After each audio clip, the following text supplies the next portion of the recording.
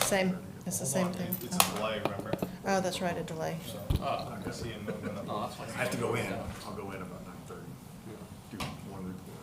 Are you changing again? No, but you will laugh at me because I was having a moment when I couldn't find anybody's ads in the By the way, paper. Oh, they're not in the paper. I know. That's what I was Jeffrey was like, "Oh, do it online." I'm like, very aware my jacket doesn't match my pants, just gonna go throw it And I out there pulled right that now. email too from you stating that I could, because I was really afraid I Well, I'm wasn't getting ready going to see to it, I'm work. gonna throw my No. Not water. only did I not find it all. The great thing about, hiding behind the. It's like being a news person. I You did always send you wear an the jeans on the email, bottom. if you could look at it, about the campaign treasury I saw you report. sent it, I haven't had a chance I to. don't think whatever I that can find. what they have is correct, so. right, A I'll quarter take is a a look. quarter, a quarter is 3 months, it's not 1 week, so. No, it's 3 months. I'll take a look. Okay, thank you. It's funny, dude. I button and unbutton my shirt so many times throughout the day, depending on who I'm with. Well, there you Like, go. If Dale Hedrick walks in, I'm like, that makes sense. You should be here in all day. We start. So maybe that, Can you talk into the microphone? Hot mic, hot mic.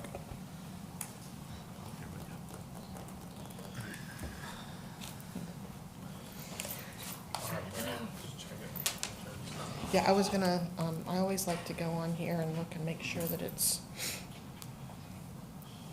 working. Is, Councilmember Brandon coming in too She late? said she was pulling up just a minute. Oh, wait.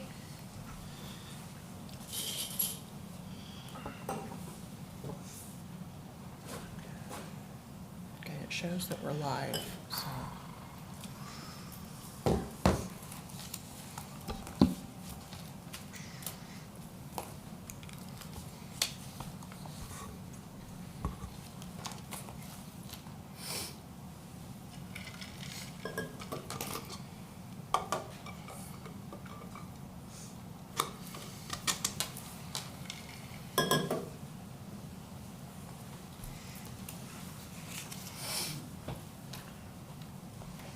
Jeremy, is that an extra copy of that?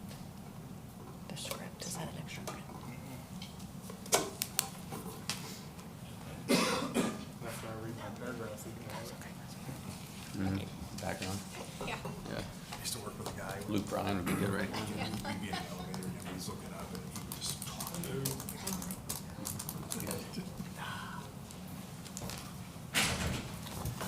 Thank you. No one came. No more cane. Dr. Z, please move back in place. Maybe Halloween and we'll visit. Preview?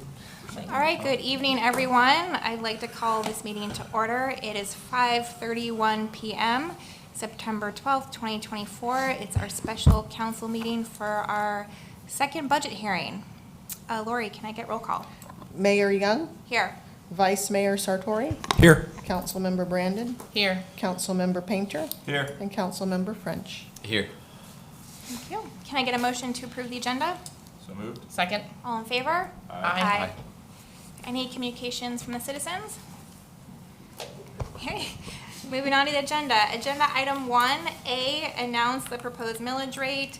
1B, announce the proposed operating millage rate necessary to fund the budget is 8.6% greater than the rollback rate. And C, summary of the proposed budget will be presented by Manager Jeremy Allen.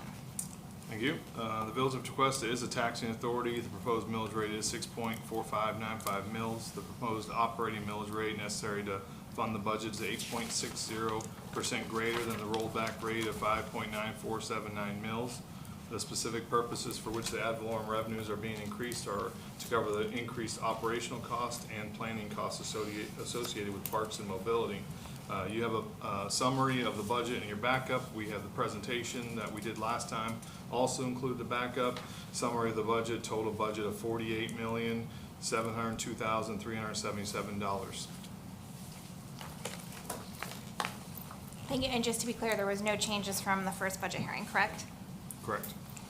All right, moving on to agenda item 1D, citizen comment. Any member of the public desiring to address the village council on the proposed millage rate or the proposed budget will be given the opportunity to do so. The public is permitted to ask questions prior to the adoption of any motions. Do we have any public comment? Okay, I'm gonna close the public portion of the hearing. I'll open it up for any council input. Not me. All right, I will close the public hearing, and I must state that the final millage rate cannot exceed the tentatively adopted millage rate. All right, moving on to agenda item 2. By motion, the Village of Tequesta should adopt the final millage rate. The motion should be that Resolution 18-24, setting the final millage rate for fiscal year 2024 through 2025 at 6.4595 mils, be approved and adopted. Do I have a motion to approve Resolution 18-24, setting the final millage rate for fiscal year 2024 through 2025 at 6.4595 mils? So moved. Second? All in favor? Aye. All right, moving on to the final agenda item 3. By motion, the Village of Tequesta should adopt the final budget. The motion should be that Resolution 19-24, adopting the fiscal year 2024 through 2025 budget, be approved and adopted. Do I have a motion to approve Resolution 19-24, adopting the fiscal year 2024 through 2025 budget? So moved. Second. All in favor? Aye. And with that, can I get a motion to adjourn? So moved. Second? All in favor? Aye. That's the way that's supposed to work. Congratulations, you have the budget. Great job, everyone. Six budget. Six budget, there, one, the first one. First one was the third one. Yep. Now we have 25.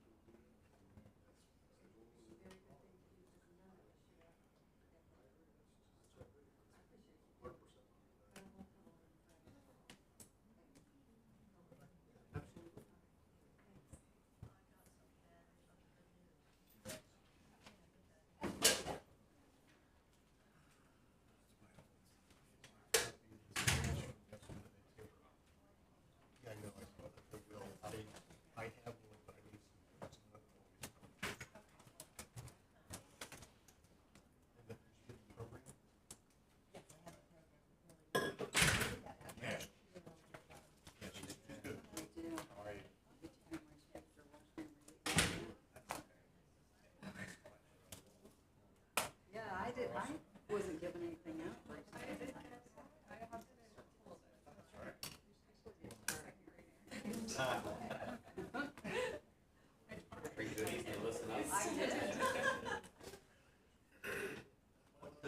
We haven't met on days of French. Gina. Commission on Ethics.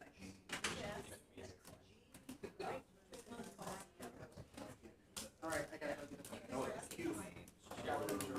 Well, I've got the little notebooks in my car.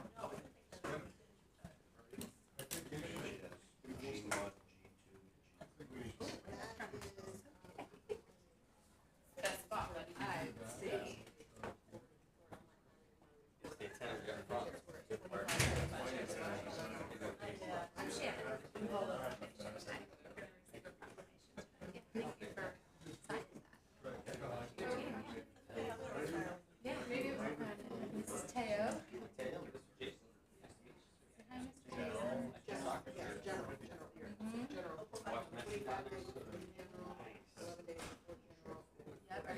Argentinian, right?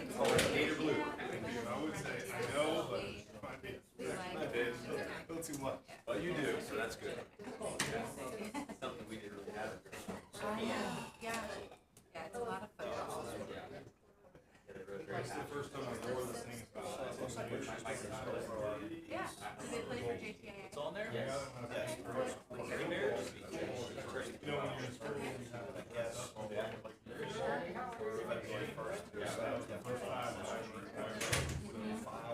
other one, our oldest,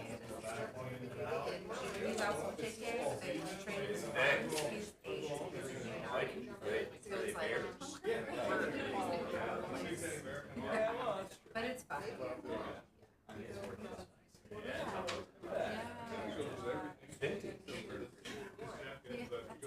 Usually goes with all my jackets. It goes with it. But I was pop commended at the time. Thank you. Are you sure you want to sit here right in front? Yeah. It writes well too.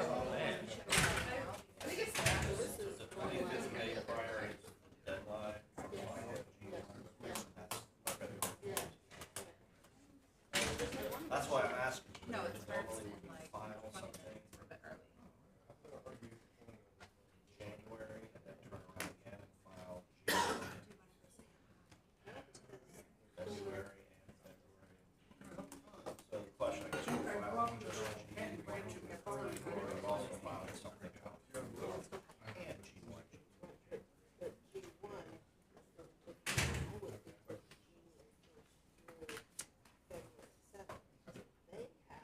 She has additional time.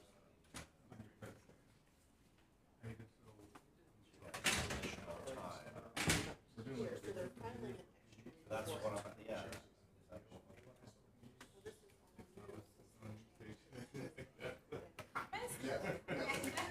Don't talk again.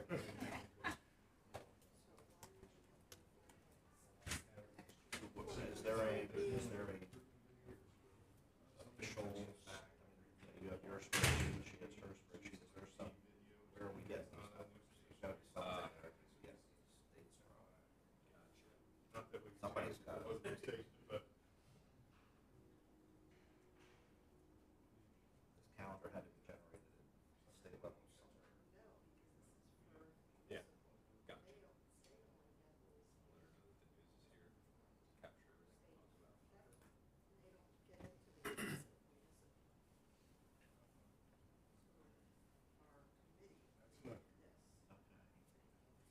But we're using these forms that are state.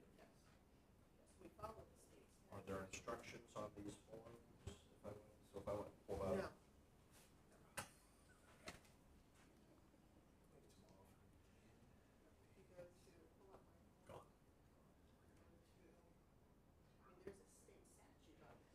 Okay. No, 10607.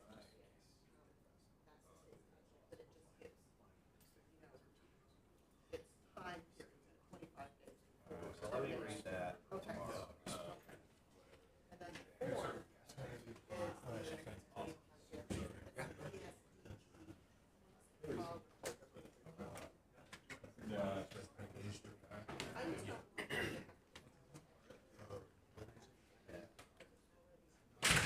That's what we're talking about. All right, so site practice. I don't know if you guys do that. I think I guys are training. They're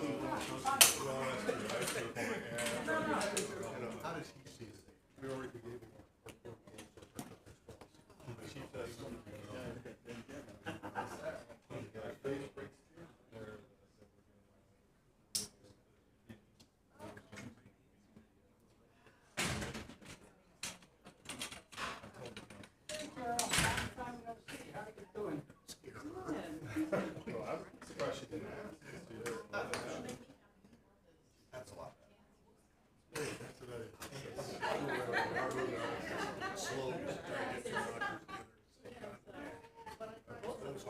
That's an obvious thing there too. Yeah, he'll be there too. Yeah, oh yeah, he'll be there. He knows. Yeah, he knows. Well, he knows many parts. This is really. I'm not sure about if ever this step is over.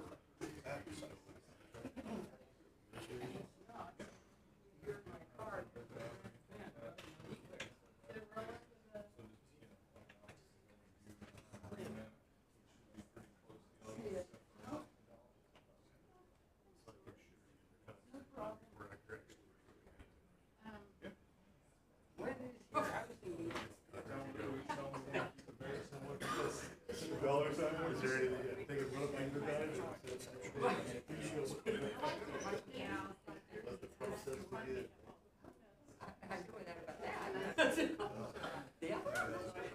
Is that what it is? Okay, I wondered what they were gonna do with the street.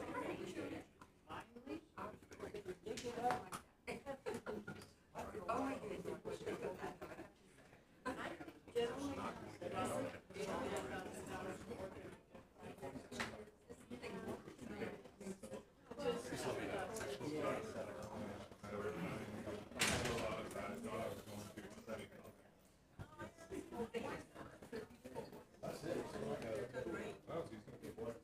Three more emails to write, 24 to review, presentation. This short. I see Marjorie very. Oh,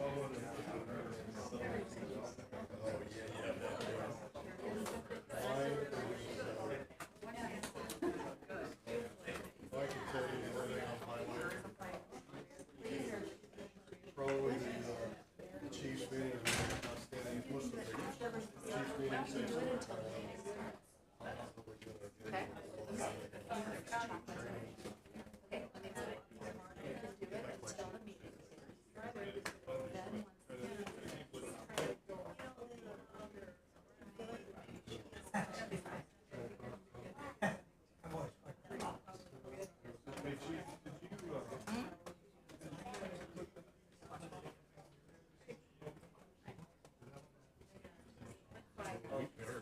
We did. I did all of them on social media. Yeah. They got it.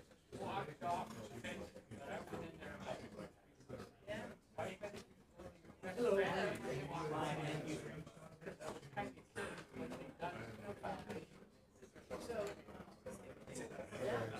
go all the way back to the beginning. It's many times.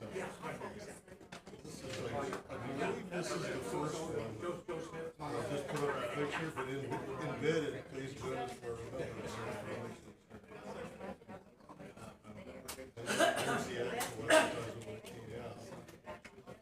And then every time I post it, please join us.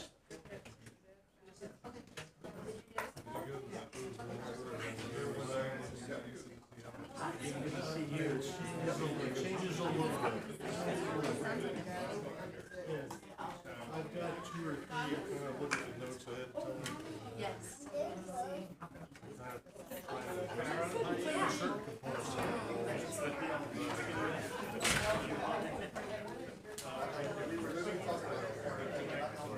Scribble all over the last one. Oh, thank you.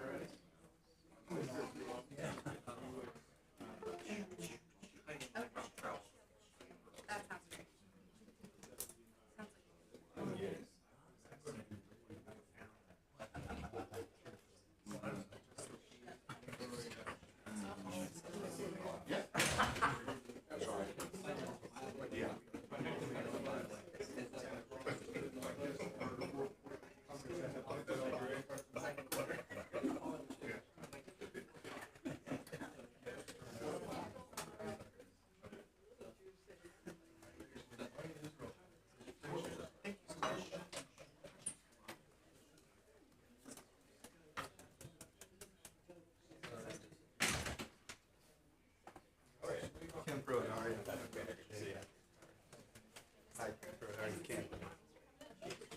Come here. How are you? Nice to see you again.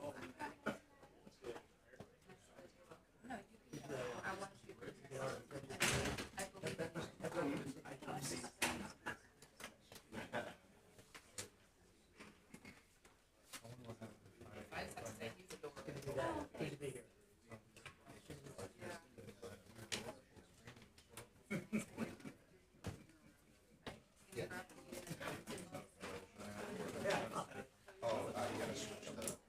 Yeah, I do that.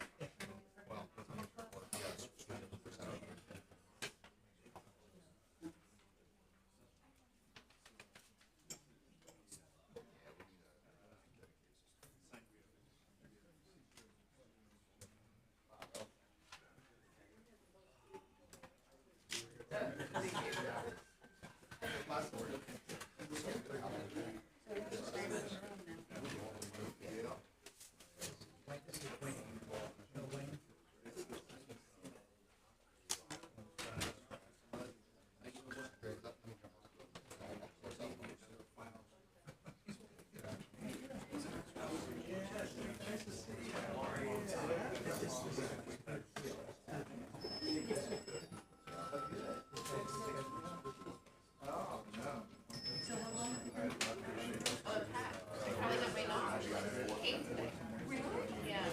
I'm not gonna talk to them. I'm not getting one though. They're taking it next door. Yeah. I guess the way it lands, it has to be the middle way. It's like we fix this. Essentially.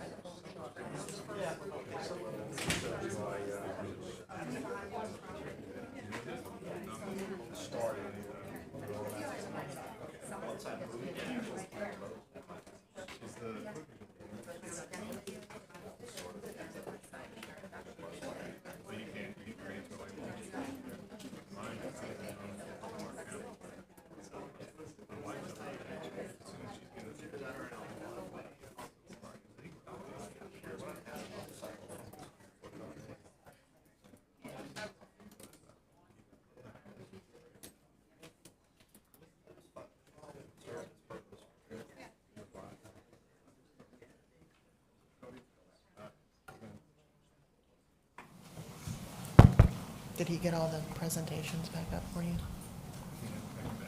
Oh, okay. Oh, okay.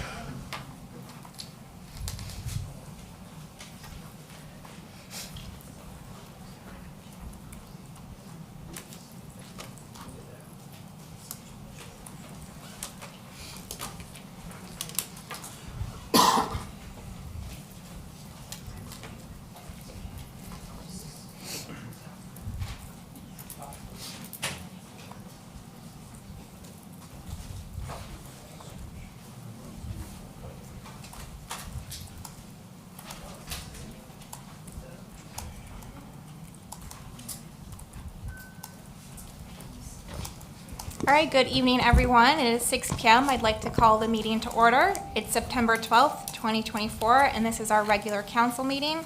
Lori, can I get roll call? Mayor Young, Here. Vice Mayor Sartori, Here. Councilmember Brandon, Here. Councilmember Painter, Here. Councilmember French. Here. Thank you. And the invocation and pledge of allegiance will be led by Councilmember Painter. Okay. You can Oh, invocation first. invocation. I mean, you can stand for the prayer.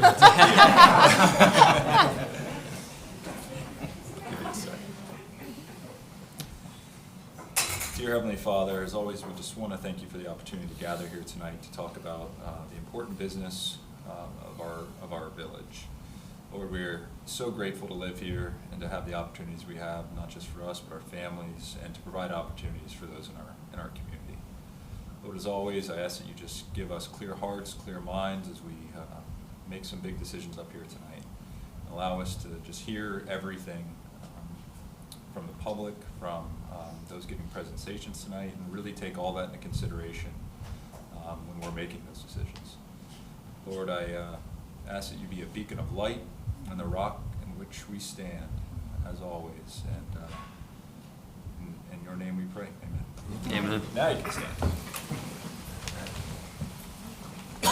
I pledge allegiance to the flag of the United States of America and to the republic for which it stands, one nation, under God, indivisible, with liberty and justice for all.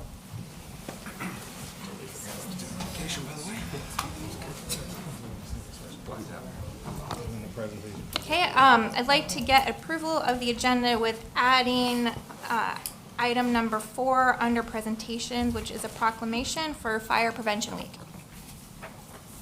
Can I get a motion? So moved. Second. All in favor? Aye. All right, our first presentation tonight is the annual overview presentation by Palm Beach County Commission on Ethics by Gina. Hi, good evening. My name is Gina Levesque, and I am the Intake and Compliance Manager for the Palm Beach County Commission on Ethics. And I am here to talk to you about our crucial role in fostering and enhancing public's trust in government. The Commission on Ethics was established in 2010 following a grand jury recommendation from 2009, and I have been with the office since inception. I have had the privilege of watching our office grow and watching the impact that we've had over the years. Our main responsibility is to ensure oversight, transparency, and accountability for over 12,000 elected officials, public employees, and advisory board members throughout the county. We've also limited jurisdiction over vendors, lobbyists, and their principals and employers of lobbyists. Our commission operates independently from county or municipal government influence. It consists of 5 volunteer members of the community selected by independent groups, ensuring impartial and fair oversight.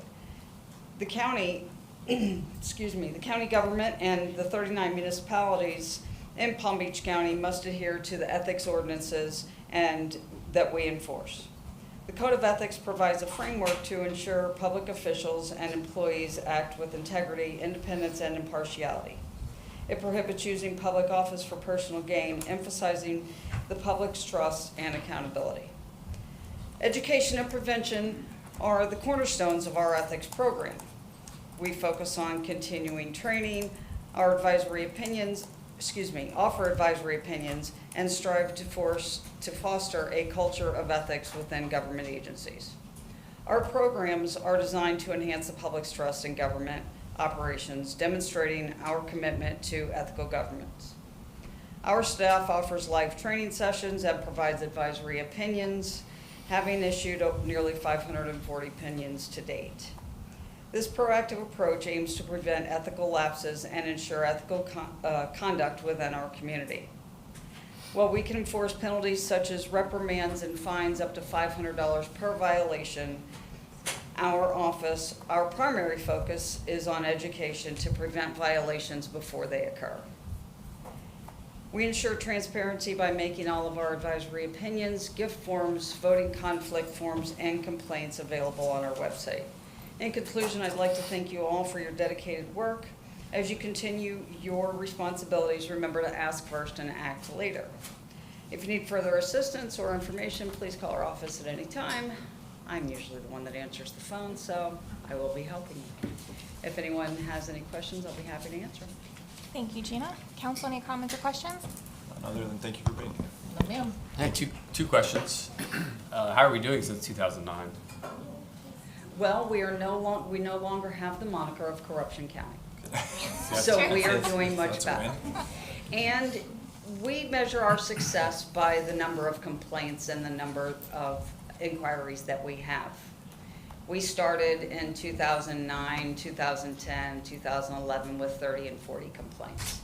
We're down to about 10 or 12 a year now. So you measure your success by going backwards in this particular instance. So I think that we are being rather successful. That's fantastic news, and thank you for your hard work getting there. Do you foresee, or what challenges do you foresee, if any?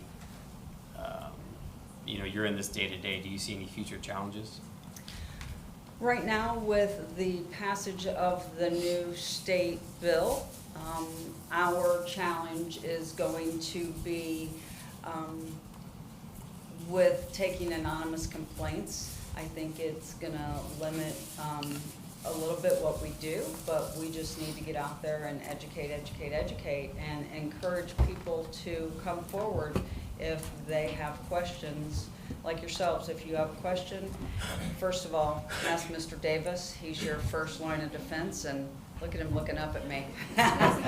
And then if you have any further questions after that, we are more than happy to answer your questions. We really enjoy the proactive approach of asking those questions because then it prevents violations. And we encourage the public to get involved. Thank you. All right, thank you, Gina. We appreciate it. Thank you. Next up is a presentation from Village Lobbyist Ken Pruitt.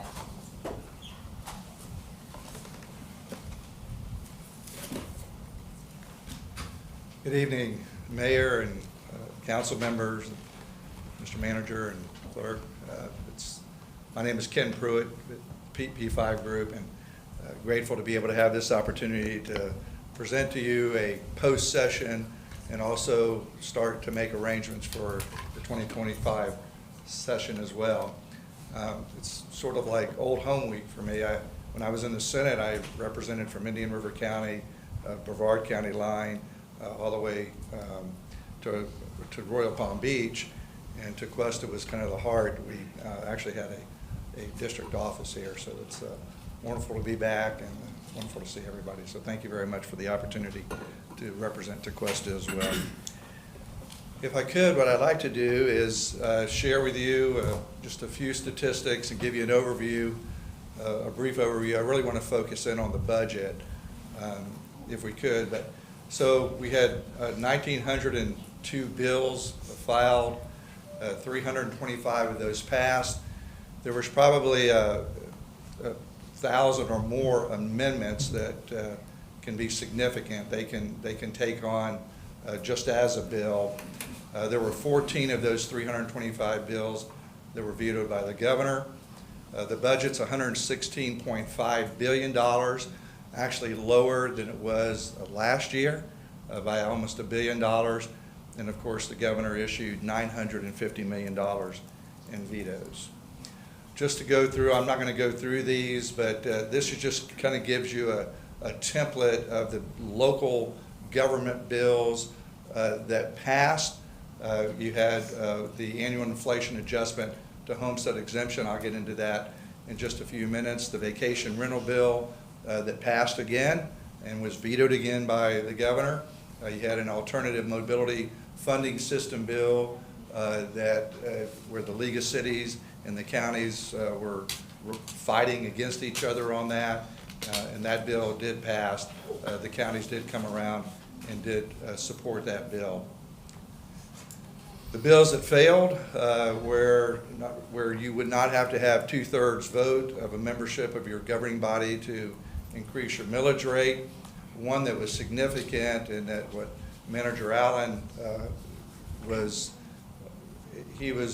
great, along with the mayor, about keeping us posted beyond the League of City issues, but issues that were of paramount importance to the village. This was one of them that would allow on the municipal utilities to allow them, you wouldn't be allowed to have a surcharge for those who were outside of the village limits. So that bill died. The sovereign immunity bill died. That was to go from 200,000 to 300,000 per individual and 500,000 per instance. That bill did die. There were some land use and development regulations, which really were some preemption bills that died. So all in all, it was a typical legislative session, but probably most important is that no more American Rescue Plan money, no more COVID dollars are going to be there, and I'll get into that in just one moment. We had our two champions, Senator Gail Harrell, Representative John Schneider, who represent Tequesta. They were the ones who sponsored the Tequesta Regional Park funding. I need to commend your citizenry here. I know the village has tried to get funding for this, and we were successful. But if there was a common theme to the leadership, to the chair of the committee, was your citizen participation in this to make Tequesta Park the regional park, the planning that went into that. They were incredibly impressed with that. So I want to thank the village, but also the citizenry for being so actively involved. And oftentimes our citizens think, well, you know, if I get involved, is it really going to make a difference? It makes a huge difference, particularly to the legislators who want to see, is there a buy-in? Is the local community really behind this, or is this just another project that a city wants or a county wants? Where are the citizens in terms of their activism? For the citizens, whenever you do have a chance, you can imagine there are a lot of member projects that are filed. Most of them do not get funded, and they have to become a priority. Our job as your lobbyist is to get it to the 1 yard line, but sometimes that 1 yard line to get it over the goal line is sometimes the hardest yard to get. And if you don't have your legislative members championing the cause, it doesn't happen. We can do our part, you can do your part, but it's the legislators who are sponsoring it who are the ones that really have to push it over. So whenever you have an opportunity, I know you all have, Mayor, the council members, you all have done a great job of thanking them, but the citizens as well, just to let them know how much you appreciate. That 340,000, 341,000 is really just, that's just the planning and design and money. There's still a long way to go, as you all know, to be able to get the next series of funds for that. But what's important with the legislature is that normally what's critical about this is they normally won't make that original investment in there unless they're going to follow through. It's not always a given, but it's very important for us to get, sometimes that first slug of money that we get is the hardest, because, you know, the legislature wants to see, okay, are you all going to be able to put your share into this as well? You all have been great. Resilient Florida program, I know you were going through some assessments with that. That was back in 2021, where they took some dock stamp money to dedicate it to this. Really critically important, as we know, with all the flooding that's happening throughout Florida, that obviously that the village gets its fair share, but there's a recurring source of funding for that through the dock stamp, as well as the Beach Management Funding Assistance Program. I know you all worked with Palm Beach County and their DERM on that, and we've been having recurring sources of fund coming through on that as well.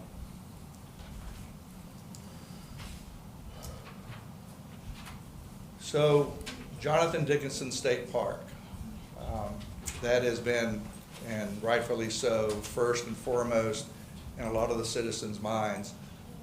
Senator Gail Harrell's going to be filing a bill. We don't have the mechanics of that bill yet, and that bill is going to be moving forward. As we all know, the regional park is leased because it's part of the state lands.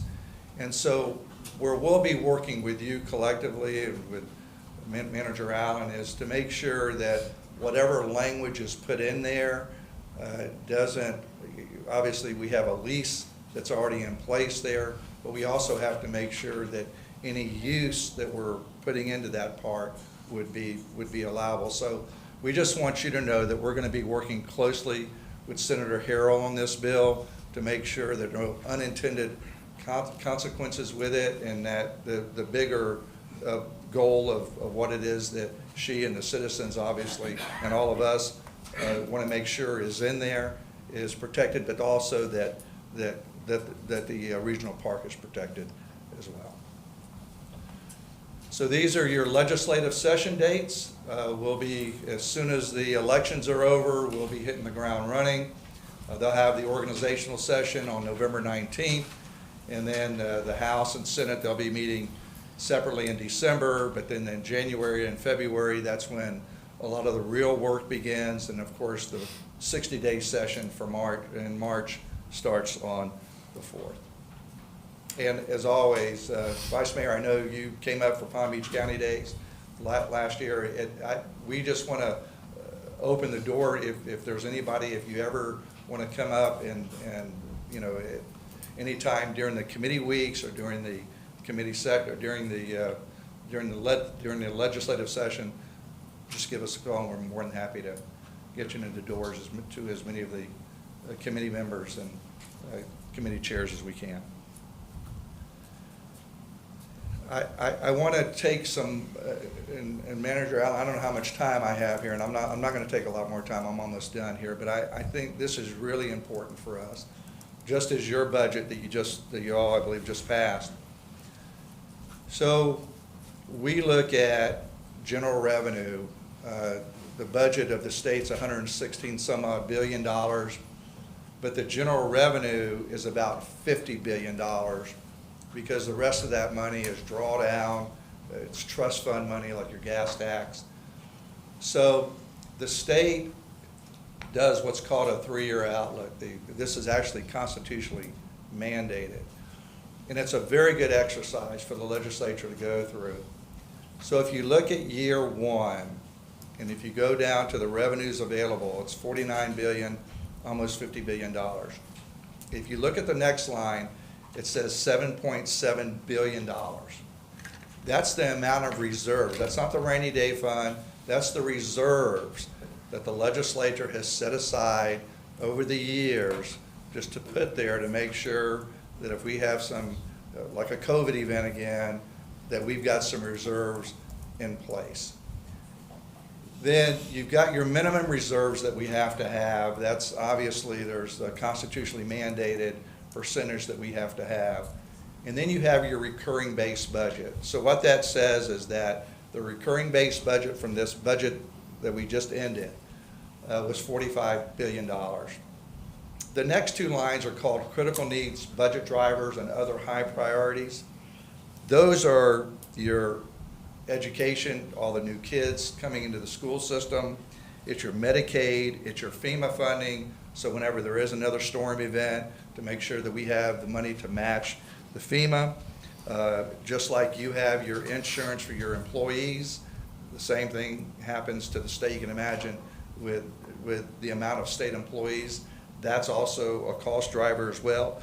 The natural resources, particularly with the Everglades, because of the recurring source, the Florida Forever funding program, because of the bonds that have to pay for that, even in the past, because they're trying to use non-recurring GR for that, and also economic development. These are critical needs drivers, and just like when the governor decided to accelerate the amount of road construction that's happening in the state, well, obviously that requires funds for us to be able to match those funds. So those are that. So after all is said and done, it says ending balance after expenditures almost $3 billion. You got your revenue adjustments, and so after this next budget year, they're going to have approximately $2 billion in funds to be able to spend. A presiding officer, the speaker and the Senate president, as you know, has a 2-year term. So if you look to year number 2, and at the very bottom, it's $2,825 million, and it's in parentheses. But what that tells you is that that's the deficit that they're going to have the following year. So what these presiding officers will do is they're not going to be that $2 billion that we have, and everybody's kind of celebrating it. We're going to have all this money. Well, they're going to be very conservative in what they spend in year 1 because they have to get through year 2. And then the presiding officers who come after them, they're the ones in 27 and 28. If you look at the bottom end of the right, you're looking at a deficit of $7 billion. So the legislature is constantly looking to make sure that they're not overspending. And that's what's great about the state of Florida. It's a balanced budget state. They don't spend a penny more than what they have. It's just important for us to take pause and just to remember, American Rescue Plan money, gone. COVID money, all but gone. There's some remnants of it, but there's not that much of it left over for us to be able, like they've had in the past few years, to be able to spend. So it's just for us just to say, not to panic, but just to say, okay, let's just take a hard look in terms of what we're asking for, because this is what the legislature, this is what the professional staff, this is what Jeremy Allen would be doing in Tallahassee right now, because he's not just saying, looking out for next year and saying, well, we got $2 billion, let's go ahead and spend it. He can't do that. Just like in your budget here, you're always looking out, obviously into the out years. So this is the reason I say don't panic, is because if you look at the blue line, these are the revenue forecasts that are projected. And in the blue, let's just take 23 and 24, which is what we just finished. So they projected that we'd have $47 billion in general revenue. We actually had $48 billion. Where they get the money for the projects, like the Tequesta Regional Park, is the difference between the blue bar and the gray bar. That difference. So it's $1 billion. This next year, what they're saying is we're going to have about $1 billion. Remember, they still have a little bit of reserve money left over. And of course, the revenue forecast, they're always conservative. You want them to be conservative. You don't want them to overestimate and then imagine having to come in mid-year and take money back from education or health and human services. So as you're looking at this, this is the reason why I say don't panic. It's that's that non-recurring money that's going to be available for member projects like the Tequesta Regional Park. These are your incoming legislative leaders. President Albritton comes from the Wauchula area, and Speaker Perez comes from the Miami-Dade area. It's great how, you know, the faces of Florida, the most rural parts of Florida to Miami-Dade, and how they come together to make it really is a citizen legislature, and the faces of Florida really are representative of those two leaders. And the elections here, as we know, as we're all going through them, in the House of Representatives with 120, there are 40 senators. There were 9 House members who were elected without opposition. In the Florida Senate, there were 2. But I will tell you, this is about the most contested election cycle that I've ever seen. Just about every House seat is contested, unlike in years past. And I'll close with this. As you know, we have these constitutional amendments that are going to be on the ballot. Obviously, we want to make sure that the citizens are not knowledgeable about what they do. Really, the one that Amendment 5, it's not going to be a huge amount of impact to the cities or counties, but what it allows for an inflation adjustment for the value of homestead exemption on the second 25,000. That's the one from 50 to 75,000. With that, I want to thank you, and I'll be more than happy to entertain any questions. Thank you, Mr. Pruitt. Council, any comments or questions? No questions, just thank you for being here. Well, thank you. I Thank you, appreciate it. Ken. All right, thank Thanks you. for what you do. Yes, thank you for the thorough update, and thank Megan as well. I know she's not here, but she does a lot of work behind the scenes. Yeah, absolutely. And we look forward to working with you this upcoming session. Well, thank you, and it's a privilege and honor to be able to represent you. Thank you. Thank you. Okay, presentation 3, a proclamation recognizing October 7th through 13th as Florida Climate Week. Florida Climate Week, October 7th through 13th, whereas the Climate Change 2023 Synthesis Report listed a current temperature rise of 1.1 Celsius, leading to constant unnatural weather events, bringing disarray to the planet and its inhabitants, and it reports an increase in weather-related disasters with every rise in temperature level. Whereas Florida and its 825 miles of shoreline and low elevation points of 100 feet above sea level make the state highly susceptible to sea level rise and other natural disasters related to climate change. And the high level of CO2 pollution also threatens to harm Florida's coral reefs and a variety of sea organisms. Whereas Volo Foundation, along with other nonprofit organizations, local, state, and federal partners, elected leaders, news media, volunteer, and professional associations, is committed to educating Florida citizens and visitors about the climate crisis so that they may take action to bring about positive, influential change to protect their families, businesses, and themselves. Whereas the citizens of Florida are encouraged to become more aware of our changing climate and participate in the various programs during Florida Climate Week. Now therefore be it proclaimed by the Village of Tequesta, October 7th through 13th, 2024, as Florida Climate Week in the Village of Tequesta. Thank you, Lori. And is anyone here to accept it? Shannon? Hi.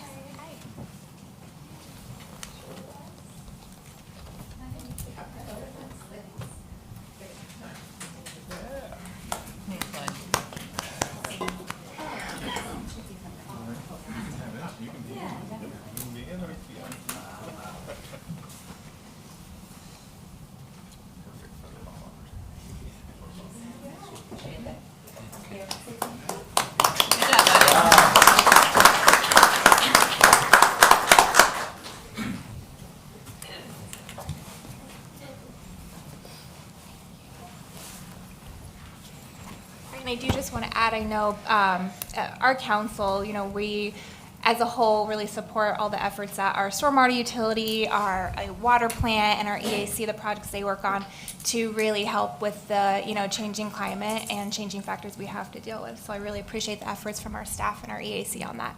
Thank you. And agenda item 4, proclamation for Fire Prevention Week. Fire Prevention Week, October 6th through 12th, 2024.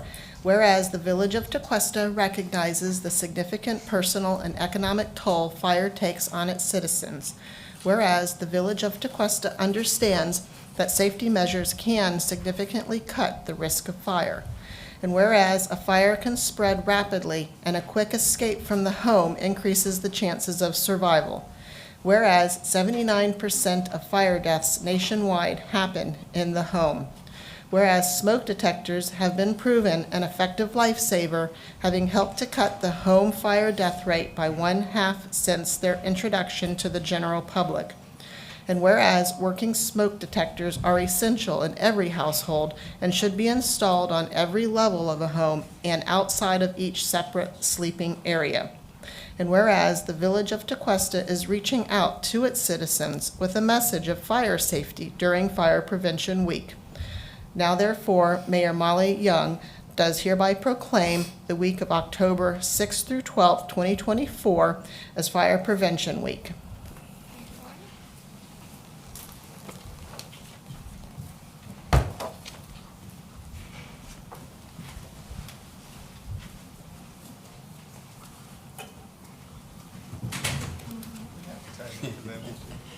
Another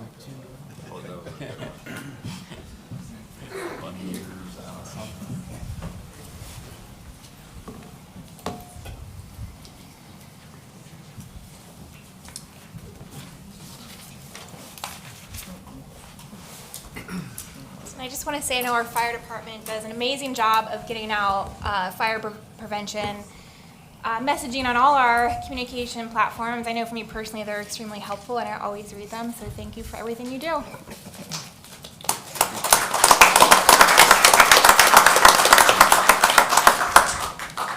Okay, moving on to the consent agenda. Can I get a motion to approve the consent agenda?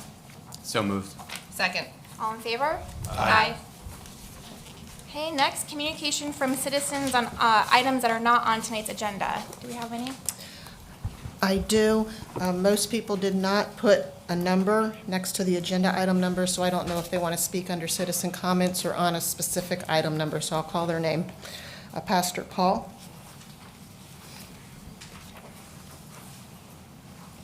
Good evening, Mayor Young, Vice Mayor Dory, and Master Councilor Patrick, and Dory, and Jason, and Attorney Keith Davis, and Vice Manager Allen, and Clerk.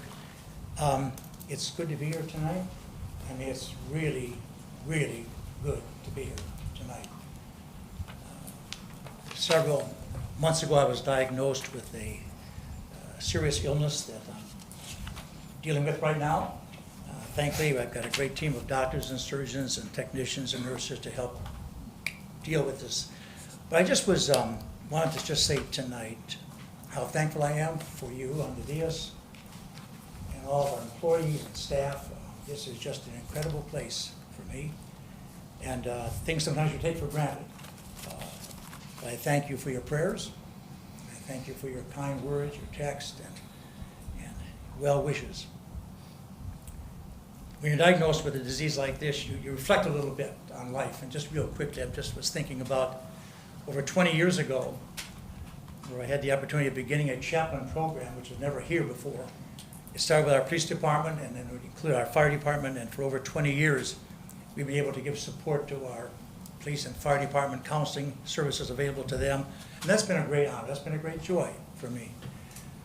And then a few years ago, we had the first Mayor Abby Brennan Award. And I, along with my dear friend Pat Watkins, was the recipient of that. And that was just absolutely so humbling, and I'm so thankful for that. And then yesterday at our 9/11 service, to be able to stand up there and open with prayer and to thank the Lord for our freedom and to pray for those families was a great honor. And Chief Troop, thank you for the incredible service yesterday for that. And then a few months ago, we had our Public Safety Awards banquet at the Turtle Creek Country Club. Nice affair, a very, very elegant affair. And this is the first year I couldn't be there because I was away getting some treatment. And so I asked Chief Medina, I said, is there a way you could FaceTime or Zoom so I could see our men and women getting their awards? And so they worked some things out where they FaceTime. I was watching our chief stand there and saying these words, and I saw my face on a screen and given the Chief's Award that a civilian has never received ever. And I'll never, ever, Chief Medina, I can never thank you enough for that great honor. So I just want to say again, thank you for your support. I don't have a job, but I have a gift. Thank you for allowing me to be able to serve our village and to serve our men and women. And again, thank you for your prayers. I'm so, so very grateful. I'm going to sit down tonight and enjoy this wonderful time together. Thank you. Thank you, Pastor.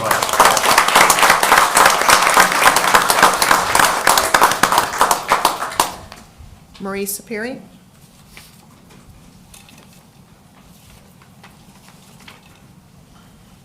Marie Sapiri from the Country Club.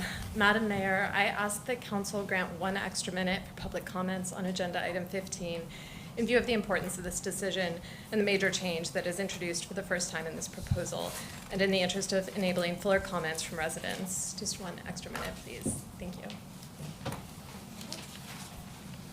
Heidi and Sydney Perry. It says Village Development, so I don't know if it's Okay, citizen so comment. if the clerk calls your name, but you want to speak on an agenda item tonight, we'll call you up during that agenda item. But if you have general comment that's not on the agenda, you can come up to the podium now. I'm Katie. I wouldn't mind if it's possible speaking now, just because they do have something that is a school night. It's kind of in general about development. So, council, I will leave it to your discretion. We typically don't do that. I do see your child here, so. I'm okay with there. I'm honest with you. She said it's general development. I mean, is there, Yes, is just that something that we development can in allow general from for the village. Okay. Kids up. Council? I am fine with that. I just want to clarify, are we moving the agenda or we're just allowing a general comment associated with that agenda item? We were gonna allow a general comment since she has her child here and wants to Understand. get them It's in. fine. Out the door. Because it could be a long, late meeting, I understand Little that. Okay. Can you come up to the podium and state your name and address, please?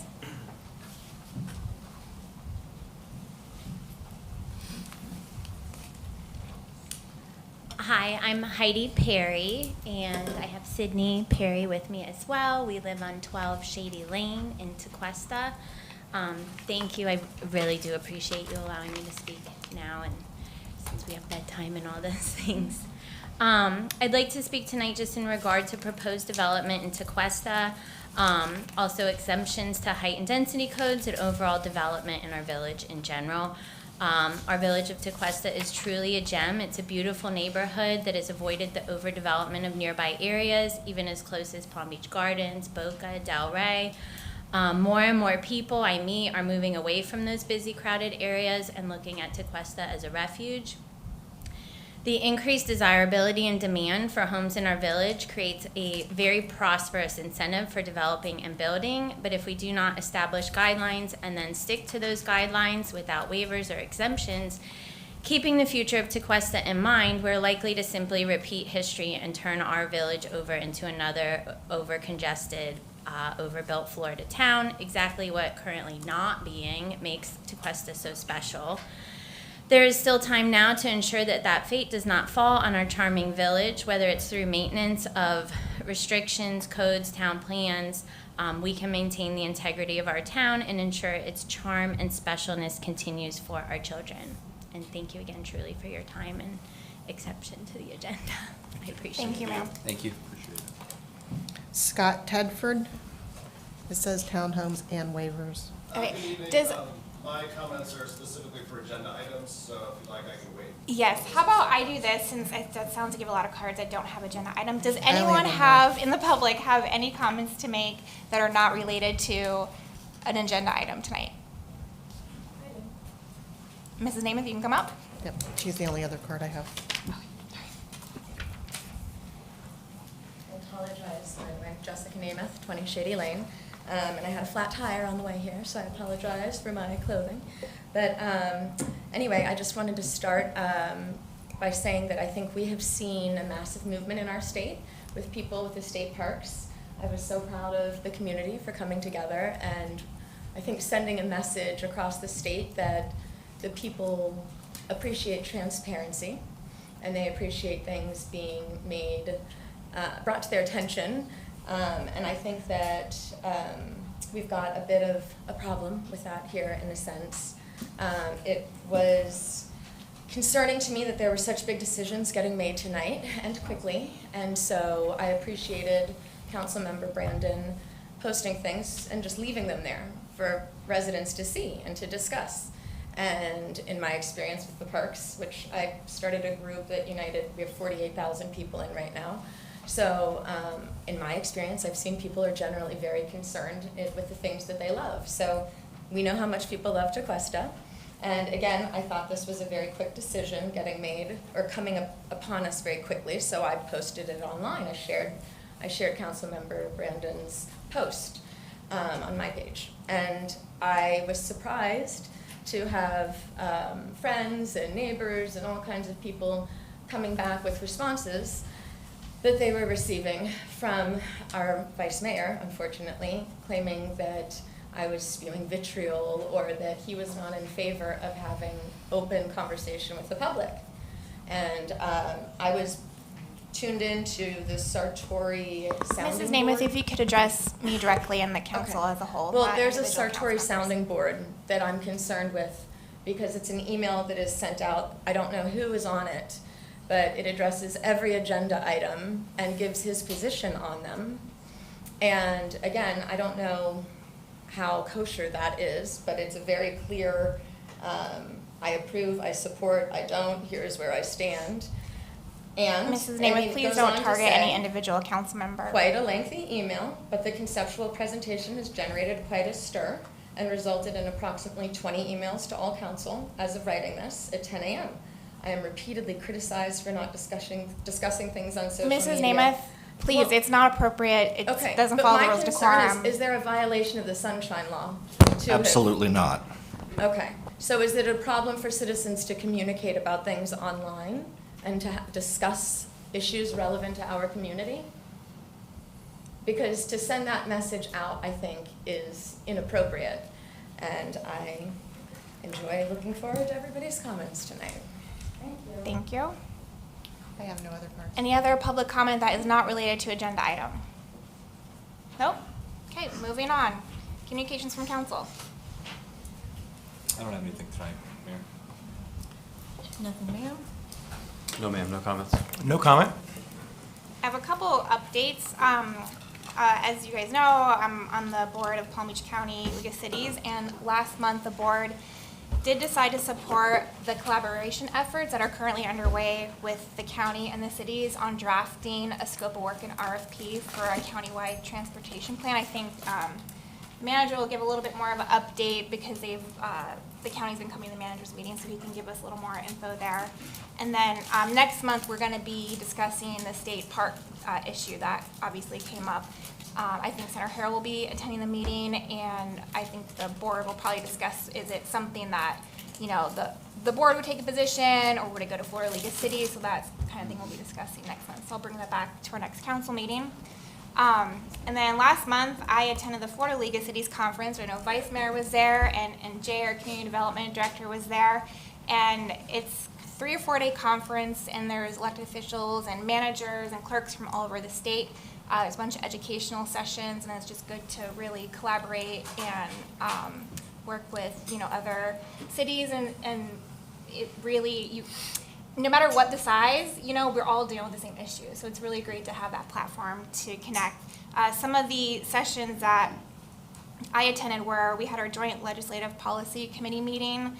There was AI for municipal leaders, retail matters, best practices for natural disasters, communicating your budget to citizens, which is appropriate since we just went through that process.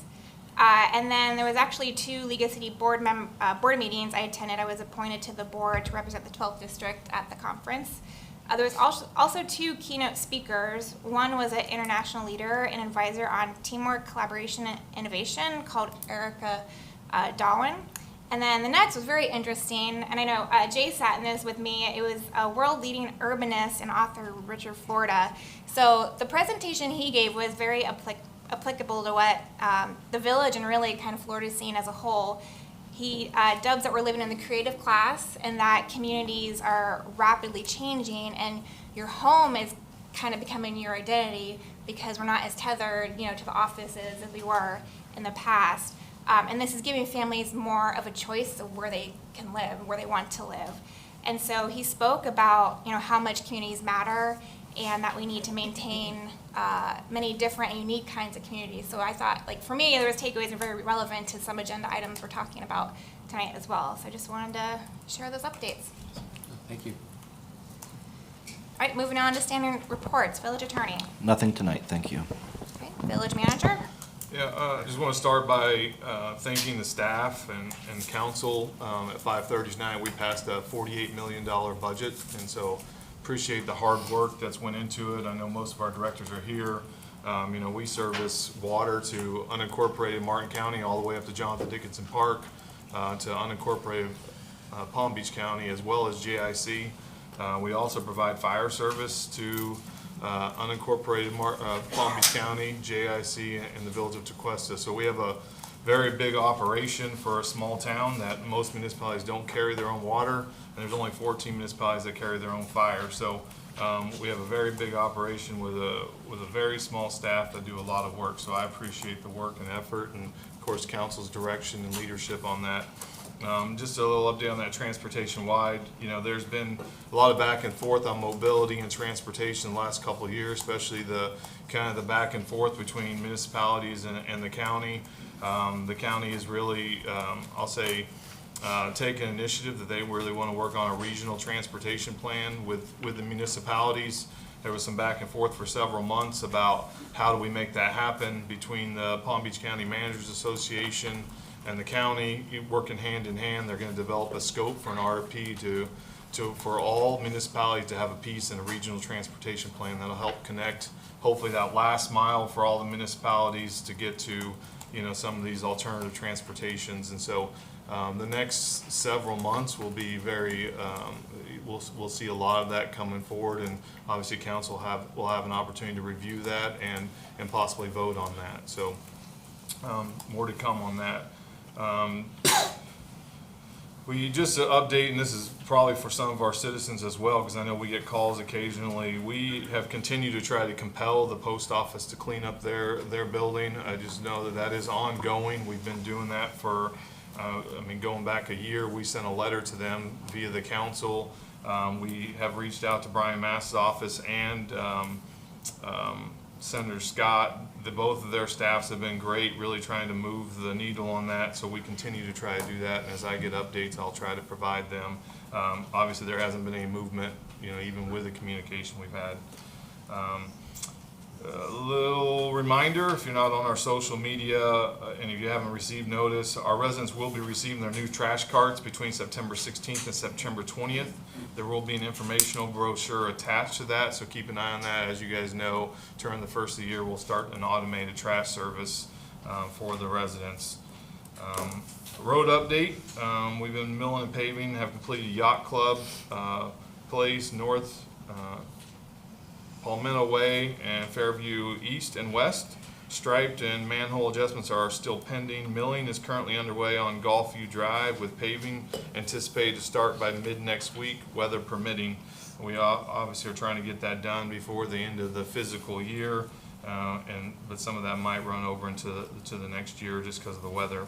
And then tomorrow will be the final day of our naming contest for our new PD officer, our new K-9 that we have. And so if you haven't participated in that and you have a great name for us as a recommendation, please submit that. That's my report. Any comments or questions for the manager? No, thank you. Would you mind just giving an update on the FWC meeting for the Jupiter Narrows? Oh, yeah, so the Jupiter Narrows will be having a meeting October 2nd, and Jessica's here. Jessica's the one that reached out to us. I guess she had attended one of the meetings or knew the director there, and suggested it be held here in Tequesta since it is adjacent to Tequesta. They are considering a slow speed zone for the Jupiter Narrows. They have done a study. They plan on releasing that study, trying to get comments back from the public. They plan on doing a virtual meeting as well later in October.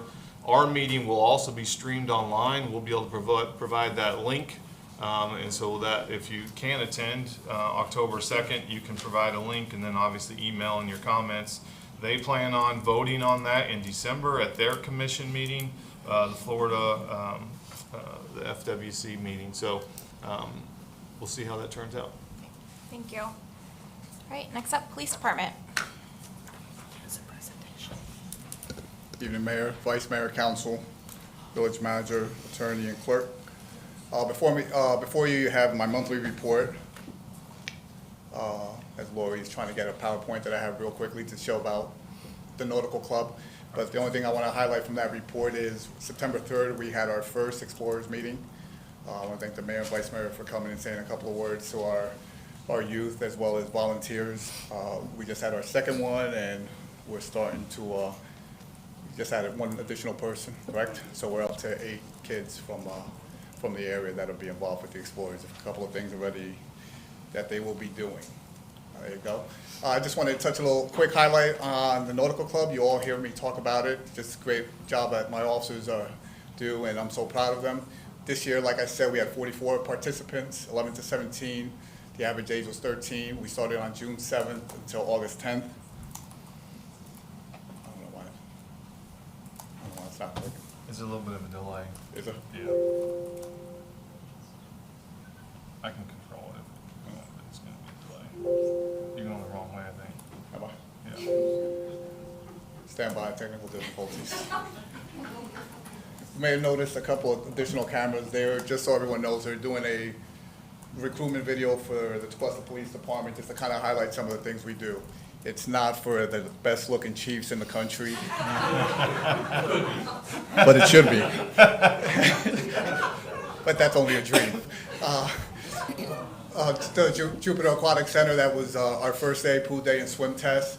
Just some of the pictures. You can just slide. There you go. That's our officers out there. That's Sergeant Korkowski out there on the water with our kids doing their test. They also visited Loggerhead Marine Life and the Juneau Pier and Jupiter Inlet. As you can see, Lieutenant Smolin's in that photograph. Can't see who else is in that one. And Ray, Sergeant Korkowski as well. The navigation and boat training, they actually get on the Marine unit with our officers, are able to operate it. We had some great pictures with Sergeant Korkowski and the kids out there, teaching them about waterways and water safety. Fishing training with Captain Bud, retired Captain Bud, who does a phenomenal job with them. The kids truly have a great time, as you can tell. The picture on the left, same day after fishing training, he caught that fish. Absolutely. A lot bigger than what the manager catches. I've seen what he catches. Then they went on a black dog fishing charter. We had 3 charters because we had so many children, and they did a great job working with us on that. And again, that's just some of the photographs while they're out there fishing, many of them for their first time. The paddleboarding at Blue Point as well. Again, Sergeant Korkowski should be out there. I think Lieutenant Smolin was out there with them as well. Tom Jarrell, is that correct? Yeah. Corporal Jarrell was out there with them as well. Snorkeling at the Breakers and Cato's Bridge, Sailfish Marina, and Peanut Island.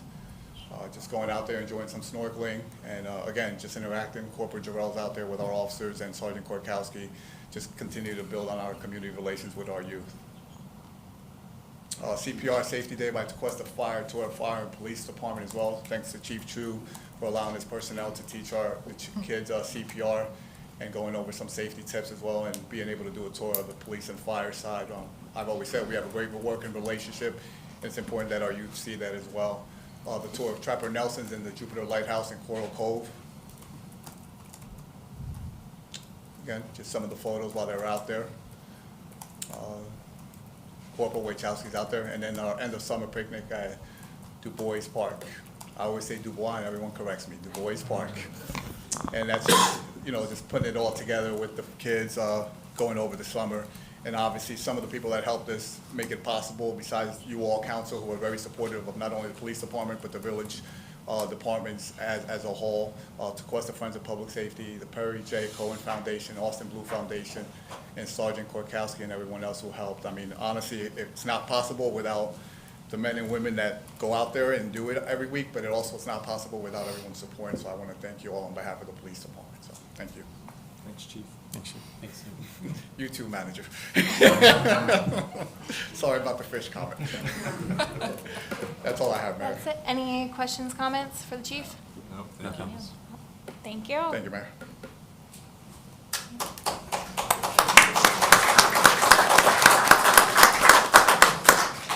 Fire department. Yeah, I did. Good evening, Mayor, Vice Mayor, Village Council, Mr. Manager, Village Attorney, Village Clerk. I do not have the entourage that Chief Medina has, so this is going to be a little bit shorter. I'd like to start off by saying we hosted the Fire Chiefs Association of Palm Beach County right here in this room back in August, and we had a tremendous turnout, about 40 fire chiefs from around the area. It's just about teamwork and making it all work on a countywide level, so that's why we get together. But we were able to host, and it was a great turnout. Operation Safe Start back in August. Again, we get out with our friends in the police department, and we make sure that everybody knows the kids are back in school. They're at the bus stops. The buses are moving around, and the kids are moving around. And this tackles a safety issue for our children. And you know, we'd like to make sure that they get off to a good start, a good safe start. The other thing that we did this in the last month or so was some more training, and I think there are some pictures of this. I don't have the clicker. I don't have the teamwork quite with the manager. I moved it over the other screen so it can be showed on. So Anyway, more you do have it in the report. It showed some search and rescue training by some of our guys. It's just ongoing training that our guys do all the time. I like to remind not just council, but the public and anybody that we work with, that our guys train at least 2 hours on average every shift on a fire-related subject and 1 hour of medical training. So this is ongoing training that we do. And we're able to do in part because of some of the props we've developed over the years or we've purchased. But the training is excellent. And, if anybody ever wants to come out and see it, we can certainly show it to them. If any council member would like to come out and try it, I know at least one of them has tried it. Please come out and join us. We also, of course, had our 9/11 ceremony yesterday. I think it was well attended. I appreciate all the support from the community and from council. And of course, I just think it's one of those things. We said we would never forget, and we will not forget. In October, coming up, we of course have our Fire Prevention Week. We are also sending a couple firefighters to the Florida Firefighter Health and Safety Conference in Orlando. So that's been getting a big push from the Fire Chiefs Association. We will have 2 members at that this year. We have a badge pinning ceremony coming in October. It should be October 16th. And we have 2 of our newest firefighters being sworn in at that point. They've already completed their probationary year at this point when we do the badge pinning, which would make us 100% off of probation at that point. And that's the first time I can say that in a really long time. So we're proud of that. We're hosting Palm Beach County Fire Rescue for a training class, and we're also bringing in Palm Beach State Fire College for a training class in October. So we have a busy month planned for October, and we'll keep you posted. You have the rest of my report. If there are any questions, I'll take them. Thank you, Chief. Council? Thank you. Thank you. And last, Utilities Department. Good evening, Mayor, Council. I do have an update on the Dover Ditch a little bit. The Corps permit is complete, and so we're only waiting for the Fish and Wildlife permit, so we'll stay tuned. Also, with the SRF, I just want to point out the SRF loan, we did get 5.745, and so we are going to recommend that we pay out reserves of $785,000 so we can move that project forward. I hate to do that, but that's one of the reasons we did the rate increase and so forth, so we really need to do the water treatment plant projects. And then for the substantial completion for the Country Club project, it's November 15th, not October 1st. That was a typo there. I got the schedule from the contractor, the updated schedule. And also, I left out the name of my water plant person that got his water plant Class B operator's license. It's Chance Fell, and so I was very embarrassed that his name is not there, but his picture is there. So with that, do you have any questions? Thank you, Marjorie. Council? Thank you, Marjorie. All right. Thank you, Marjorie. Thank you. Thank you. All right. Moving on to the regular agenda. We have no You're jumping the gun there. No, I'm just kidding. You're fine. He's like ready to go. We have no old business. We do have some new business. I do want to address, we did receive a public comment with a request to extend public comment to 4 minutes. I've given it some thought. You know, it's extremely important to hear from our public. We do have rules of decorum to follow, which allow for 3 minutes. And, you know, we often get conceptual presentations. And with, you know, the overlay districts, we've had 2 years worth of meetings, and I don't want to set a precedence. I don't think it'd be fair to, you know, allow more comment for one conceptual presentation and then not do another down the road, but I will open up for council input. I'd like to stay with 3-minute comments. Yes, so I agree. If we're gonna do it for one, we should do it for all, and I don't know if that's necessary. So. I agree. Keep it 3 minutes. Okay, just wanted to address that. Jay, you're up. Well, agenda item 14, conceptual presentation from Key Estates. And Mayor, before we begin, if I can just put my normal little commentary on the record. This will be a conceptual presentation. It is not a quasi-judicial proceeding, and no action shall be taken by the Village Council beyond a discussion with the applicant. Neither the outcome of this conceptual presentation nor any comments made during the presentation by any council member or staff member is a guarantee or assurance in any way of the final action that may be taken by the Village Council pursuant to a formal application for development of the site. So just wanted to, as always, put that disclaimer on the record. Yes, thank you, Keith. Thank you. Good evening, Jay Hupsch, here to introduce the Key Estates project. The applicant's going to give a presentation as well, but I thought I'd just walk through a few things first. They're trying to build a 96-unit townhome community at the former Rude Landscaping property. It's 8 acres, it's zoned R2, and is in the medium-density land use. The medium-density land use allows up to 12 dwelling units per acre, and they're right at that maximum allowed density with what they're proposing to do tonight. The R2 zoning district has a maximum building height of 2 stories or 30 feet with rear setbacks of 20 feet. What they're proposing to do exceed that, they're going to have to go through the PRD process and also obtain a special exception from council in order to do that with a future application if they decide to move forward. There's a really long, complicated history with the project and the property. I'm not going to go through all of it, but I'll touch on some key points. On July 9th, 2009, the previous owner of the property was approved for a future land use map amendment, which designated the property medium density residential, so it actually increased the density up to that 12 units an acre that's there now. And also a zoning text amendment, which added adult living facilities as a special exception use in the R2 zoning district.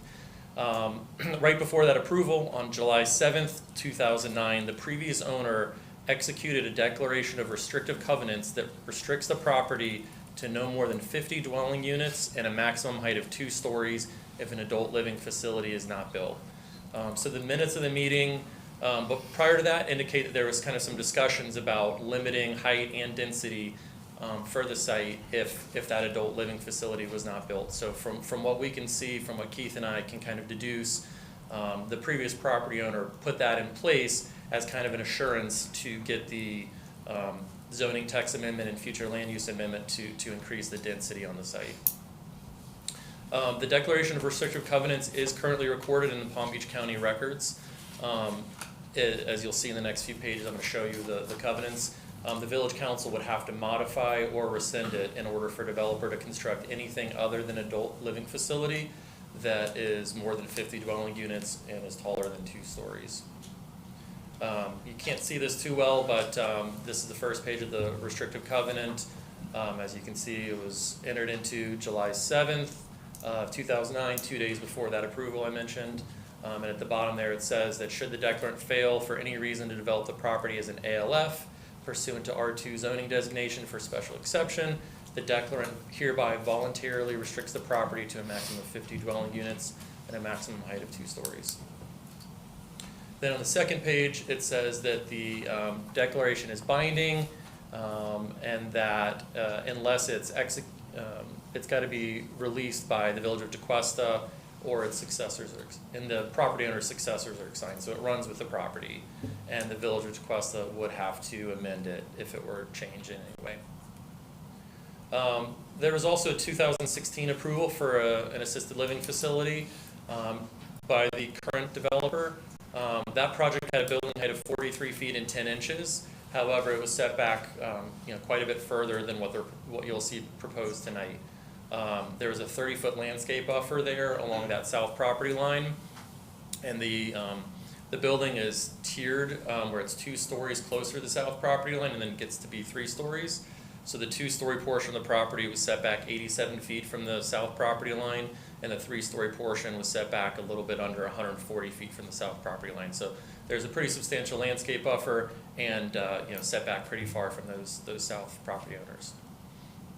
Here's kind of a cross section that shows that. So as you can see, see if this shows up on here. It does not show up. The building's set back about 86, 87 feet there, with a driveway in between, as well as a 30-foot landscape buffer. And then you can see on the right, that's where the 3-story portion of the building starts.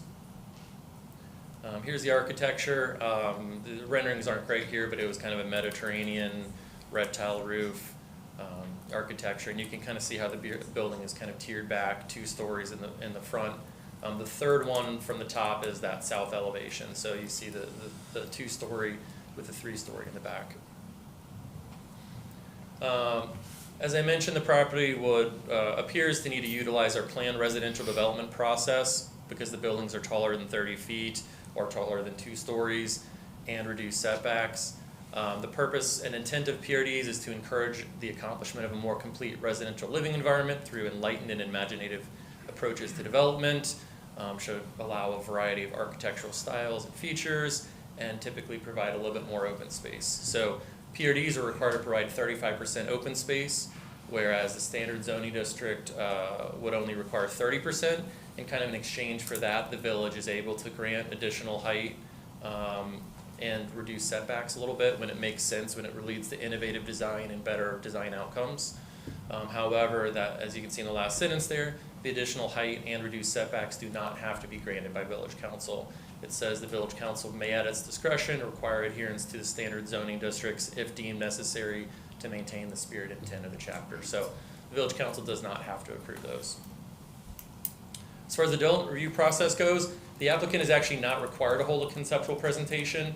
In the village code, it's only required for projects on Beach Road, US Highway 1, Tequesta Drive, Old Dixie, Cypress, and Bridge Road.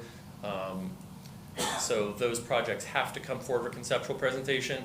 At staff's urging, we recommended that they come to a conceptual presentation to get feedback from the council and from the residents very early on before they submit an application and go through the development review process.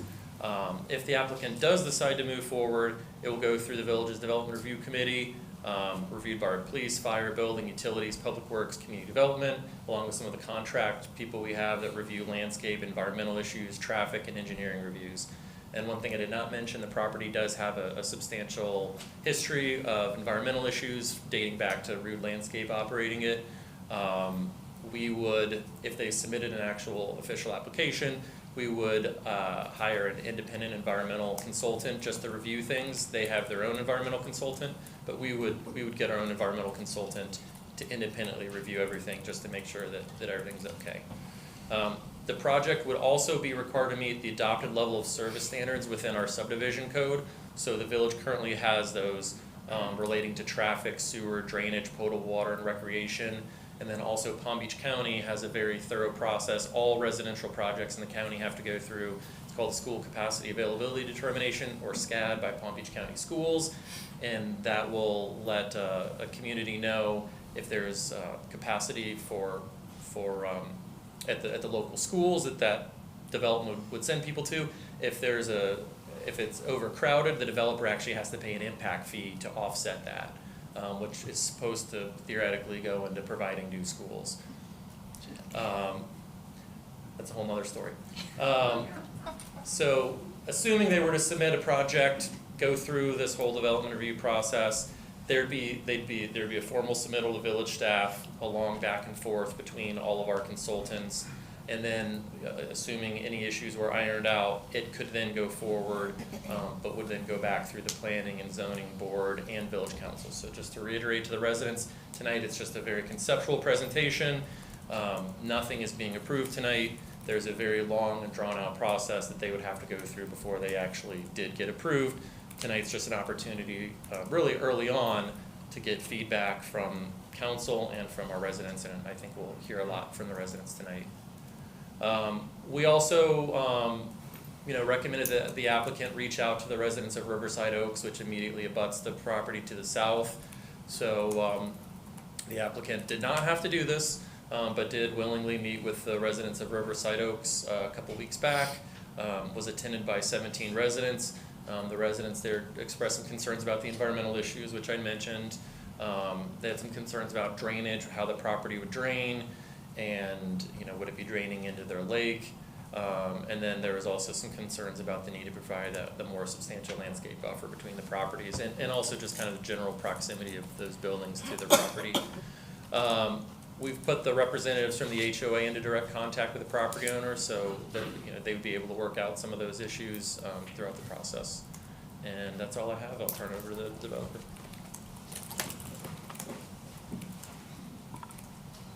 Thank you, Jay. Hi, everyone. My name is Alex DeAngelis. I'm with HDA Architects, the firm that's designing or working with this project. Oh, I'm sorry. I feel like I always scream, so every time I'm in a meeting, people think I'm either angry or, I don't know. Everyone can hear me? We're all good? Yeah. All right. So, like Jay said, this project, this site has a complicated history, for lack of a better term, but we'll go through everything. And am I doing this wrong? Okay, so a visual satellite image of where our site sits with relationship with Tequesta. We're on the northern part on county line, essentially bordering the start of Tequesta with the rest of Martin County. So this is a zoom in area of our site. Our site is zoned R2, right? So R2 lets you have 12 units per the acre. That's what the zoning is. In 2009, a little bit back in history, as Jay mentioned, the previous owner was planning on doing an ALF. And somewhere along the lines, and it gets a little complicated because there's not that much documentation, but somewhere along the lines, they did a restrictive convent on the site, which said if you don't do an ALF, you can only do 50 townhouses at 2-story height, really. But they didn't specify the height, which is funny because you can do 80 feet if you want, right? But it's a 2-story unit. The current developer, the current owner of the property, bought the property with the full intention of doing an ALF. And throughout the history of the development of the property, and it ended up getting approved, if I'm not mistaken, it was approved, things started taking a turn around COVID times, as we all know. ALFs require a lot of specialty care professionals. There's a shortage of nurses, there's a shortage of doctors, there's a shortage of medical practitioners. So what happened was, when we analyzed the site and we analyzed the product of the ALF, this building couldn't work anymore. We needed over 100 medical professionals to run it at a time that there were no medical professionals to run it. Essentially, the building would have been built and been abandoned. So the decision at the developer's great cost was, well, the zone is already zoned R2, and you can see it in the land use map over there as well. Let's change gears. Let's scrap the ALF that doesn't work because the economy and the market just doesn't work anymore for it, and let's do townhouses. We're allowed 96 units, 12 units per the acre. Let's do 96 units. Let's not ask for anything else. Let's not ask for anything less. Tequesta has in their code an exemption for multifamily, which allows you to go up to, let me read this real quick. It allows you to go up to 3 stories with a max height of 35 feet. That's if you're in R2. The section is section 78, 174, in case anyone wants to read it. So when we're designing this product, we said, okay, we can go up to 35 feet with a 3-story product based on the R2 without looking into the convent, which was put onto the site. And then obviously all the setbacks and everything were designed to be part of it. When we start furthering designing the property and we start furthering looking at the product, we said, okay, we'll do a mixture of the product. We'll do half of the units at 2 stories, and then the other half at 3 stories, so that there is a balance. It's not just a wall of 3-story units that are covering our surrounding neighborhoods. Let's keep going on this a bit. Again, this is another map of Tequesta, and our location's the red circle, which is very large. But it gives you an idea. I mean, we're not sitting in the middle of the town. We're not really affecting a lot of people around us. We did a study with the 96 units. We essentially increased the housing in Tequesta by 2%, 2.8%.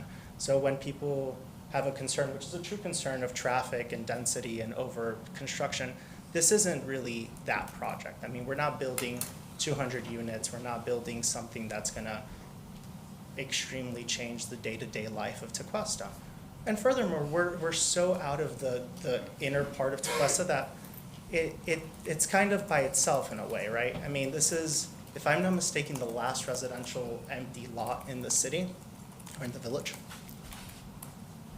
Any questions on that? Should I just go? So this is our site plan. Our site plan shows you 96 units in 26 clusters. So when we started designing this project, we were going off of the R2 designation, correct? Without looking at the convent. The convent? Do I always say that right? Covenant, thank you. It's been a long day. The covenant. The covenant lets you do 55 units in the 8-acre site, which, to be completely honest, is completely unheard of today. I mean, 15 years ago, the world was different. Today, there's not that much land. There's different ideologies in construction and urban design. And back to the point, I mean, we're designing something based on the R2 qualifications if this didn't have a covenant. So let's walk you through the site plan a bit. The site plan is designed to have 26 clusters. There's cluster A, which sits in the middle of the neighborhood, and cluster B, which is the perimeter. Cluster A is the larger units. They're the ones with a lot more glass. They're the ones that are the more architecturally designed, and they're the ones that are further away from the surrounding areas. And we did this very much on purpose. The idea of having the bigger units far away gives that buffer between the residents to the south of us and the larger units within our community.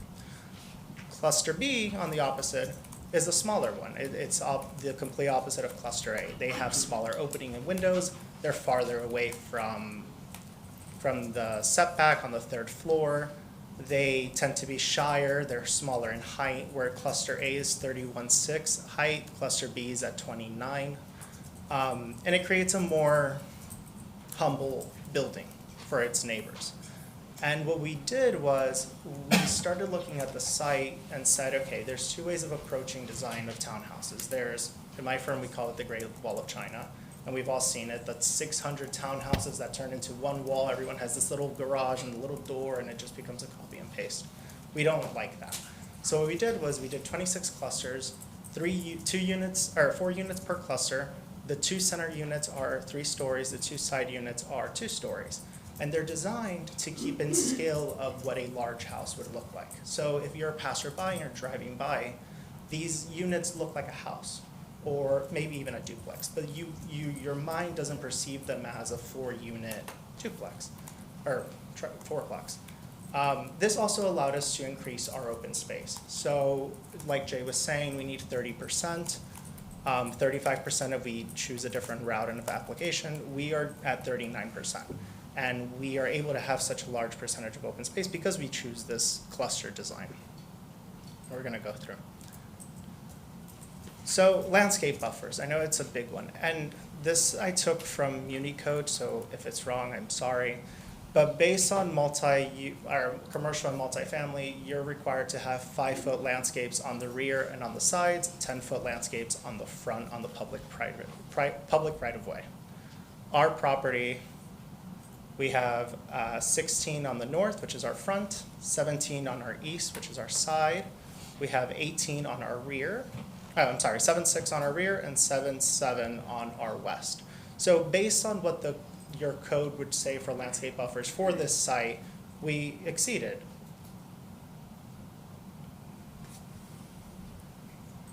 So we start going into the architecture of these buildings. And you start seeing, okay, these buildings are designed in a way that they do look like a large home, or they look like a duplex versus a wall of townhouses. You're driving through this neighborhood, you don't realize or notice that there are 96 units in this property. They look like they're 26 individual houses. A lot of green space, a lot of efforts are being taken to design a project that has large mature trees, that have shaded areas for pedestrian use, that have narrow roads so traffic can go slow, and really create a village within a village. Not something that is secluded from you all, but something that feels like home, not just a cookie cutter, this is a development, here's 100 or 96 units. There's a lot of energy being put into creating a green environment for the residents of this neighborhood and for the neighborhoods around us that are looking in and they see greenery, not just a wall. So this gives you a rendering of the front facades of Cluster A. So like I mentioned, Cluster A's are the larger one. They're the ones that have the higher ceiling or the higher top of roof height.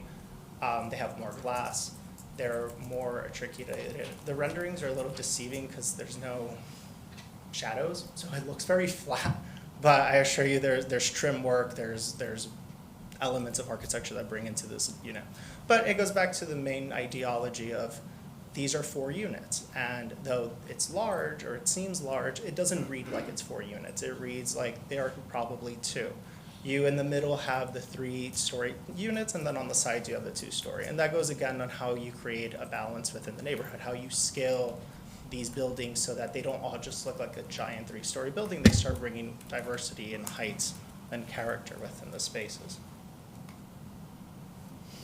This was an entrance rendering. At the end, you can see the 1-story clubhouse, the courtyard area where the pool would be placed. And again, really focusing and we're using pervious pavers for the environmental sustainability. We're using large trees for shading. There's a lot of elements here that go into an environmental standard. This gives you an idea of what our internal alleyways look like. So our internal alleyways are where the garages are. You have a 2-car garage within each unit, and then you have space to park 2 cars in the driveway if you were to have guests or you choose not to park in your garage. Another rendering of the interior alleyways.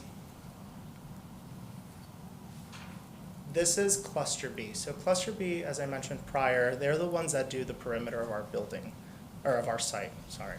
Cluster B is smaller in height. They are pushed farther into our site to allow more landscaping towards our property lines.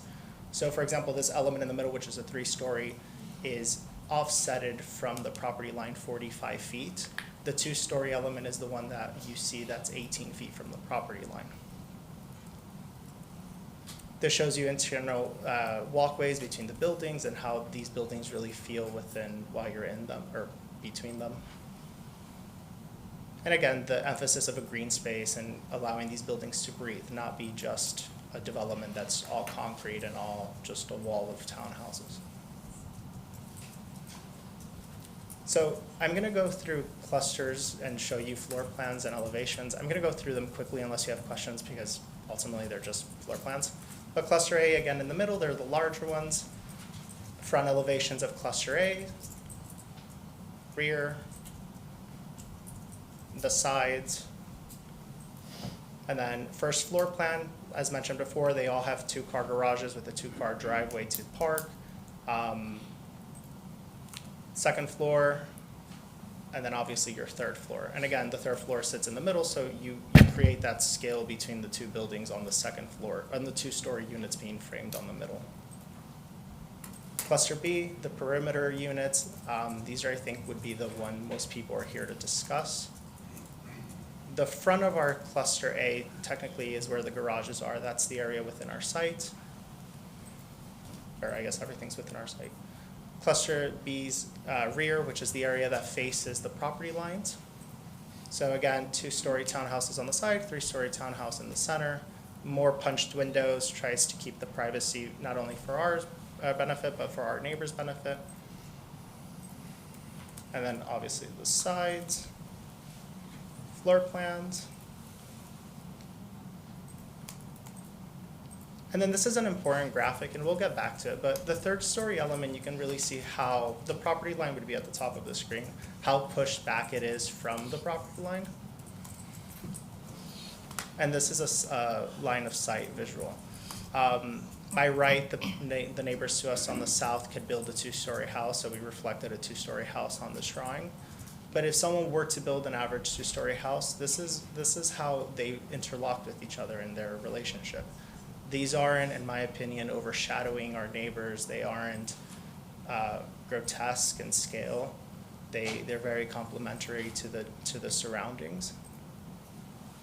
And this again shows you our setback. So again, the green area in cluster B, they're the three-story elements. They're 45 feet, 4 inches from the property line, which is very significant considering that the property line setback is 20 feet. Our two-story elements really is the wrapped area around it. Their top of roof height is 19.4, and they have a maximum distance from the property line of 32.8. And then I wanted to know the distances between the houses to the south of us. And I'm sorry if anyone lives in one of these houses, but I measured this off of Google, so don't shoot me if it's incorrect. But each one of these houses are 10 feet to 14 feet away. The largest distance between the houses to their property line are 24 feet. So it works with its surroundings and what is seen and built around itself. And that's it for my presentation. I'll take questions. Thank you. All right, council, I'll open it up for discussion.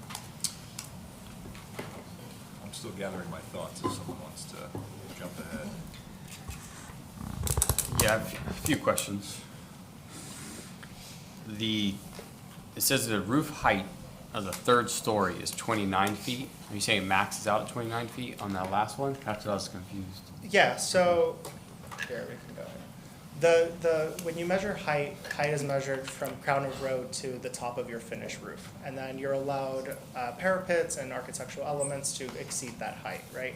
For the second floor top of roof height would be 19.4.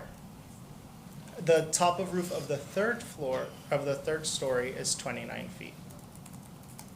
Okay, thank you. And these are set up as rentals. What is the rental term or option that you're presenting? And I can't speak for my client, but from my understanding, they are to be long-term rentals. And yeah, they as of now, they're rentals. Sure. Could you come up and, you can come up and state your name. Come up to the podium. Here, you can have the mic.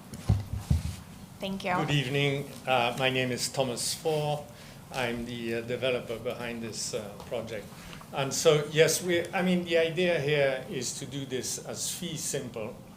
And we're developing this as a rental, as a high-end rental project with a normal rental contracts. This is not short term. Typically, what we do are institutional level projects, and so it's all stuff that goes into pension funds and things like that. So there's no short term, and the quality of everything we do is above par. And I think from what we've tried to do is to create something that is, let's say, up to date design-wise, within the spirit of Mediterranean design, and very high quality. And we think that if we live in such a difficult world at this time, if there is some sort of a problem and we can't rent them out, they will be sold as individual homes, right? So this is why we want to have the fee simple element to it. And obviously these will be built as not as a rental product, but as a for sale home, right? That sort of quality, right? So we're I think our our view and our interests are aligned with the other residents in Tequesta. We want to be long-term holders in Tequesta. I think it's the only large parcel that is still available for development within at least half an hour drive time, right? So this is only adds about 2.8% to the housing stock, to the residential, that's the residential housing stock in Tequesta. And I think it will, we would probably pay about $500,000 every year in real estate taxes that can be used by the village for the community. We think, our residents will be high-level, people who work typically in maybe biotech or aerospace. These are the big employers around Tequesta. They're going to be, high earners, high spenders. It will benefit the community, and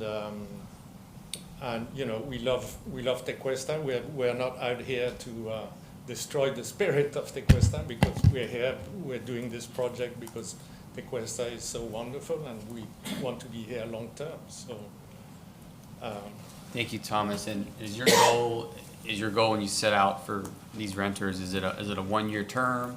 Yeah. Is it a 6-month term? Is it It's a 1-year term. Okay. Yeah. And the longer, as long as possible, right? You know how it's difficult to manage rental properties, and the last thing you want is to have high turnover of residents. So this will be, we'll put a great deal of effort in landscaping, in the utilities, in the maintenance of the property. And this is not a quick and dirty, project. This is a long-term project which we want to be of benefit to the community, and we want our residents to be happy and to stay in those homes as long as possible, right? I understand. Thank you. Those are my comments, and thank you for having us conceptual and also hosting the HOA community meeting No, thank last you week. for your time, and if any resident has issues or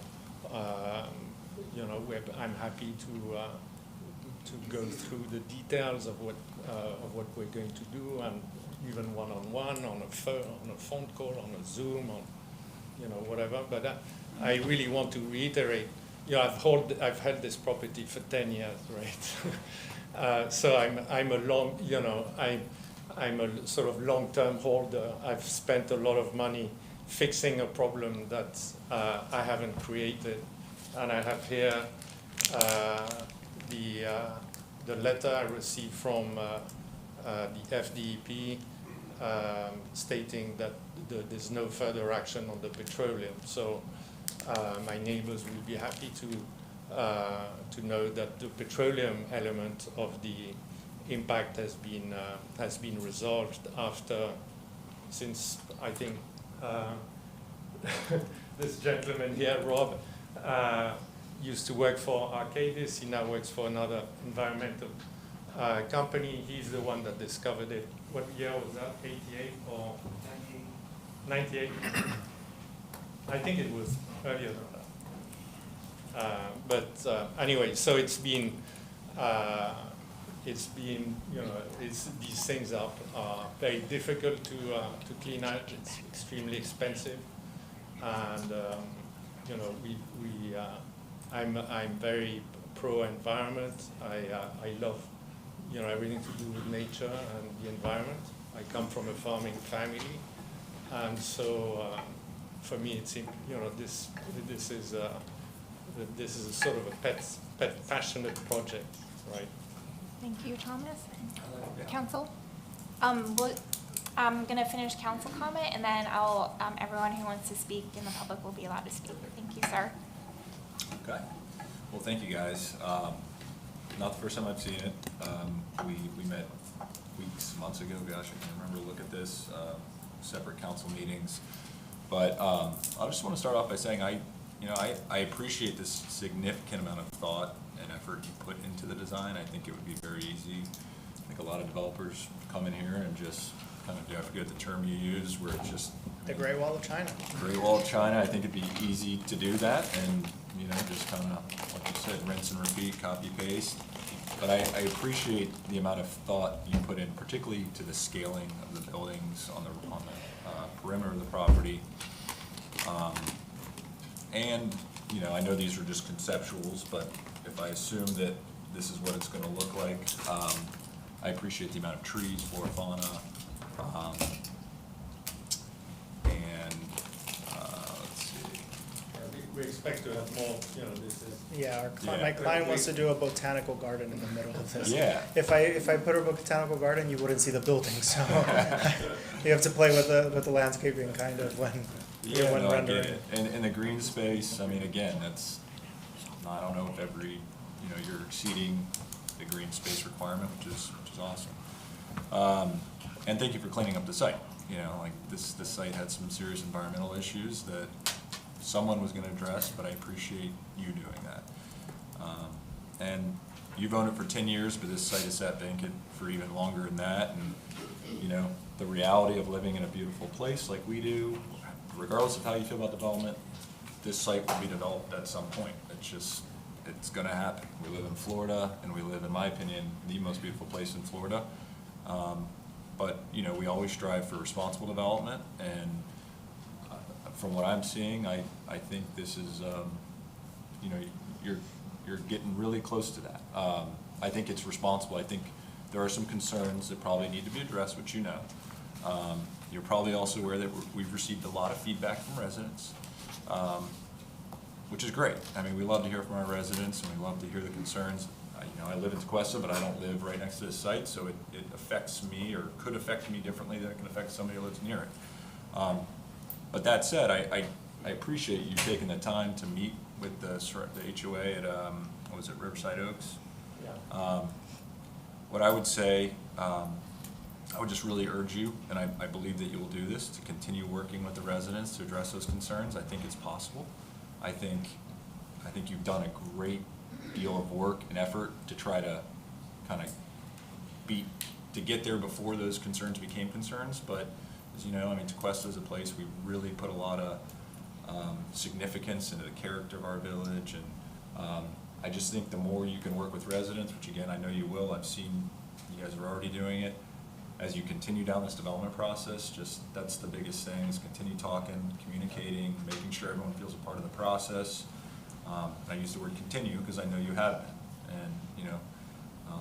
and this isn't going to be easy. There's a long road ahead, but Yeah, I think we have, our interests are aligned. Yeah. Right? So, where, people who are close to us, they don't want us looking into their property, but totally. we're the same, right? Yeah, no, totally get it. And for the people who are gonna live in the homes, they need to feel comfortable. Mhm. Otherwise, they're gonna go somewhere else. I totally agree. I drive by this site quite often.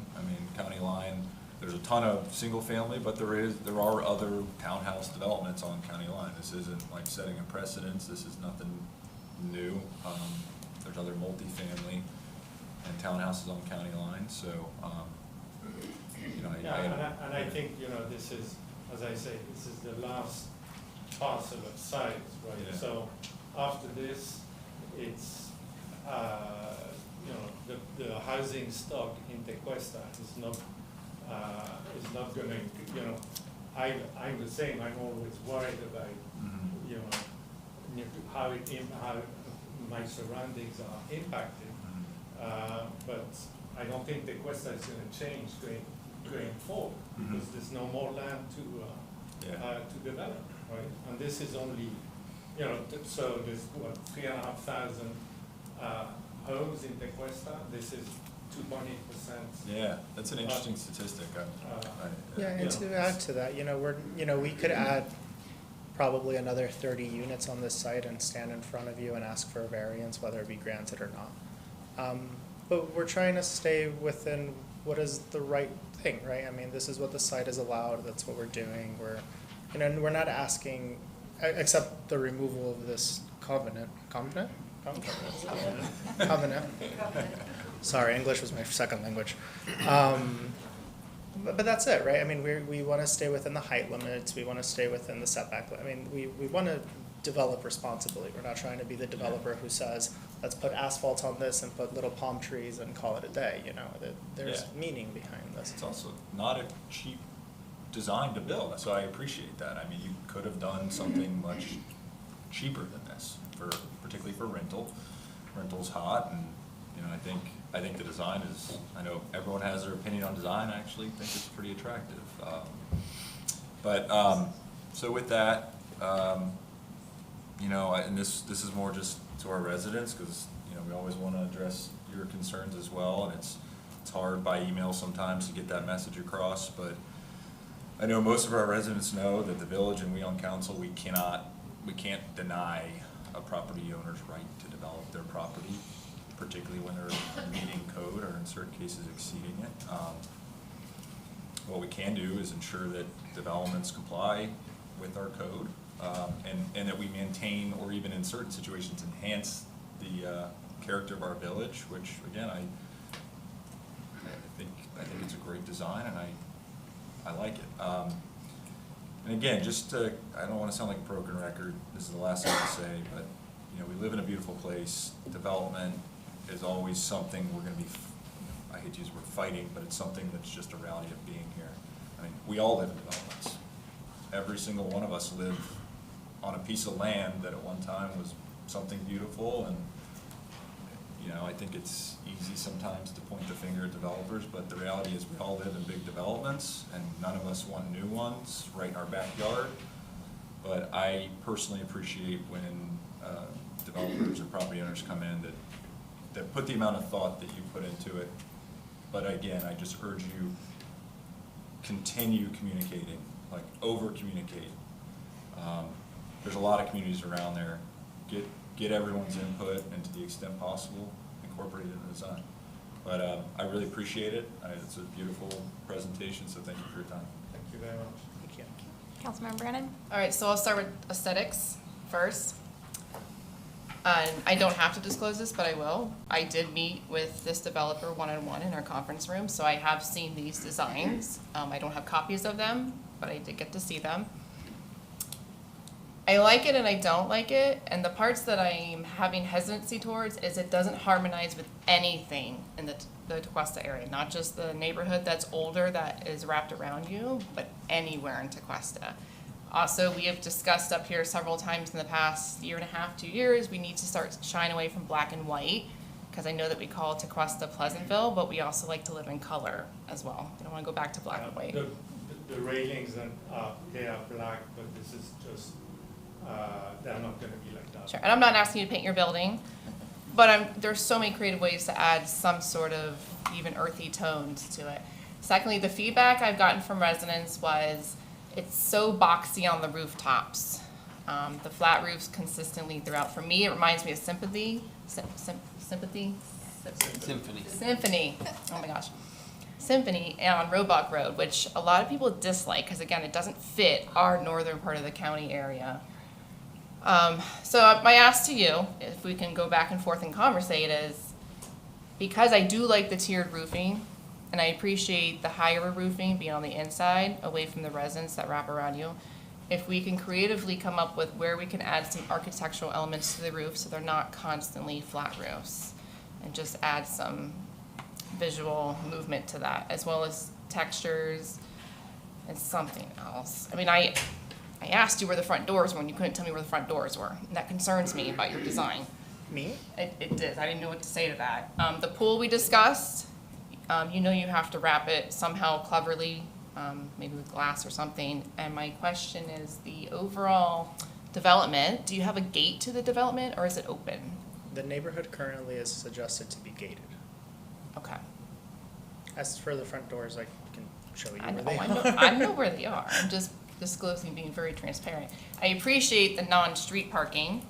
We went over that you have garage space for every tenant or resident that'll be living there as well. And I do want to, sorry, not to Yeah, cut you no off, worries. but if not, I'll forget. A lot of the reasons we do have flat roofs is because all the mechanical equipment are on the roof. So that allows for more green space and so on and so forth. So we'll look at an idea or a concept to try to mitigate the flat roof, but just do keep that in. And I actually like that because it keeps it from being in between your little alleyways and whatnot. I actually do Yeah. like that. But if we can just maybe change it up so it's just not so boxy. Again, it's really resembling a lot of like sympathy. I can't say it. Covenant. I can say covenant though. Hey. That one. Shots fired. What was the other one? So gated. Again, somewhere we can add a little color. The landscaping is beautiful in the designs. I know your goal is to add more. I have heard that before from someone else.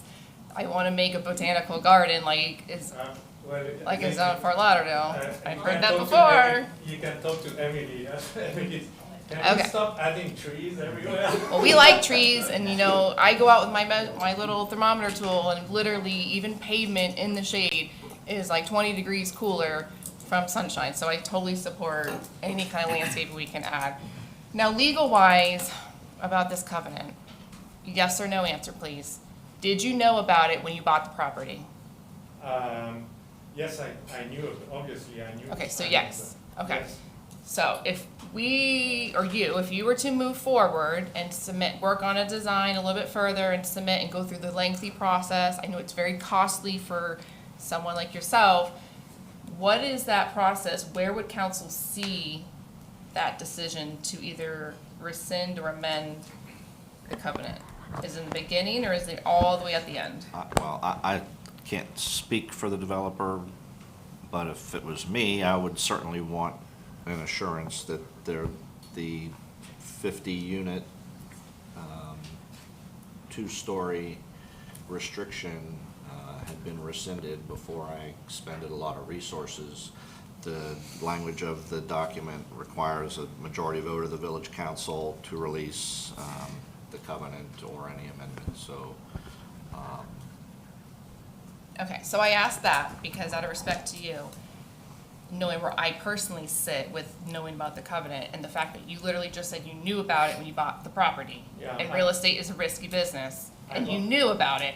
Yeah. So as of right now, unless I hear something in public feedback or from my fellow council members, I would not necessarily be open to rescinding it. And I don't want to see you go through the costly process and for months. I bought it with the idea of doing senior housing, right? And there had been John Bourassa, who owned the property before, had designed a very poor senior housing building on it. When I bought the property, I went through the whole exercise of going for site plan approval, which very kindly I was given, and then the market completely flipped, and so that's a huge write-off for me. It's taken years to do it. I think we had an amazing project, very beautiful, very, I was very involved, very kindly. With Keith, we rewrote some of the code to make it possible, and to, so my idea was to do senior housing. Now the market is completely changed. You can't get the stuff. It is just. And I completely understand that. I really do.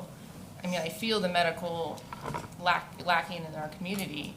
My concern is, with a real estate investment, that's a risk.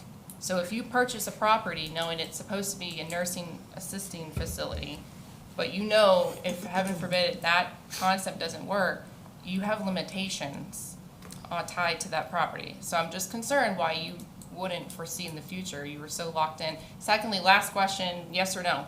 Was it you that brought in a couple of years ago a townhouse concept that had street parking? It was on that property because I know we discussed because you had the toxic land was empty because of that reason. It wasn't officially in a meeting. Again, you were meeting with people behind the scenes, and I remember seeing that layout, because council had concerns about the street parking. There's lots of people that want to buy the property. I have offers from all the national builders, the big companies like Right. Holton, etc. And they've been, I can show you what they want to build. It's not, it's Yeah, not so I there. also asked that because I wouldn't expect this property to sit empty, and the county doesn't own it, the village doesn't own it, so I don't expect it to become a school, as charming as that concept might be. I expect you to eventually build something, but again, if it was you that came in, since you've owned it for 10 years plus, it had to have been you then, or a representative for you, came in and presented one-on-one to council a concept of townhomes with street parking. It was dense, I remember that. And you had the toxic land area was just grass because you were concerned about putting housing on that section. Now, I know you've cleaned it since, so I'm just trying to figure out your timeline here of where you're going. And again, just to end my comments, as of right now, unless I hear differently, I would not be in favor to rescind that covenant. And I don't want to waste your time or money and have you spend months and months and months. If I may. Yep. I respect the stance you're having on this. I do. Mm-hmm. The reality is, though, for example, Tequesta 50, 60 years ago, they were all farmlands. Yep. Land changes over time, over markets, over need or stability or whatever way we want to frame it. So to say, oh, you knew about the lot when you bought it and it had to be an ALF and you have to build an ALF because that's what you knew, it's kind of, I don't know exactly the word, but land changes, right? Sure. I mean, we all live, like my house was on top of a pineapple grove, right? Who am I or who is anyone to say, nope, you can't build here because it's a pineapple grove, that's what it was approved for, and that's it. You bought the land, you knew it was a pineapple grove, you keep the pineapple grove. We as a society, we as a community have to evolve and make sure that we evolve responsibly, it's another word, within the rules and guidelines that the city sets forward, right? The lot is zoned the way it is, so it's not like we're coming in here and saying we want to zone a commercial and we want to put a Wawa in the corner of it. We're keeping the ideology and keeping in respect what the city has dedicated this site to be. As far as an ALF or not an ALF, that market died. I mean, I have a client who's the largest ALF probably in the country, and they're selling properties left and right because they can't find anyone to fill these voids. So we can build an ALF tomorrow, but in 3 years it will be sitting as an abandoned building. And then we'll sit here today and say, what do we do with this eyesore?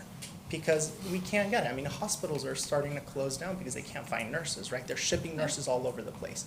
So I respect the stance, but I do think we have to adapt with the needs of today. And I hear it, and I'm not expecting you to build that. I'm just saying, when you purchased, when your client purchased the property, they were very aware of the different options that they would have to work with, not just the assistant facility, but if it was housing, they were very understanding of what that entailed. Yeah, and we're looking at 15 years ago, we were in probably the largest downturn economically the world's ever seen. And I know we're talking about land what used to be farms, but you guys bought it in 2009. That's not even 1990s, so for me, it's not that old. Okay, 2013, so 11 years ago. That's even worse in my opinion. Well, but, I mean, all right. we can have this I debate. I like a lot of the elements. If you do move forward, I'd like to see just a little more on the rooftops to break it up a little bit. But I do very much appreciate the tiered roof lines so we don't just get straight boxes. I do appreciate that. I mean, also the area was zoned 212 units per acre, right? Mhm. So this is what the city. Yeah, so I understand it might be housing, and I'm fine with that. Anything else, Councilmember Brandon? No, ma'am. Vice Mayor? If I could ask Jay to come to the podium, just have some questions.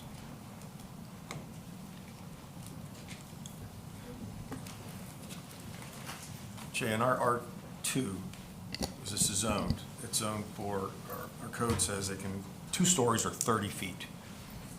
What if they can fit 3 stories in 30 feet? Is it still capped at the 2? It's capped at the 2. It's 2, so 2 stories are 30 feet, okay.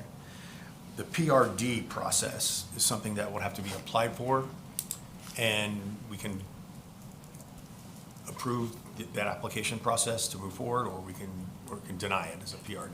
Correct, yeah, and then they can technically get up to 50 feet or 4 stories in the PRD process. Okay. But as it stands, in either PRD or traditional R2 zoning neighborhood, 96 units would be permitted on this site. So the number of units is not in question, or that works. How they can build the 96 units that they're proposing is dependent upon which route they go, PRD, or I'll call it traditional R2 zoning. Right. Assuming the covenant is not in place, right? Okay, thank you. I think that's it. And again, back to the applicant, thank you very much for your investment for 10 years, 11 years within the village, carrying it to clean it up, paying taxes with not generating real estate and any income. I understand that. So thank you for taking an interest in the village. When we met, again, in transparency, and I am nothing but transparent in this chambers and anything that I vote on, we met, and I appreciated it. And first glance, I was excited. I love the way the architecture is, consistent with some comments from my colleagues. I love the way the architecture is. I like the two stories and not so 3 stories at the time. I liked all that. So I think it's great. My concern is this, we can build 96 units based on public feedback that I've received, I think my colleagues have received. Allowing you to go, or supporting the use of a PRD, well, it's a legal maneuver, or whatever the proper word is, a legal process to go through. I just don't believe that that's the right process for this parcel. That type of waiver, or that application process, which will allow you to go up to 50 feet, I would never support something like that. You're right close to it now. You're at 3 stories and you're at 31.6. So you've got to go PRD.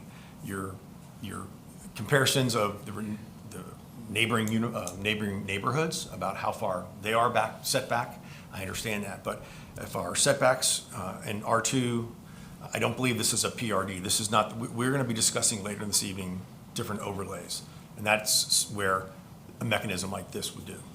So I don't support the excessive height. I don't support the limited setbacks per the R2 zoning, and my understanding is those 2 things don't meet R2. I do support the 96 because I can't take that away from you. But moving forward under the PRD, I can't support that at this time.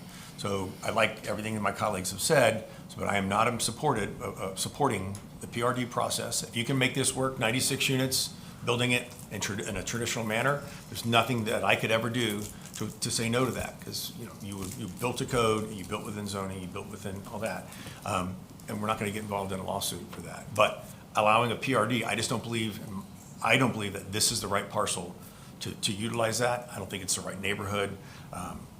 Not even getting into the traffic concerns that have been communicated to us. I can only support this.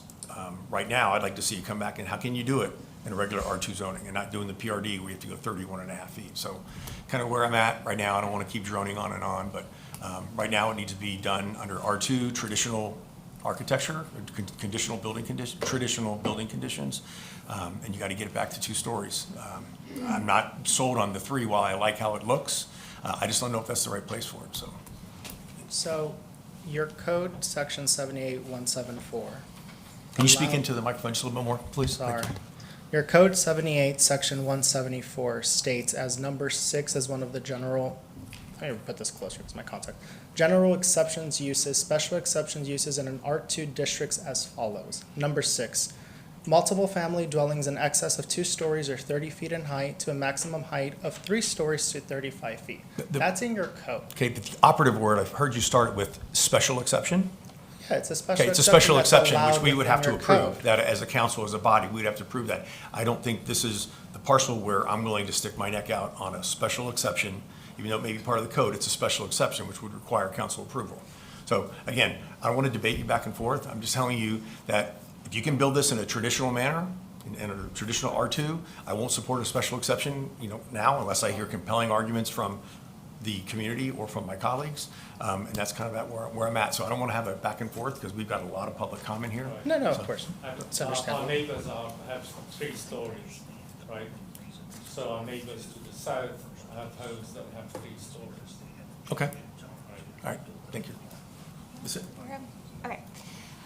First of all, I want to say that's probably the most thorough conceptual presentation I've seen, I think, since I've been on council. You do not have to do that. I really appreciate your efforts to communicate early with us and the public. I did meet with you guys at Village Hall with our community development director. You met with neighbors, so not everyone does that. So I really want to, applaud your efforts and getting the word out there and starting to communicate with everyone at this very, very early stage, because you're not required to do that. So I appreciate that.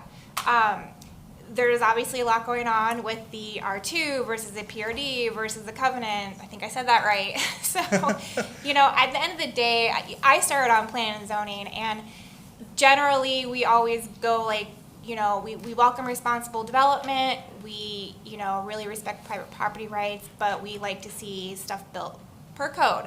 So that being said, I think, Councilmember Cantor originally said we did receive a lot of emails from the community just with concerns with additional height and density. So whatever you choose to do, please keep that in mind going forward, because, the resident input and feedback is heavily weighed with decision making. And the part of conceptual is giving you feedback on the building, so I'm going to do that as well. I do think it's a beautiful development. I think, you did a really good job with the massing of the buildings. You did take that into account, and so, to try to provide privacy and not just have these blocks, I think that's really nice to see. And there was a lot of, thought put into the entryway, the viewpoint from county line. You kind of look way back to, I think it's the clubhouse. You don't have, building right there at the entry. So there's, in all the landscape areas for tenants, there's a lot of nice features you put in there to make it a very unique and special property. So I do think a very, no matter where you land with the buildings, I think a very healthy landscape buffer, probably more than what code requires, would be nice to just kind of hide it a little bit and blend it in, and so it's not as intrusive to the surrounding areas, which is, a lot of single-family homes around there. And like Councilmember Brandon said, I'm a broken record with this. I know some of our land planners in the room have taken note and start to listen. I am a little exhausted with the I know you said it's Mediterranean, but it's a little modern, like the boxy modern, with the white and gray and beiges and black with the wood accents. A lot of the single family homes we see going up look like that. I do think it'd be nice with what you have now. You could add some there's it's like modern Cape Dutch style, and so it could add a little bit more elements and really work with what you already have to soften it up a little bit and just not have that kind of modern look. I just don't think that's a good fit, especially at the location it's at in the village. And then something to keep in mind too, we're a very bike and golf cart friendly community. There's families bike to school or golf cart to school, to summer camps, to all our village events. So it would be nice to maybe have some accommodations within the development, so the people moving in really do feel like a part of the community overall, and can golf cart and bike to all of our events and schools and camps. And that's all I have, so thank you. All right, anything else, council? Then I'll open it for public comment. Thank you. Thank you. Thank you very much for your time. Thank you. Right. Okay, we have Dale Bellis. I think Dee Dee left. I don't see her. Dale. I think she's gone. Scott Tedford.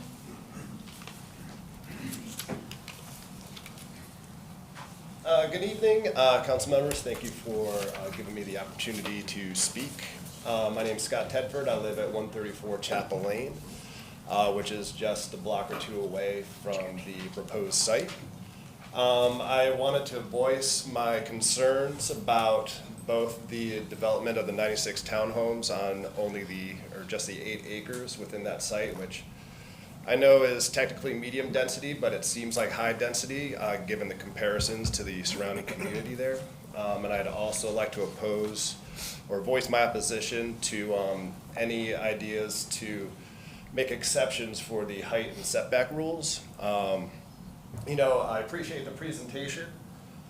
You know, the buildings are beautiful, but it reminds me of something beautiful that I would see in Fort Lauderdale, right? It's not something that's, it definitely stands out, especially in that neighborhood. You know, so while I'm not saying anything bad about Fort Lauderdale has a different character than Tequesta. And I believe that the development, the renderings that you've shown, you know, are capturing a character of somewhere that's not Tequesta. So my concerns are, you know, a couple.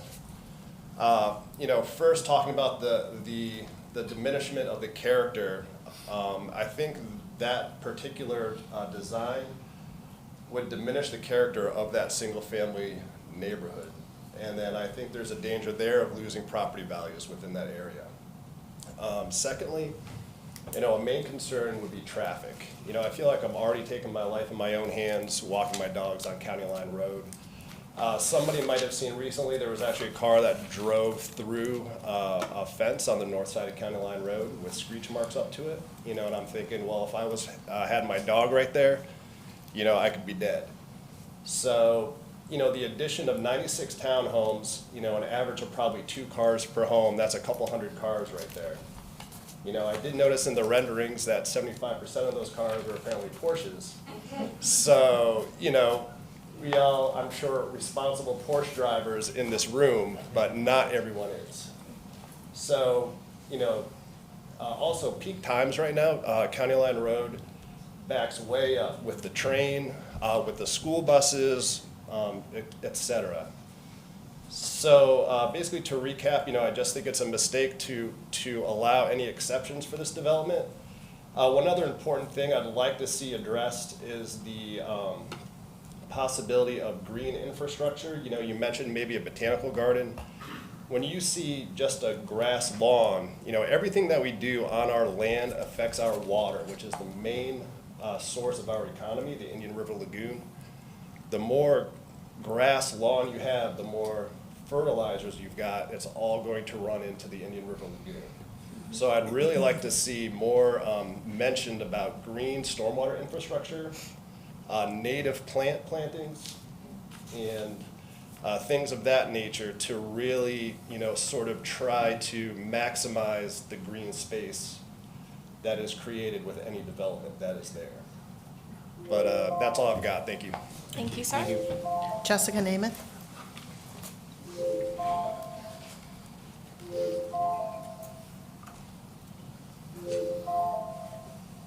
Hello, Jessica Namath, 20 Shady Lane. I would like the covenant enforced.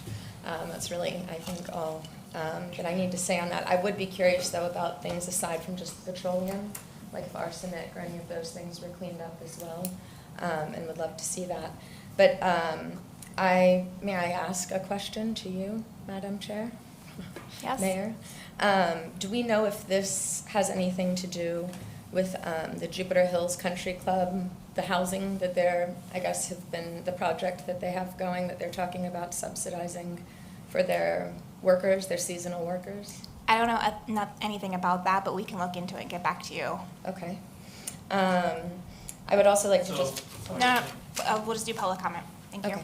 I would also just like to point out that the County Line townhouses are on the east side of the train track, from, if I'm remembering correctly, and I think that we've kind of defined the train track and being east of it as our like commercial district, so to speak. And so again, this is very much residential, and I have equally heard the concern from residents for themselves, Martin County residents, you know, I think live on the north side of that street, and I think that their concerns are valid, because what if they go back and then decide they want to build something, you know, egregious? I think that working together would be nice to include them as well. I know there are concerns for the wildlife in that area, because it is nearly adjacent to Jonathan Dickinson State Park, and so anybody that's grown up on the north side of County Line considers JD like their backyard. So you've got coyote and gopher tortoises and possums and armadillo and all those things. And again, the traffic, I think, is concerning for everybody. I've heard It even backs up beyond Chapel, which somebody pointed out you grew up on also. So they were concerned, with what your thoughts might be or how you would feel if when they're waiting for the school bus or whatever it is, there's a line of traffic extending west. So I think those are my concerns, but for the bottom line is just that I would ask us to honor the covenant. Thank you. Thank you. Gordon Ripma.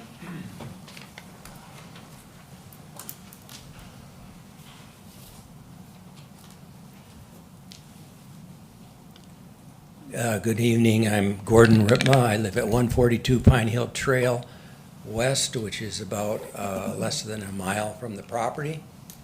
I'm somewhat familiar with this piece of property as I've been around here for 38 years and knew the former owner very well, Roy Rood, and before he subdivided and so forth. Also, I know a bit about the contamination on the property and wanted to address the two issues of the development.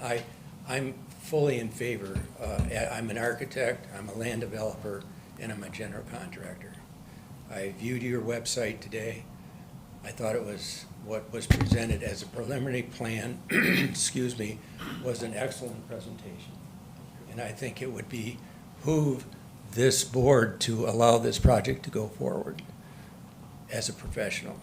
As far as environmentally, excuse me, I had a company called Aqua Clean Systems, and we were the environmental contractor that cleaned up the site, that gave the DEP the full cleansing of the site and approved. And he's correct, it's fully approved. Was done properly. We did the project prior to you there. Okay. And that was for the hydrocarbons. They had an air sparge unit on the property for years, and they couldn't clean it up. That was the fuel farm for the hydrocarbons. Roy had where he put fuel in his tractors and all those pieces of equipment. That went into the soil, couldn't be cleaned by air sparge. We went in with proprietary technology. And we cleaned it up in a very short time, which allowed the DEP to approve the site. The second issue is arsenic. I read on your website today that some people are concerned about arsenic. Well, and the fact that arsenic could be coming from this property, this 8 acres, to Riverside Oaks, which the arsenic would not migrate, for one thing. And the arsenic was introduced to the whole property, including Riverside Oaks. So if there's arsenic in the ground here, and your committee, your environmental council wants to look at ponds in Riverside Oaks for arsenic, they're thinking that it may have migrated from this property. It didn't. This whole property was farmed at one time and had stakes put in the ground that were bought from South America. Arsenic was put on the stakes so they could be used for several years at a time without being eaten by termites. And so all these stakes went through both the north side of the property and all the way to, anyway, it was all of Roy Rood's property. So if they go to look at this environmentally, Sir, if you could wrap it up, your last, okay. if you could wrap up your last thought. I want the people that are going to look at arsenic, I want them to know that it's not migrating from here. It's under all the houses there, and it has been for years. And I hope that this gentleman gets his way here, because Okay, thank you, sir. he deserves to do and get what he's worth for. Thank you, sir. Thank you, sir. Sorry for joining us. You're good. Lori, any other guards? Yes, I'm going to fill out one. His name is Ron Scarotto. Yes. Yep, you can come up to the podium. Oh. Just, if you could state your name and address, please. Ron Scarrato, 137 Magnolia Way in Riverside Oaks. Thank you for letting me speak. I've been a resident of Tequesta. I moved here in 1997, lived in North County all my life. Less than a year ago, I moved to the very back wall of Cluster B, where that's at. Moving, knowing that there was going to be an ALF facility. I knew the setback or what it was going to be. Fine, I love it, welcome it. We have several facilities in our area already. I challenge you to take a look. I moved here knowing what I had is green space and fresh air behind me. The officer there is further away than the setback of this building from the back of my property, which only has 20 feet to my house, okay? So if I look at the bar across him, above him, that's where the first floor, that's not even as high as the first floor goes up. Second floor is up there, the third floor is up there, and they're gonna be looking in my bedroom window and my family room. That's what's looking at me. It's not an adult living facility, it's renters, okay? I hear semantics. I hear 29 feet, the small building versus 31, the big building. Nobody would know the difference looking at that. But that's the semantics. I'm a journalism guy. I used to meet with your father every Tuesday for 3 years at the Palm Beach Post, okay? I know how to twist words. The setback that was at my house right in the middle there, he shows 24 feet. It's not that. So yes, your aerial is a little bit off. And you pointed at the back end of the patio, not where the family room is. We talk about the high-end people that are going to move in, all right? Kratos Defense, Florida Turbine Technologies is in Botanica. Beautiful facility, beautiful surroundings. They're trying to hire 150 engineers, high-end engineers, and they can't because they can't afford to live here. They just met with one of the representatives about that. They have no affordable housing for them to move here, and they're high-end, okay? They're trying to pull from NASA and other places around the country. Can't do it. We look at, Tequesta Terrace, Brookdale, they're right here in Tequesta. They're not having a problem. I checked my in-laws into Addington Place last week. They're raising their rates because they're at capacity, okay? So the problem of not having people to fill ALF, I don't see that. You may, but I don't see it. The fact of nurses, look at the growth of Jupiter Medical Center. It's expanding exponentially. New additions, new construction, they're not having a problem. They're doing great. So the fact that we can't hire nurses in here, I think that's a falsehood too, all right? I see the inside cluster looks great. I have no problem with it. When you put the outside cluster, it changes everything. The inside cluster represents what the original intention of that land was going to be when I moved in here. And all I'm going to say is I've talked to my realtor. They said that my property value is going to go down $200,000 when that goes up. And I'm not in favor of it. Thank you, sir. Thank you. Maria Sapiri?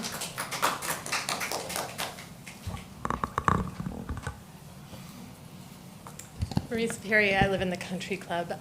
First, I actually meant the extra minute for the next agenda item, not this one. But I think on this one, I wanted to point out the covenant is more important today than ever before, precisely because things are far different today than they were 15 years ago, when we have been mostly built out. But that doesn't mean things don't change, and that means you enforce the covenant. This should be an easy decision. We're lucky to have the covenant here. It's also important to recognize that 96 versus 50, that's a significant amount more. And when we already are looking at density in other contexts too, for a small village, anything more than the 50 is already too much. And that was undoubtedly the forethought behind the covenant, and that makes complete sense and should be respected because it corresponds to what residents want today. The priority should be preserving a small village, and I encourage you to absolutely enforce the covenant. Thank you. Thank you. I have no more cards. No more cards. Anyone else from the public want to speak that did not fill out a card? Yes, ma'am. Come up and state your name and address. Hi, My name is Molly Tedford. I live at 134 Chapel Lane. I'm about a block and a half away from you on County Line Road. I guess my concern about this development, I grew up here. I grew up off of Tequesta Drive, right? I know that where we live on our road, it's unincorporated. And so if I have a problem, I do not get the Tequesta Police Department. I have the Sheriff's Department, right, that comes to me if I need them. I don't know who would be covering your area, but we have to look at this. You know, we're behind that railroad track that has 36 more trains coming a day. You know, I come out of my road 3 times a day and it's completely backed up just because of the train, not even the bus. You know, I don't know why we would want 96 extra, you know, developments, townhomes that, you know, the math is off, right? Like, they're saying that it's 2.8%. I mean, I think that we have about 6,100 residents. You can't tell me that one person is gonna live in all these 96 homes, you know, the townhomes. That's 2, that's children, that's, you know, it's a lot of people coming into our neighborhood. And I really think we needed to enforce our codes. And that's what Jupiter's not doing. And that's what, you know, Stewart's not doing. You drive down US 1 to Stewart and they're ruining old Florida. And we have this beautiful, beautiful pocket. Like, why would we let anybody else not from here come in and build on it? I'm sorry, thank you. I'm just very emotional about this because that 3rd story also is gonna be looking into my pool, my yard. It's just, you know, the rendering there, I'm an engineer, okay? I do this for a living. Their 3rd story, and they're like, oh, you know, your house is right there. No. His house is down here. You know, the rendering was incorrect. I know it. Like, you can't tell me that a 2nd story, you don't have a 2nd story on your house. Yeah.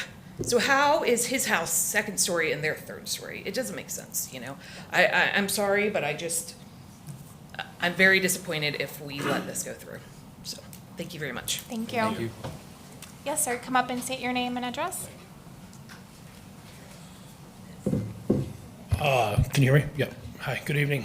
My name is Matthew Migliori. I live at 5 Chapel Circle. I just recently bought the house about 2 years ago. So I will be relatively close to this development. I don't see a problem with it, personally. I would like to see the developer invest in more than just his piece of property. I would like to see County Line Road beautified by the developer. I would like to see sidewalks on the south side of the road, and I would like to see tree-lined streets for shade. There's going to be a lot more people. There's going to be a lot more people walking their dogs, running, exercising on the street. There's going to need to be more room for that, and they can't do that with one sidewalk on just the north side of the road. So, you know, I know you've owned this piece of land for a long time, and I respect that. I appreciate that. I want you to be able to do something with your land. And I think that you deserve to do what you want as well, as long as you get the right approval for it. But I would like to see you kind of dive in further to being part of our community and not just develop that piece of land, but also help out all of County Line Road and make it more beautiful than what it is right now. Thank you. Thank you, sir. Thank you. Very nice. All right, anyone else from the public who would like to speak on this matter? Nope. Okay, and since this is a conceptual presentation. I'd like to say something. Yes, sir, come up and state your name and address, please. I'm Jerry Moyer. I live in Riverside Oaks. And I live in the first house. So I'm all for this. I like developers. I think it's a great thing. But I think just the last gentleman brought up some great points. You can get other people to help you develop that street and make it really, and I drive that street all the time. I go through there going to Stewart or to the post office or wherever. So I think it's a great thing to have a new development. Whether it gets 96, 72, or 50, that's not up to me. But I just like development. And I think to pick it apart and be a nitpicker is not what happens. the $500,000 is an amazing number, if that's the number for the tax base. So I really, and Gordon Ripma is my personal friend. I met him when I first moved here 20 years ago. I lived in Jupiter Hills. I moved to Riverside Oaks. My wife wanted to move a new house. I live on my first house. I'm 88 years old, and I like deals. And I heard about you from a long time. I don't know you, but I just can see, and you're architect, you're going to do the right thing. So that's all I have to say. I think it's a great meeting, and thank you. Thank you, sir. Okay, anyone else from the public? No. And one question that did get brought up from public was about something with Jupiter Hills. Thomas, is that something you can address now, or do we need to get back to the right? There was a question about Jupiter Hills, any connection with that. Could you come up to the podium if it's something you can answer now?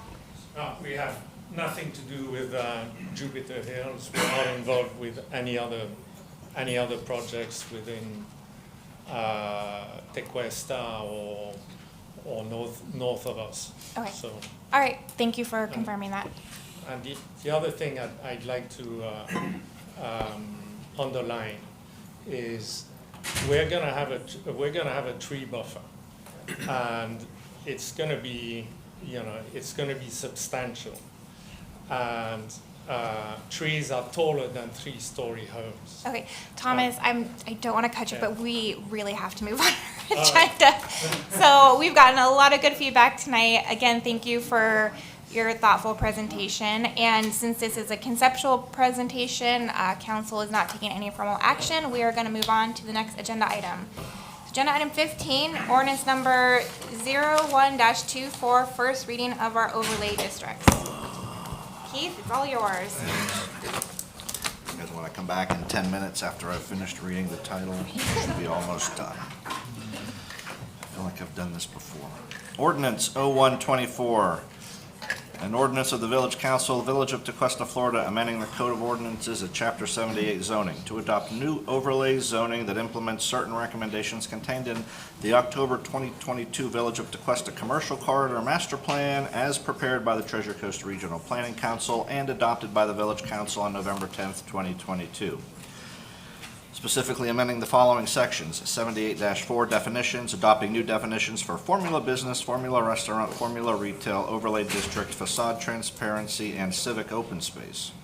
78-96 discontinuance of nonconforming uses by adding language to explain the continuation of nonconforming uses in an overlay zone. 78-176 C1 neighborhood commercial district by adding permitted and special exception use regulations applicable to overlay zoning. Section 78-177 C2 community commercial district by adding permitted and special exception use regulations applicable to overlay zoning. Section 78-178 C3 general commercial district by adding permitted and special exception use regulations applicable to overlay zoning. Section 78-180 MU mixed-use district by adding permitted and special exception use regulations applicable to overlay zoning and resolving any conflict between MU zoning and overlay zoning in favor of overlay zoning. Further creating an entirely new Article 6, Division 3 entitled Overlay Districts with new code sections 78-201 through 78-204, adopting section 78-201 Tequesta Drive overlay, creating and defining this overlay district, providing purpose and intent, providing design setback, facade, parking, formula business and restaurant, open space and landscape guidelines, providing for payment in lieu of certain open space requirements, providing for waivers, resolving any conflict between general regulations and overlay zoning regulations in favor of overlay zoning regulations. Also adopting section 78-202 U.S. Highway 1 overlay, creating and defining this overlay district, providing purpose and intent, providing design, setback, facade, parking, formula business and restaurant, open space and landscaping guidelines, providing for payment in lieu of certain open space requirements, providing for waivers, resolving any conflict between general regulations and overlay zoning regulations in favor of overlay zoning regulations. Also adopting section 78-203 village center overlay, creating and defining this overlay district, providing purpose and intent, providing design, setback, facade, parking, formula, business and restaurant, open space and landscaping guidelines, providing for payment in lieu of certain open space requirements, providing for waivers, resolving any conflict between general regulations and overlay zoning regulations in favor of overlay zoning regulations, and adopting section 78204 waivers, to provide a process for obtaining waivers from the village council from certain overlay district requirements, providing for an application, providing criteria for granting of a waiver, providing each and every other section, subsection, chapter 78 shall remain in full force and effect as previously adopted, providing conflicts clause, severability clause, authority to codify an effective date and for other purposes. I think this is first reading again. Correct. Very good, very good. Good job. You drink the water. Way to clear the room, Keith. Thank you. Right, Jay. So Jay Hupsch, Community Development Director. Jeremy, oh, there we go. You're good, you're good. So we're presenting the zoning overlays. Here's a list of all the presentations we've done. You know, I'm not gonna bore you again with another long presentation. I think we've, July 1st and July 29th, I think we really hit on a lot of the topics. Unfortunately, if there's any residents here that missed that, you know, they might have missed some very important discussions and presentation, but certainly can answer any questions people have at the end of this presentation. So just going to give you an update on what we've changed since the workshops after input. We removed retail from formula business definition. This is something we discussed at, I think, the first July workshop. And so we created a new definition for formula retail. This was based on, I can't remember which city I used in Florida, Sanibel. So we kind of took Sanibel's and kind of tailored it to us, but basically separates retail, and so it separates it from the typical professional services like real estate offices, medical offices, dental. Those are things that are still in our formula business definition. Then I think council had some good suggestions here to kind of change things after there was a creation of the formula retail. So red is where things have become a little bit more restrictive, and green is where they've been loosened up a little bit, and then the other ones are where they stay the same. But essentially, at your request, we prohibited formula retail in the Tequesta Drive overlay. Formula restaurants are still prohibited there, and formula businesses are still a special exception. I think, you know, from your discussion, the Tequesta Drive overlay is the one area that we really wanted to emphasize keeping the formula business out the most. And, you know, of course, you really don't have any formula businesses there currently, right? So that's the one area I think that council wanted to protect the most. US Highway 1 overlay, you know, I think also the intent initially was to just, you know, prohibit formula restaurants and not formula retail or formula businesses. So that's been relaxed a little bit, as well as in the Village Center overlay. We created the expedited review process based on some feedback from business owners that were concerned that the new special exception process, or requiring special exceptions for formula business, would kind of hamper their ability to replace tenants. So this is really applicable to tenant changeouts. If someone's coming in and building an entirely new building, this expedited review would not happen. But, you know, let's say, God forbid, Hog Snapper's closed, and, you know, a chain restaurant came in, they could go through an expedited review process. I shouldn't have even said that. I'm sorry. So I think that'll kind of alleviate the concerns from people. I've shared this with the lawyer that represented that plaza owner, and I think they're comfortable with how things are right now. And you see, they're not here tonight, so I think this has satisfied them. Additionally, we've clarified that existing drive-throughs may be used for the same use that it was constructed for, so bank to bank. All right, so the Wells Fargo building, you know, I know the owner of that building had some concerns about this. So we've codified that the existing ones can remain for what it was used for, but it can't go from a bank to a restaurant drive-through. And I've shared that with Mr. Ilib, who had these concerns, and he's comfortable with it now as well. In the Village Center overlay purpose and intent section, we added some new language that references objectives and policies in the comp plan, and that's kind of related to the waivers that we'll touch on one of my last slides. And then in all three overlays, this was my suggestion, feel free to take it out, but from my experience in other places and other codes, I thought it really makes sense just to clarify that if any building fronting on a street has to have a pedestrian entrance on each street. So that's just good urban design. You don't want to have, a double frontage building where there's, openings here and then just blank walls here. So I think it's a good thing. Most of these type of codes have it, and that's just something that, I wish I'd put in early on. I duplicated that slide, apologies. The other one is the waivers. So, I gave a pretty lengthy presentation about this. As I talked about at all of the workshops during the master plan, every table, when they were designing their charrettes, wanted substantial open space at the Paradise Park property, right? And in the code, they also picked key priority civic open space locations. The only privately owned location was, again, the Paradise Park property. So how can we incentivize a developer to actually provide a very substantial civic open space? Right now, for those that aren't aware, it's 5% is the standard civic open space requirement.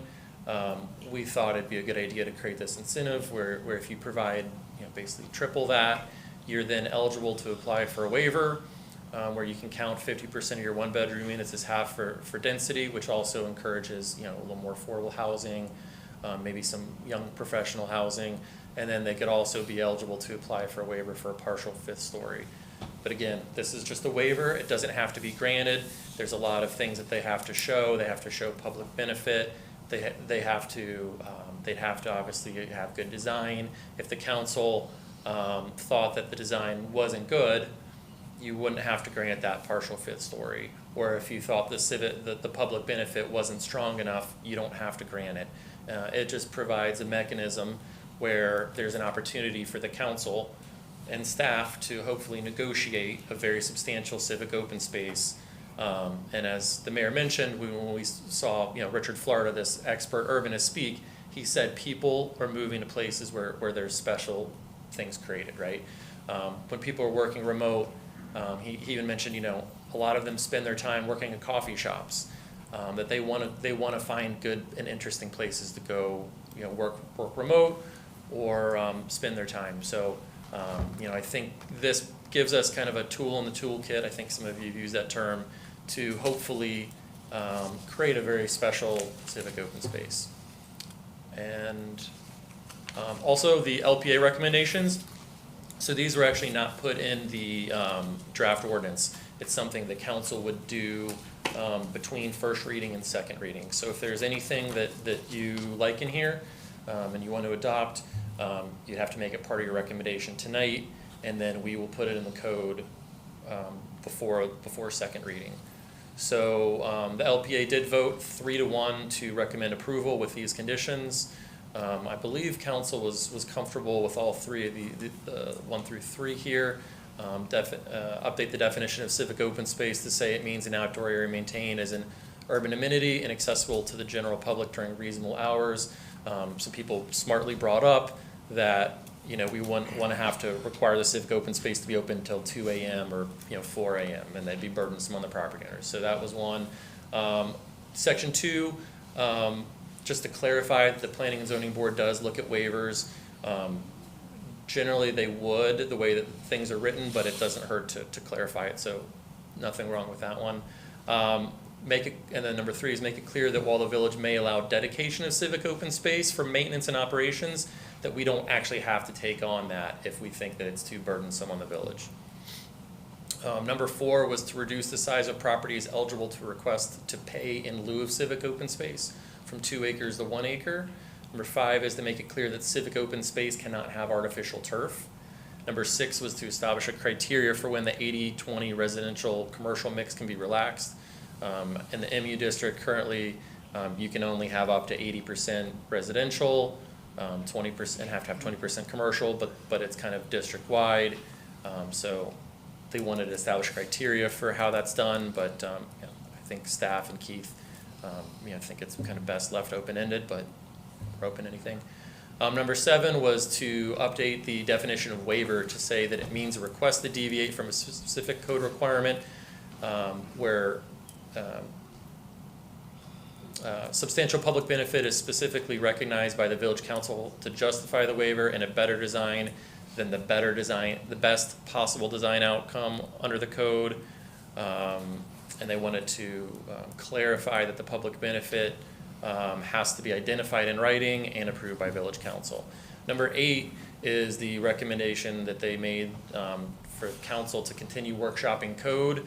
This is something that we actually did, right? So this came to council back in June for adoption.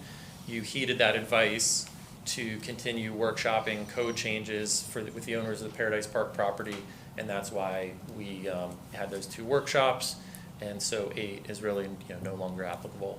And as far as process goes, so here's first reading, and second reading, if you decide to move forward, would be October 10th. We will do a what is it called, Keith? Financial impact analysis. The state requires those, I think, starting October 1st. So if you move forward, we'll create one of those and have it in the application package. And that concludes my presentation. Thank you, Jay. All right, council, open up for discussion.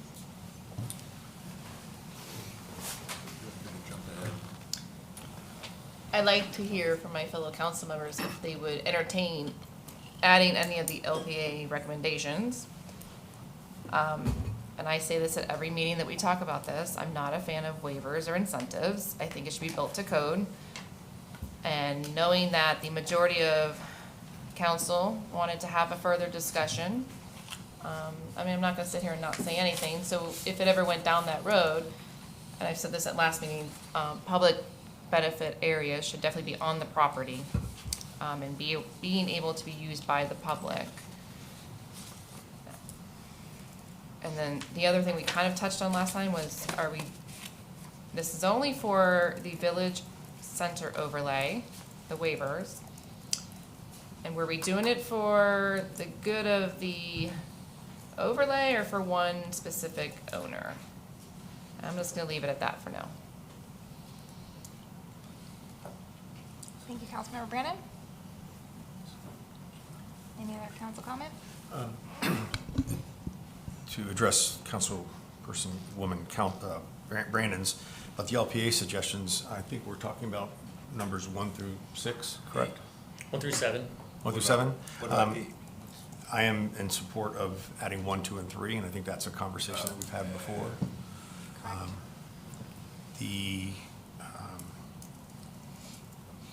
The overlay or the waivers, my understanding is we're talking south of Tequesta Drive, east of the railroad tracks. And I think you could point a finger and say it's for, because there's one property owner that owns the majority of the property. Right. But if it was broken down individually, if there was 3 separate owners, I think this is the area, in my opinion, and I think there was consensus amongst the majority of the people that were discussing it, that this is where we would allow for that. Again, we're not approving waivers. We've said it before, and Jay said it, and I've repeated it. We're allowing somebody, an applicant, to come in and build exactly what we're asking them to do, to exactly what the comprehensive plan suggests. To take 15%, now it's in addition to the 5% open space that's part of the landscape buffer, correct? So they've got a 5% open space in their 25% landscape buffer, and this additional 15%. So we're at 40% of this property will never be built on. 25%, there'll be no structure. 25% landscape buffer, correct? Can I clarify that? Yes. The way that it's currently written, the 15% is included in the total 30. So it's not above. You could change that if you wanted to. Yeah, I think there's a little bit of discussion about that, but as written, that's not how it's currently written. So the 15% is part of the 25? We're just saying, okay. I thought we were talking, it was clear to me that they were giving up an additional 15% if a waiver was to be granted. 15% in addition to the 25% landscape buffer. So in theory, there's 20% of open space, 5% that can be contained within the 25% or 25 or 30% buffer. And I thought this was an additional 15. So in essence, that would make 40% of a property that can't be built on. That's not how it's written. That's not how it's written. That's not Okay, how that it's was my written. understanding, so thank you for bringing that up. So, because that's why I was agreeable to even talking about discussions of allowing a waiver for height, because, again, I said, if you're looking down at, you're looking at a one-dimensional view of this parcel, or any parcel, looking at 15%, but it's really 15% on however high they're allowed to build. So be it 4 stories or not, you're taking, 4 stories of that out. So I don't know, I don't see how density could ever exceed based on taking that much away out of any type of construction. I'm not a builder, so I don't know. That's why I was comfortable with creating the ability to request a waiver, but I thought it was an additional 15%. I did not know that as that, so I need to rethink my position on that. Sure. Yeah, and they'll still have to provide the landscape buffer, so it's going to be tough for them to do that. I mean, they'll probably still be over the minimum requirement of 30%, because most of the landscape buffer won't be able to be counted as that civic open space. So they will, in all likelihood, have to eat up a portion of the interior portion of the property. Okay, so in theory, they're losing some buildable space. Yeah, you're still losing. Yeah, I think as you said, 5% of the civic open space can be provided within. Actually, can you check that, Keith? How much of the civic open space can be provided within the landscape buffer? I thought that was 5%. It's like the wording in the overlay district outside of the waiver with 5%. But it is included in the overall landscape open space requirement. Give me 1 second to look at something. Yeah, so there's lots of overlays. I have it right here. Do you want me to read it? Yeah, if you have Yeah, it, I'm still- okay. I'm still They're the same in all the overlay districts. I don't know which one I'm in right now, but it says amount, under civic open space, amount required, new development or redevelopment, which adds gross floor area of 20% or more to the existing development is required to provide civic open space equal to 5% of the total site square footage. Civic open space shall count towards the required minimum landscape open space. And then it goes into different types of greens, plaza, playground, and the different, square footages that they need to be. No, I'm trying to find something different. It's the Oh, the sorry. landscape buffer section says Well, they may be reduced. Landscape buffers on the front and side may be reduced by no greater than 25% of each area to accommodate civic open space. So you can't use much of you can only use 25% of your landscape buffer to provide that civic open space, if that makes sense. Numbers. Yeah, it's a long day, so I can't run the math in my head right now. If it was 7 o'clock, maybe. But there's, is it not in this? I thought there was, or we had it when we were doing the workshops. I mean, there were images. It's in the master commercial corridor plan. There's images of what that looks like incorporating that into those areas. There was several images in the commercial corridor plan that showed that. Right. So regardless of wherever it ends up being, my next comment is there any way to, we can have a 15% of the parcel as civic open space, but is there a way that we can ensure that it will be functional space versus just a green area with a few benches that really doesn't invite and call for the community to come gather at it? I mean, again, I look at this parcel, and we're talking this overlay, not the parcel, but the parcel within this overlay that we're discussing is really is the opportunity for Tequesta to find an applicant that can build a signature. You call it downtown, call it a heartbeat, call it whatever you want. I mean, there's a road that cuts through it called Main Street for a reason. It's going to be, the focal point of Tequesta, and I just want to make sure that we've got people can gather there in a functional way, not just have an open green space where that's just there. I mean, can we craft language such that, I don't know how you do that. I mean, because I don't want to leave it up to, we discuss leaving things up to a future council. Sure. And it's not fair to them. But if there's some language in place, you say, oh yeah, that 15%, they're meeting that because it is a band shell or a stage that community can gather and listen to music and the kids can play. And is there a way to craft language for that? Yeah, I mean, so theoretically, the council could just deny the waiver if you thought it wasn't a good enough civic open space, right? Theoretically, but you could craft language that says something like, a property that provides 15% of civic open space that's used for public gathering spaces, such as a band shell, you know, I don't know what else you'd want included, you know, water fountains, or I mean, you know, splash pad, things like that. Yeah, because if it's for this, the public benefit, I want to make sure that the public is getting some type of use benefit out of that, not just a place where people are going to go and park their baby strollers and sit. I mean, I think there's got to be a call to action to get somebody there. And my last question right now, Jay, the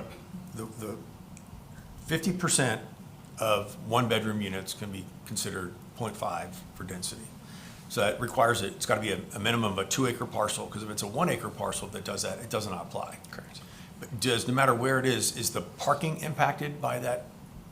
Or is They the would parking still? They'd still meet the standard parking code requirements. Now, of course, we're bringing parking code back to you all, you know, probably in November-ish. So that's something that you could address then, but as written, they'd still have to, it'd still be considered one unit for, you know, for parking purposes, for traffic concurrency, things like that. Okay. So I'm just gonna comment on the recommendations from LPA, or LPA.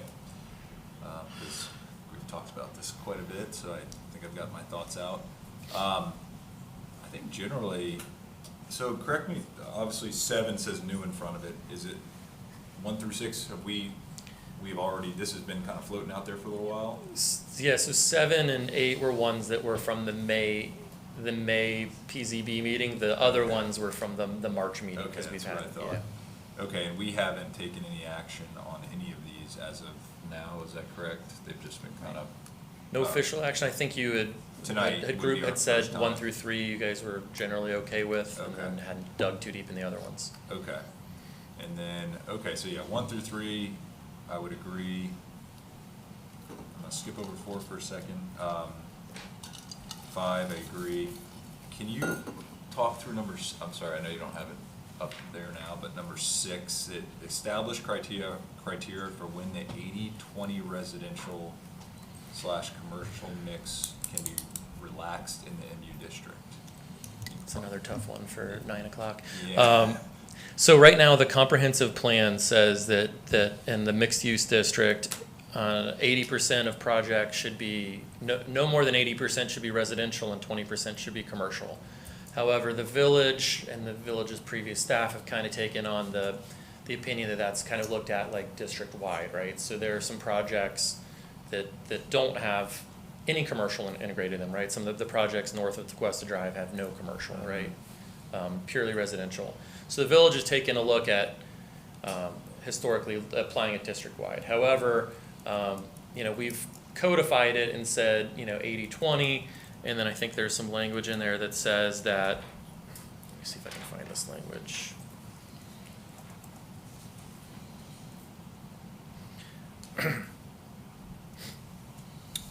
So it says that according to the comprehensive plan, there should be residential uses should comprise no less than 20% and no more than 80% of the development or redevelopment. And then we said the village council may relax this requirement on a case-by-case basis when the development or redevelopment project parcels are too small to comply or when other circumstances necessitate the need to provide a solely commercial or residential project. Okay. Right, so like for instance, on the old Bank of America building, it'd be tough to try and make someone build the true mixed-use project on there, right? So we're going to create some flexibility on smaller parcels or in unique circumstances where council can say, no, you don't have to do that. But for instance, on a property like Paradise Park, where you've got 3.5 acres or so, the council could say, no, you're not building just a purely townhome project. You're going to integrate 20% commercial there. Okay. Yeah. So is that, would the code be as simple as just saying kind of that it can be relaxed in the mix, or do we have to get specific as to what that means? So right now it was written to be a little more open-ended. It just says, you know, when projects are too small or when other circumstances necessitate it. The LPA, I think, you know, wanted it quantified, wanted like more concrete reasons for how that could happen, so that it's not a little more arbitrary and flexible. Gotcha. but they didn't give any specific guidance on how to actually craft it. Okay. So just real quick, if you don't mind to chime in, when we talked about the LPA recommendations before, that was one that we said that if there was council consensus, it would be a good one to workshop. So That one would be? yeah, that was one of the ones we Okay. said, we were kind of like So this is on wild. the fence. Yeah. Maybe, Yeah, I yeah, get whenever, I Yeah. think maybe the first recommendations we got from them, I when think the you brought first that reading up happened. originally. So I think if council has interest in discussing that, we should add it to our workshop. I would agree with that one.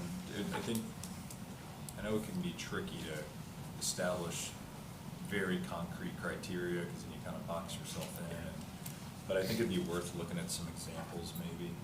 Is that the only one that we said we wanted to workshop that we haven't workshopped yet of this? From the LPA recommendations, yes, there was something else that was on the summary of updates about council allowing a 20% increase in building height for architectural features.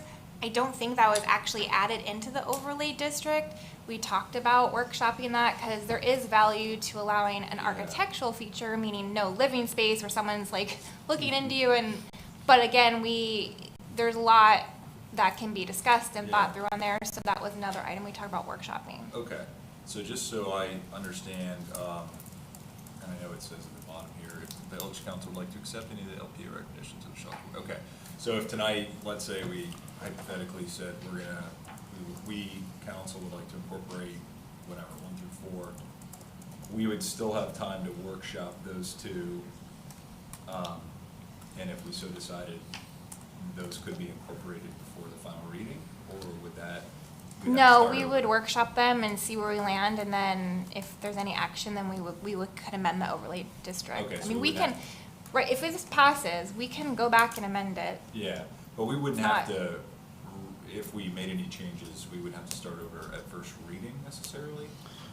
For this, Yeah, yeah, I mean, I would my recommendation would be we've worked for 2.5 years on this Yeah. and have spent hundreds and thousands of dollars. So if anything's still in question, I mean, the bulk of this is what the community wants. Yeah. And we've worked with the community, we've worked with business owners, we've worked Yeah. with property owners. And so the bulk of it people want, so if there's anything else still for discussion, I would really recommend removing it, because I think we can do that. We can remove something, pass it, and then we can continue to workshop stuff down the road, or how does that work? If this gets passed, and so tonight would be first reading, presumably October would be second reading, whatever goes on the books is what goes on the books. If you make modifications, that's tonight for second reading, that's what will go on the books. If you want to workshop additional things like, the 80/20 or additional height for architectural features, that would be a new ordinance that would amend okay. this. That's So what- that, okay, and which got would it. go through the process, LPA, first reading and second reading. Okay, got it. And if I can jump in real quick, both of those are things that are technically not even in the overlays, so the building height thing would be just in our normal zoning code definitions. Okay. And then the 80/20 is in our mixed-use zoning district, so they're not actually in Okay. the overlays. Okay, thank I you. would recommend keeping the 80/20 the way it's written for now, because there's nothing in there now currently for it, so it's silent, but it's good to have what we have in there now, it's better than nothing. Okay. But, like you said, if you wanna direct us to continue workshopping it, we can do that. Yeah, I think it'd be good to workshop those two, whenever we have a workshop that has the capacity for it. All right, is there council consensus on workshopping the 80/20 mixed use? Seeing if we want to define that more, and then the potentially adding additional height for architectural features? Yes. Yes. Okay, Jeremy, you'll add that to our list, thank you. That's all I got. Okay, so payment in lieu of civic space, I don't agree with that suggestion, so that was number, was it 4? Reducing the size. Yeah.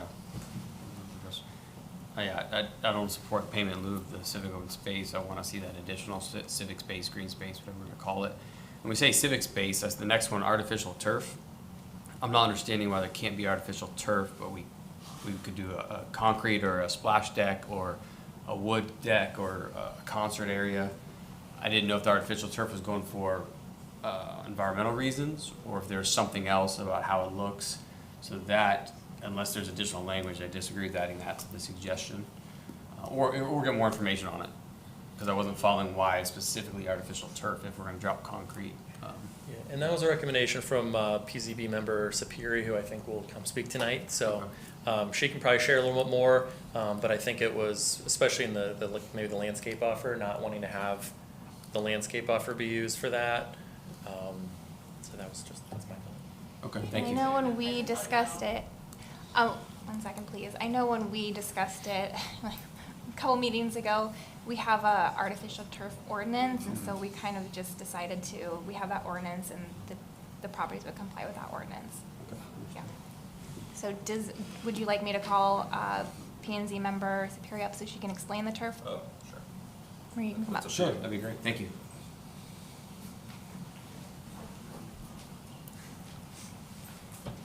Yeah, so you are allowed to have concrete here, but artificial turf wears down and looks really terrible. I think we should be aiming to minimize its use throughout the village, and I don't think we should include it in open spaces, period, because it does not set a good example for everybody else. So I would not want to see it in any of the developments, and especially not in the civic open space where it's setting an example for the public. Okay, Thank you. Appreciate that. Thank you. The 80-20, we're gonna workshop it, but mine was, again, just establishing criteria is very general. I would be interested to see how that would look and how that would work. And that was it. I echo everything the rest of the council said on the previous items. Thank you, Jay. I know I mentioned it earlier, but the summary and timeline, including the marked new changes in the language, was extremely helpful. Gathering through these hundreds of pages of documents, getting to where, what has been finalized for the most part, and then seeing these recent changes. Thank you. Thank you. Okay, and so just to confirm, there's consensus on the LPA recommendations to add 1, 2, 3, and 7. Correct? Yes. Yes. Yes. All right, and then Jay, you did confirm the summary updates at 20% building height for architectural features is not in here, even though it's on the summary. Correct. We're gonna workshop that. And I'm just scrolling through my notes on the ordinance. So on the special exception where you put that if there's no expansion to the existing development, that they would get the expedited process. So I just want to make sure, is that written correctly? Because is that encompassing everything? Because I know, we kind of talked about if it's like a like-for-like kind of business. Is there anything else that would qualify as expansion or that would trigger it besides a site plan modification or site plan approval being submitted? That might be a Keith question. He changed what I had originally written, so what do you?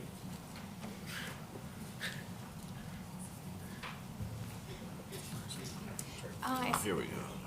Existing expedited expansion to the existing. Sorry. I've seen it. The yellow? Yeah, it's on the yellow, and it's in every single. To me, the term expansion means making it bigger physically, so same use, but you're changing the existing footprint, I guess, or height. I'm just bringing it because I think the intent was a like for like. So and that's gonna be a burden on you and staff if you're opening it up to more. So I guess I just want to point that out because that was what was discussed at the last meeting, I believe, and I just don't know if that's fully captured. But if council's good with it and staff's comfortable with it, I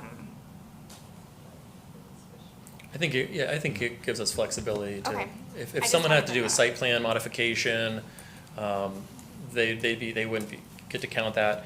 And it actually, the way Keith wrote it, where he says there's no expansion, if they even expanded into an adjacent bay, we'd be able to not take them through that process. So Okay. I think it's pretty all-encompassing. okay.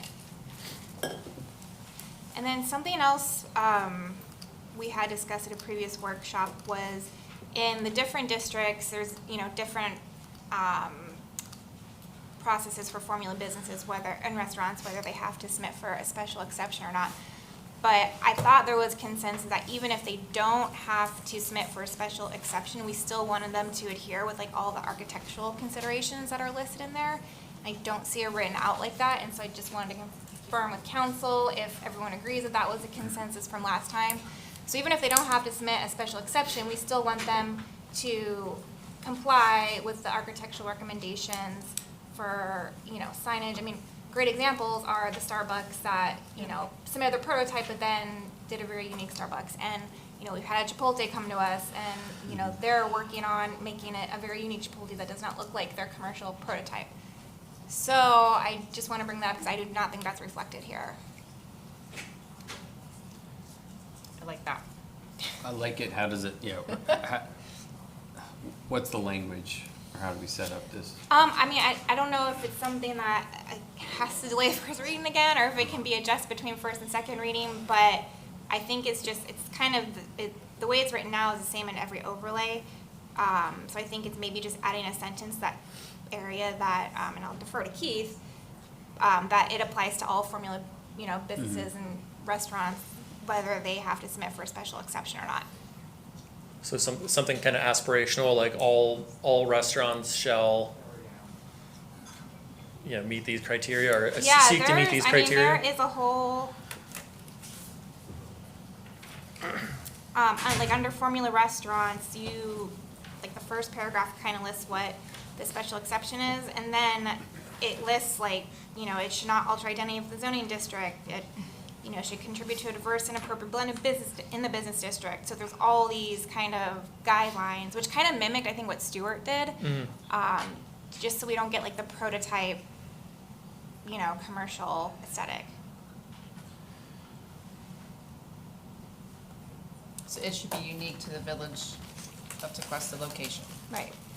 Like I said, the language is already there. Yeah. But it should apply to all formula businesses and restaurants, whether they have to submit a special exception or not. How would we regulate that though, if they're not required to? That's why I was asking, it seems like it'd be aspirational, what do you think, Keith? So the text I'm looking at here requires the formula business to apply for a special exception. I'm honestly not sure which overlay I'm in the ordinance, but so when would it not have to apply for the special exception? And that would be in the overlays where we took it out. So that was Like in the US 1 overlay, US is 1. Well, that? all of them. And, So there- council, so I there- believe this is the consensus we came to last time. If I'm Yeah, mistaken, please let me know. No, I don't. I'm gonna drag it out if no one else agrees. I think the question. So formula restaurants are prohibited from Tequesta Drive, and then there's special exceptions in the other two, right? So any formula restaurant Has is to either comply with prohibited that criteria. or has to get a special exception. So in which case would we be applying what you're asking to? If it's a formula business, restaurant, retail, whatever the case may be, if they don't have to submit for a special exception in that district, we would still like them to comply with. Okay, so in the The US 1, architectural so in considerations. the US 1 overlay where you don't have to get a special exception now for a restaurant, Do you have that chart that showed kind of the formula? Are you saying so if Starbucks happened all over again, they'd have to now present, not aspirational design, but present to us for that special exception? Is that what you're going for? well, it can't be a restaurant example. It's got to be. I know. It's got to be retail or Yeah. business. Formula business, formula retail are permitted in the same manner. So like the ones that say no restriction, basically, Yeah. right? Correct? Correct. So they could hypothetically just come in for a business tax receipt right now. If there's no requirement to get a special exception, they would just get a business tax receipt from the village. We would, check for building code, fire code, parking, things like that. But there isn't like a process where they go to planning and zoning or anywhere, so that's where I'm struggling with how we would Because actually what we're regulate saying something. is you don't have to apply for a special exception, but you have to meet the special exception criteria. But how, to your point, then, that's what the ask is to put into the code. Well, the special exception criteria means that it comes to planning and zoning and council for discretion to even get approved. Correct. So Right. the business would be approved, but we'd still like them to have the architectural considerations with, like I said, it lists about their signage. I mean, it's a whole page of what they need to do. So the other thing we gotta be careful about, I'm just looking at the new text, formula business and formula retail are permitted in the US Highway 1 overlay in the same manner that non-formula business and non-formula retail are permitted.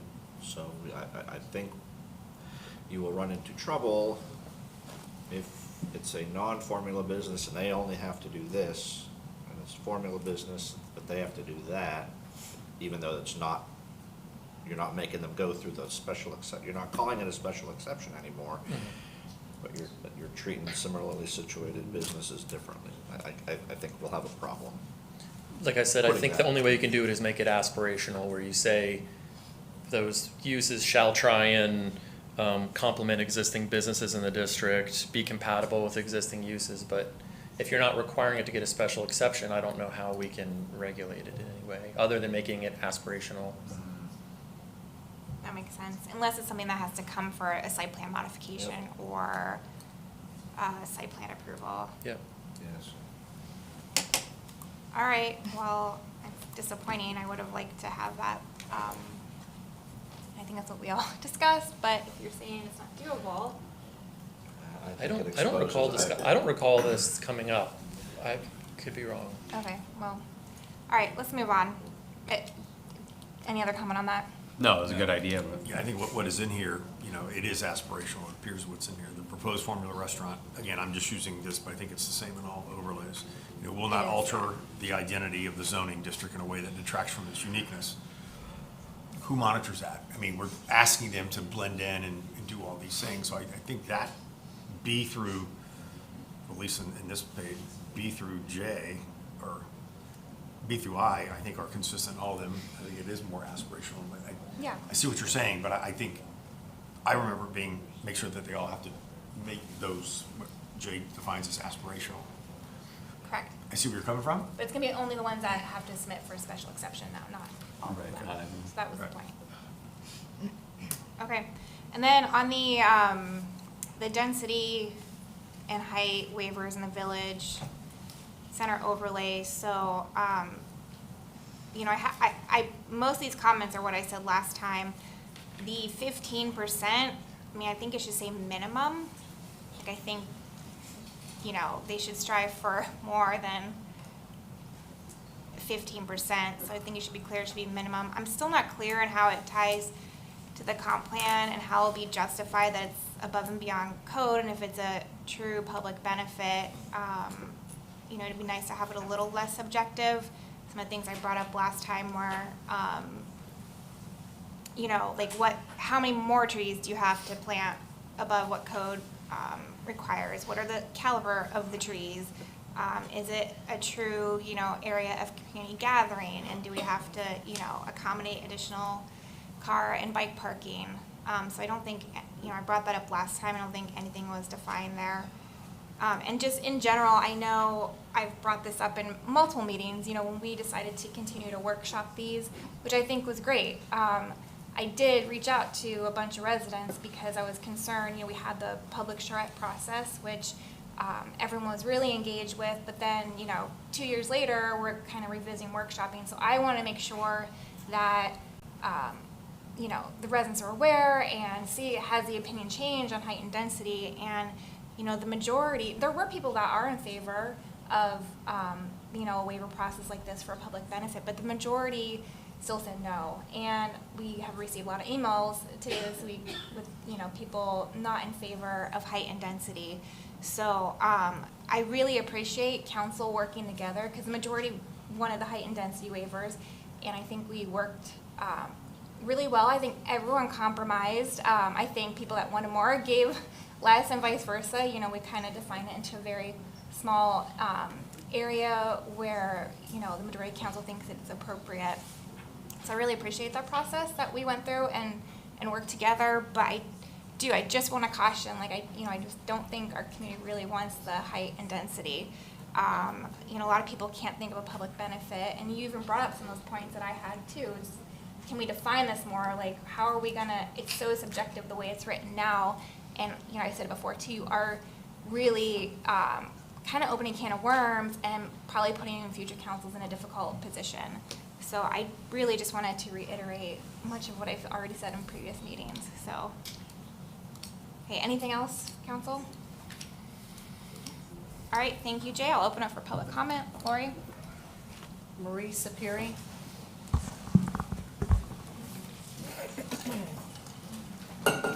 Marie Sapiri, I live in the Country Club. Madam Mayor and Council, the changes to the waiver options in the Village Center overlay rules are a complete corruption of the highly democratic charrette process that the village began in 2022. Both as a substantive and procedural matter, it is outrageous that the council is about to vote to permit waivers of height and density requirements, and for only a single property owner. This is the definition of catering to special interests. There should not be any possibility of an increase in height or density over what is currently allowed in the code. Keeping our current height and density allowances is a strategic priority for the village, and residents have been crystal clear about what they want. This issue was discussed at length in the charrette and in subsequent meetings, and the position of residents is absolutely unambiguous. No more height and no more density, not even in exchange for a concession by the developer. The Treasure Coast Regional Planning Council reported this finding to you repeatedly. Nothing has changed except the willingness of apparently 3 members of the council to override the will of the residents. Incredibly, there is not even a meaningful concession in this waiver provision. This is just a pure giveaway. There is already an open space requirement, and civic space is counted towards the open space that is required.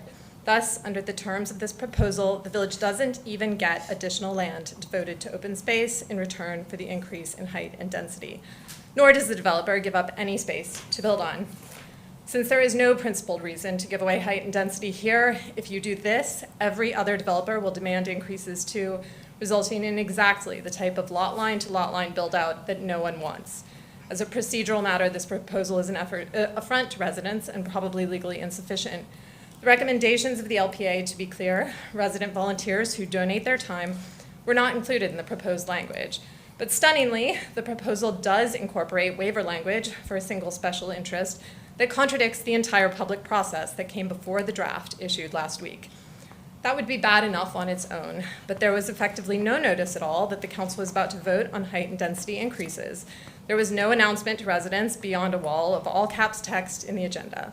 The agenda item uses exactly the same language as the agenda for the May LPA meeting, with no indication that there are any substantive changes at all, and the LPA did not have any height or density language in front of it. Madam Mayor, I want to conclude by reading 2 flyers sent to Tequesta voters that are material to this discussion. This flyer says, Councilmember Rick Sartori is preserving our small town charm. The first bullet point is standing firmly against variances on height or density to maintain the character of our community. The second says, Rick Sartori is backed by village residents and community leaders. Maria, if you cannot target a specific This is councilmember, material please. to the discussion. I'm certain that I'm in compliance with the rules. But also regarding the argument that we need to give developers tools, your duty is to this community, and residents have been clear, no more height, no more density. The duty is to protect the village, not to give developers a tool to destroy the village in order to fashion something else to their preference. Thank you. Thank you. Jessica Namath.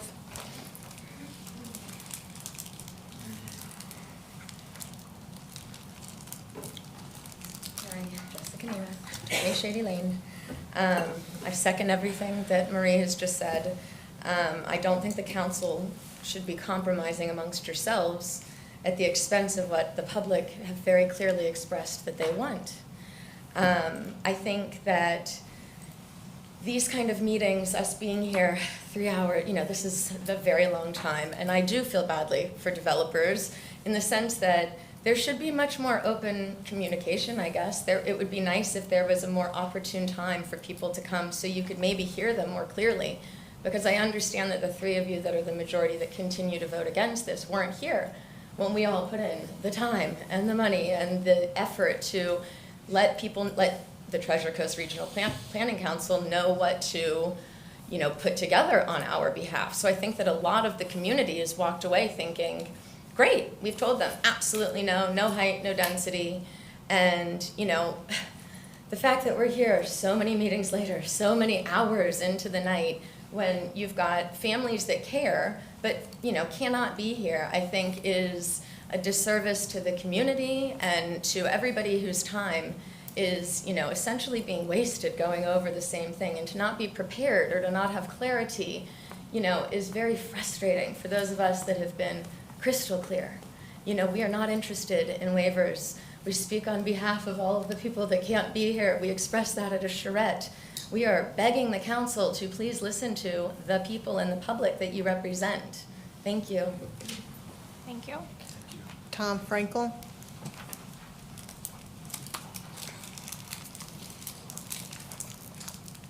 Thank you. Tom Frankel, I'm here with my partner Phil Perko. We're the elephant in the room, Paradise Park. And we've spent so many nights together now. I just want to commend everybody's time and effort. I want to commend what Jay's come up with. I think everybody is losing sight of what's happening here, including some people over here. No one's being granted extra height. No one's being granted extra density. We're all trying to work to develop something very special in that piece of property. What's been proposed here is just giving everybody an option. We might not even propose that to you if we end up doing it. And if we do, you can say no.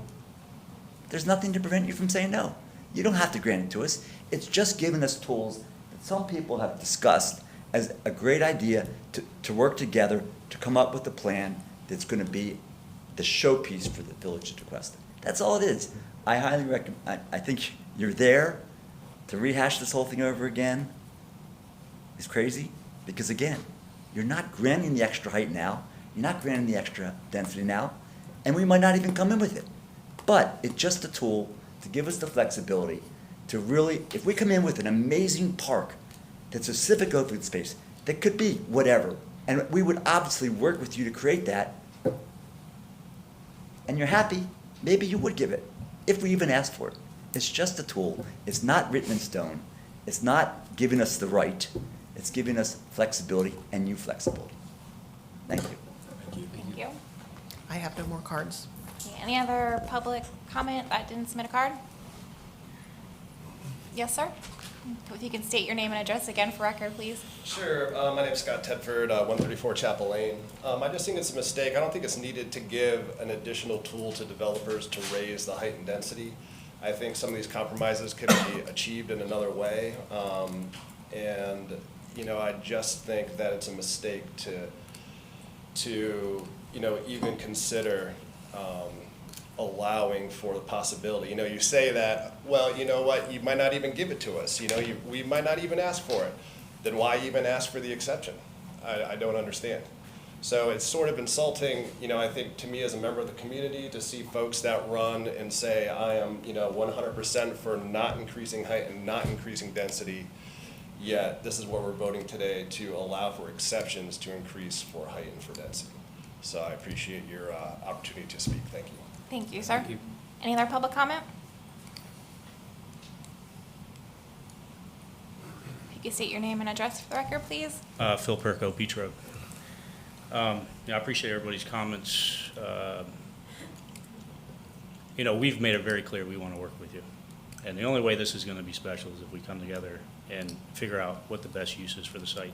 Treasure Coast has laid out a plan. It seems unanimous that everyone agrees with it. There is a very large park. There's no debate about it. You've seen it. There's a very large park. There's an amphitheater. These parks, it's going to cost us money to build it. We've laid some preliminary plans and have looked at fit test, and it's going to be at least a half acre. When we lose a half acre, we have to make that up somewhere. I mean, it's money. It's real money. And, you know, to go up another floor, the way Jay came up with a great plan, and we've talked to Mr. Bradford about it. Mr. Had Perko, a- can you had a just good- counsel, please? So we can hear you, can you talk to council? I'm talking to council, I'm talking to everybody. I know, please, I can't hear you all. So, you know, when we're planning this, you know, again, you know, speaking with Jay, and Jay, I think, did a great amount of research. When you lose a horizontal space and you're providing it to the public, we have to make up value, and if we go up a half a floor, we're bringing it in, we're stepping it back, we're screening it, no one's even gonna see it. We've done massing models, I showed them examples today. I mean, again, what Tom said is, this is subjective. We're taking a chance, we're gonna spend a lot of money with presentations. You have a conceptual presentation format now, there's no more pre-apps. We used to come in and do a pre-app with staff, now we don't do that. You have to spend a lot of money in front of public scrutiny and with no chances, no guarantees. And we've had this property for a long time, and I'm not gonna get into history, because not everybody knows it in the room, and whether it's fair or unfair. But we've put our best foot forward, talked to everybody about it. We wanna work with you. We wanna work with the community. We live in the community. We're very active in the community. They're waivers. They're done in every city. Not every city, but there's a lot of cities that use them as a tool. And again, it's subjective. And if you don't like what we're doing, you'll tell us. And we just wasted a lot of money and time and effort because, A, we didn't listen to the community, we didn't listen to you. I mean, it's a great tool to do something special. And it's economics. Unfortunately, we're governed by economics, and with the construction industry, with building costs and cost to borrow, the market's changed. You know, there's a lot of changes. And I think we gotta be smart and work together. And that's my opinion. Thank you. Thank you. Any other public comment? All right, council, any other comments? I have questions.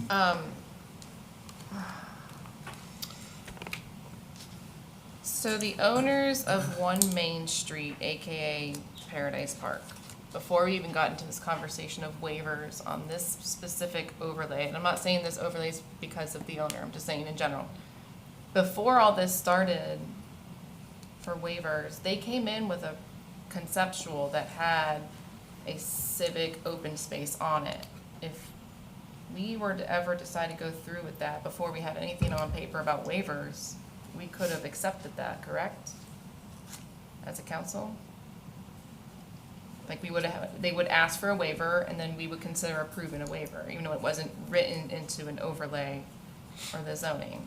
We didn't have any kind of we don't have any kind of codified waiver process. The only thing we have on the books right now are zoning variances, which, you have criteria which include a non-economic, non-self-imposed hardship. A waiver is a little bit different. It doesn't have the same criteria, but you don't have waivers in your code right now. Okay, I asked because as I hear public comment, we've had a lot behind the scenes public comment, if it's even needed, because the waiver doesn't assure that a property owner or developer is gonna get that waiver approved, so there's still no surety to it. I just don't even know if it's needed at this point. So now I'm almost thinking, what if council just move forward tonight approving everything in the overlay, but remove the waiver conversation and add it to the rest of the stuff that we'll be discussing, such as the architectural roof line elements, since that might even tie into part of the waivers, because that would be exceeding height anyways. And just, I think that conversation came up early on with, if a property owner wanted to do something that's not per code, it's a variance, but then also a zoning text amendment. Jay, I don't think that was mentioned. And the request by some was they wanted the waiver process because it's not as tedious and cumbersome as a variance or a zoning text amendment. When we just saw what we went through with the C3 private museum zoning text amendment, right? And we did it with the adding veterinary services to C2, I think, or Beach House Vet is. So it's a process, and that was the request by some individuals. They didn't want to go through that process. And then also when you do like a zoning text amendment, you're amending that whole, just the whole zone. So the overlay districts are not encompassing like the entire zoning district. So that's kind of, and I don't know, Jay or Keith, correct me if I'm wrong, but I feel like that's how we kind of got here to begin with. And just so the, and I like where she's going, I'm basically just trying to clarify for the public too, why a waiver versus a property owner just coming and asking, well, we want to give you this, let's do a partnership. So to extend to what Mayor was saying. So it's, the process of going through the overlay would be easier with the waiver than doing a text amendment. Is that what you're asking? Can you clarify? No, that's what I was clarifying, and a waiver would only apply to that certain property versus a zoning text The whole amendment that zone. would not only apply to the overlay district, but the entire zone. Like you said, the private museum that went through. Right. Instead of one property. It's the or whole one zone was proposal. changed, yeah. But with that museum one too, it was put in with X amount of footage, can't have another museum. So there was limitations put on that as well. And I thought the waiver conversation It is began possible. more as the ability for the developer to reach a goal, right? The first idea was a half a floor. It wasn't 10 floors. And that we could get green space, that our residents are telling us in every email we receive is get more green space, get more open space. And we just don't have the space. And I thought the waiver conversation was, okay, here's a way we can get green space because we don't have any more options. We do not have the reserves, and our bond that went to vote failed to purchase property from other property owners. And so that's where I thought everything began from. Part of it too. Because I don't want it to get away from we just want to go high. That was never the case. It was, okay, if you have to go another floor to get green space, well, we are getting what the residents want. And that's where I thought this conversation started, because it seems like it's going a little sideways. It is, and I think for the residents, I think the residents really need to maybe even re-listen to some meetings and look at what we're even voting on, and then by second vote, start communicating to council. Is a civic open space / mini park area enough for you to grant a waiver? It's really, for me, what it comes down to is that waiver worth it for residents? And so I really encourage residents to communicate to council via email, so that way, everyone gets it, and it's not one person getting a ton of phone calls. I think for me, it really comes down to, is that civic space worth it for that waiver? And if it is, then it is. That's it, Mayor. Okay, any other comment? No comments. None. Okay, my only suggestion is, I was hoping from the last workshop that the waivers for density and height would be not as subjective, and nothing was picked up. So I would propose removing that, passing everything else as is, because it's good and we know the community wants it, and continue to refine. If there's going to be waivers, continue to define them a little bit better on what the requirement is, and not leave it so open and subjective. Mayor, what does that look like from, like, what you're proposing now? What does that look like that would be voted on? Are we doing 1 through 3, adding 1 through 3, take out all reference to any waivers, to redoing this whole document?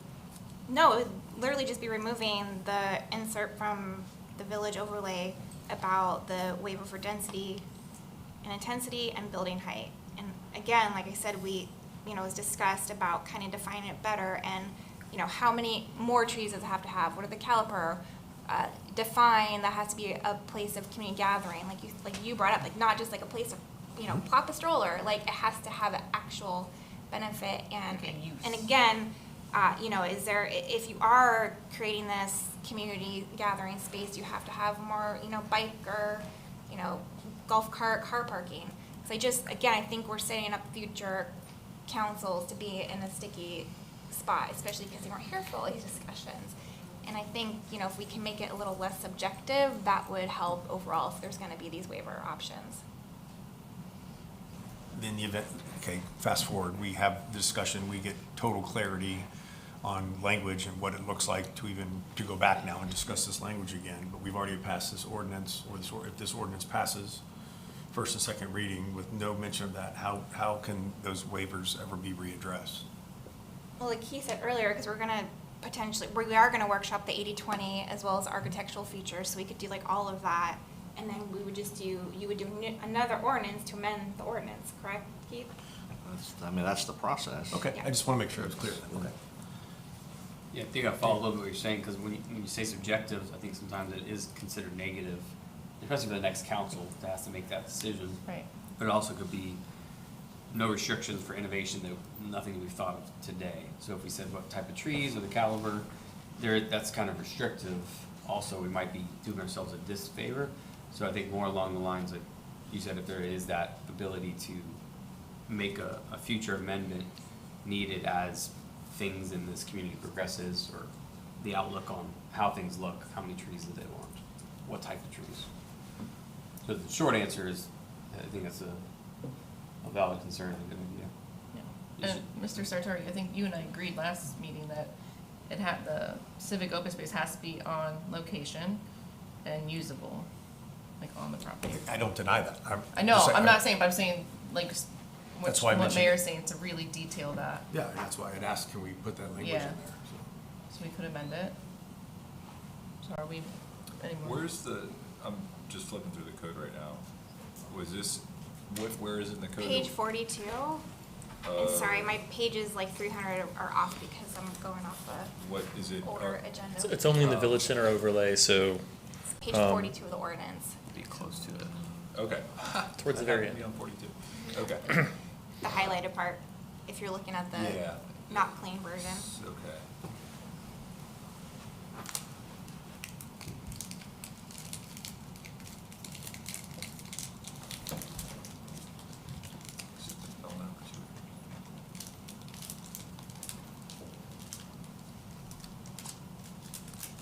So you're talking subsection B and subsection C.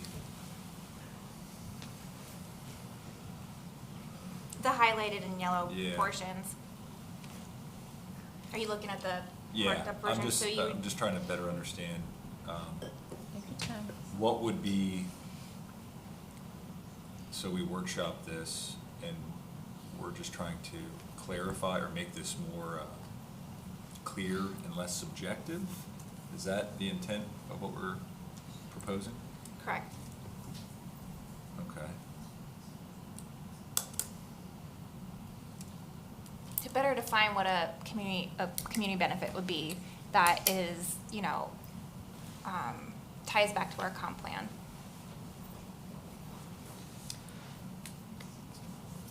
Yeah, you gonna, Yeah. just thinking, are you gonna be able to define this? Cause this is a splash pad, this is a meandering path, this is a Yeah, amphitheater. It's still gonna I'm be struggling with that. kind of aspirational words like, high quality civic open space that's utilized by the public for like an you give examples of certain things, right? Like a splash pad or an amphitheater or whatever else you may desire.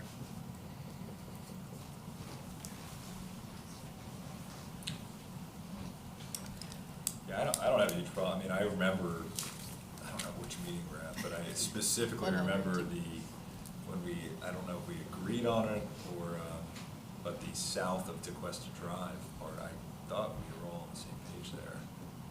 On the, except that a development over 2 acres is located south of Tequesta Drive and creates 50%. The area, I think, there's no question on that. The location. Yeah, I'm indifferent.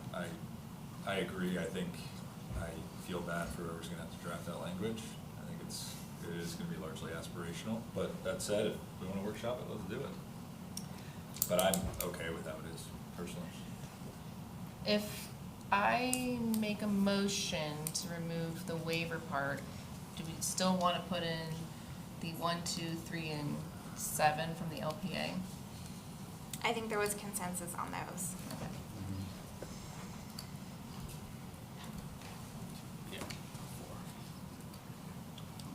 Any more comments? Nope. Which one is 7? It was defining the waiver. So we're going to define waiver, but we're not going to talk about, we're not going to. No. It was, I think it was about the waivers going back to like the LPA. Hold on, let me go back there to the front. Number 7. Because there's other It's on the waivers that staff can be memo. granted, remember?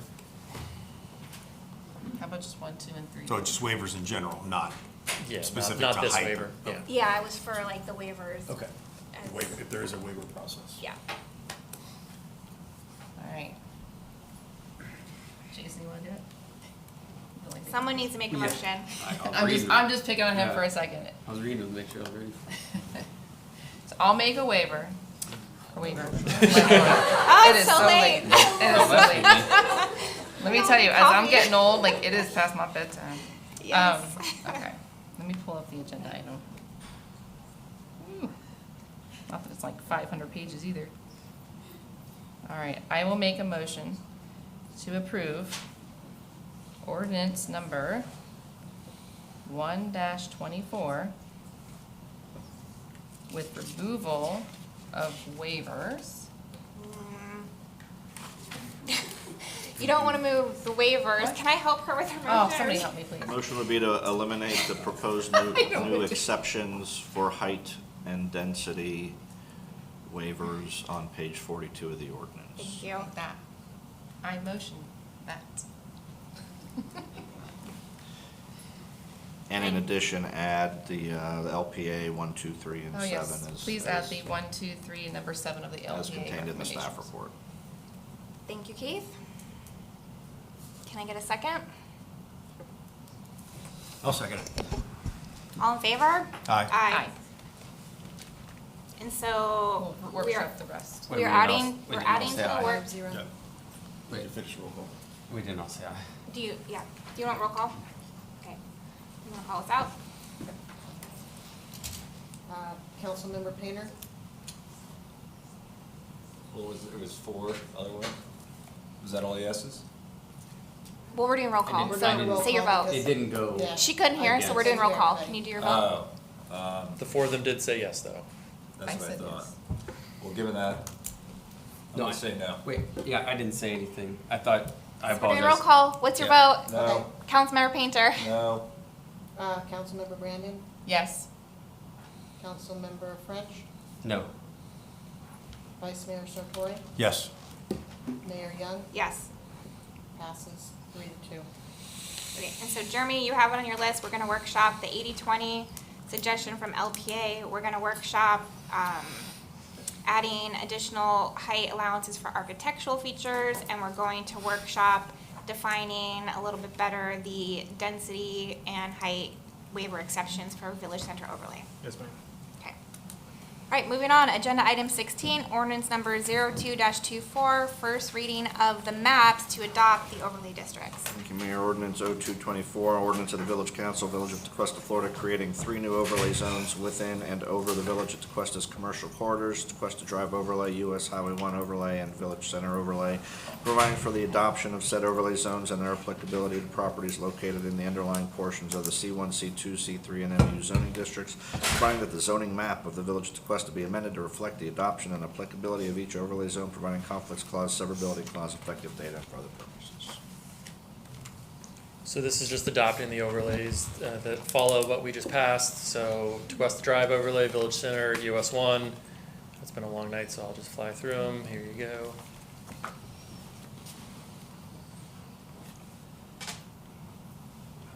It's not working. There's a little bit of delay. The computer's tired. Oh, there we go. So here's your Tequesta Drive overlay.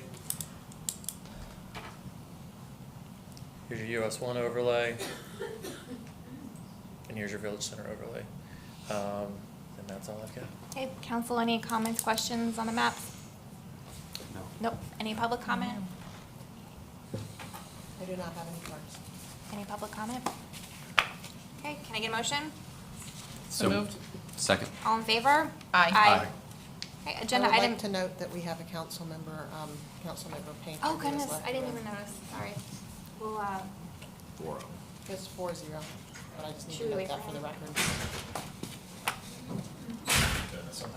yeah, sorry, Yeah, it's I all right. zoomed on Literally past could you, not I wait didn't longer. notice that you Yeah. weren't down there. It would've been Do we need uncomfortable. to, I mean, is 4 okay, or do we need to vote again, I will or? pass, Mr. Painter, the motion to approve the map amendment, the map ordinance. Approved. Yes. Bravo. Okay, agenda item 17, consider approval of property and casualty insurance renewals.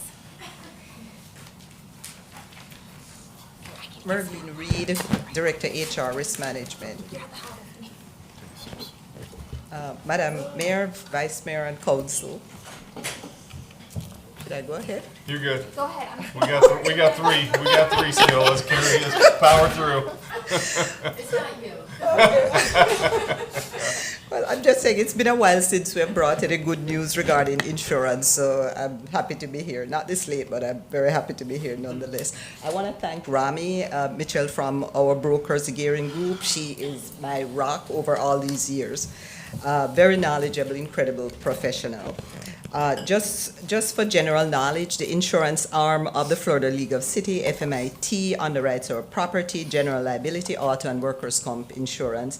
We have other ancillary lines to include statutory AD&D, statutory firefighter cancer, storage tank, and crime policies. And we regularly shop the market for the ancillary portions. So the 2024-25 renewal attachment shows a total premium of $957,913, down from $1,008,384 in the current year that we are in. FMIT focused on cutting general liability and workers' comp costs to get us to these numbers. The great news is that I didn't mention it in our memo, but the workers' comp mod factor decreased significantly from 1.07 to 0.92. And what I'm asking here tonight is for the approval of the $957,913 and an additional $10,000, because we usually put aside about $10,000 for deductible for any liability claims that we may have.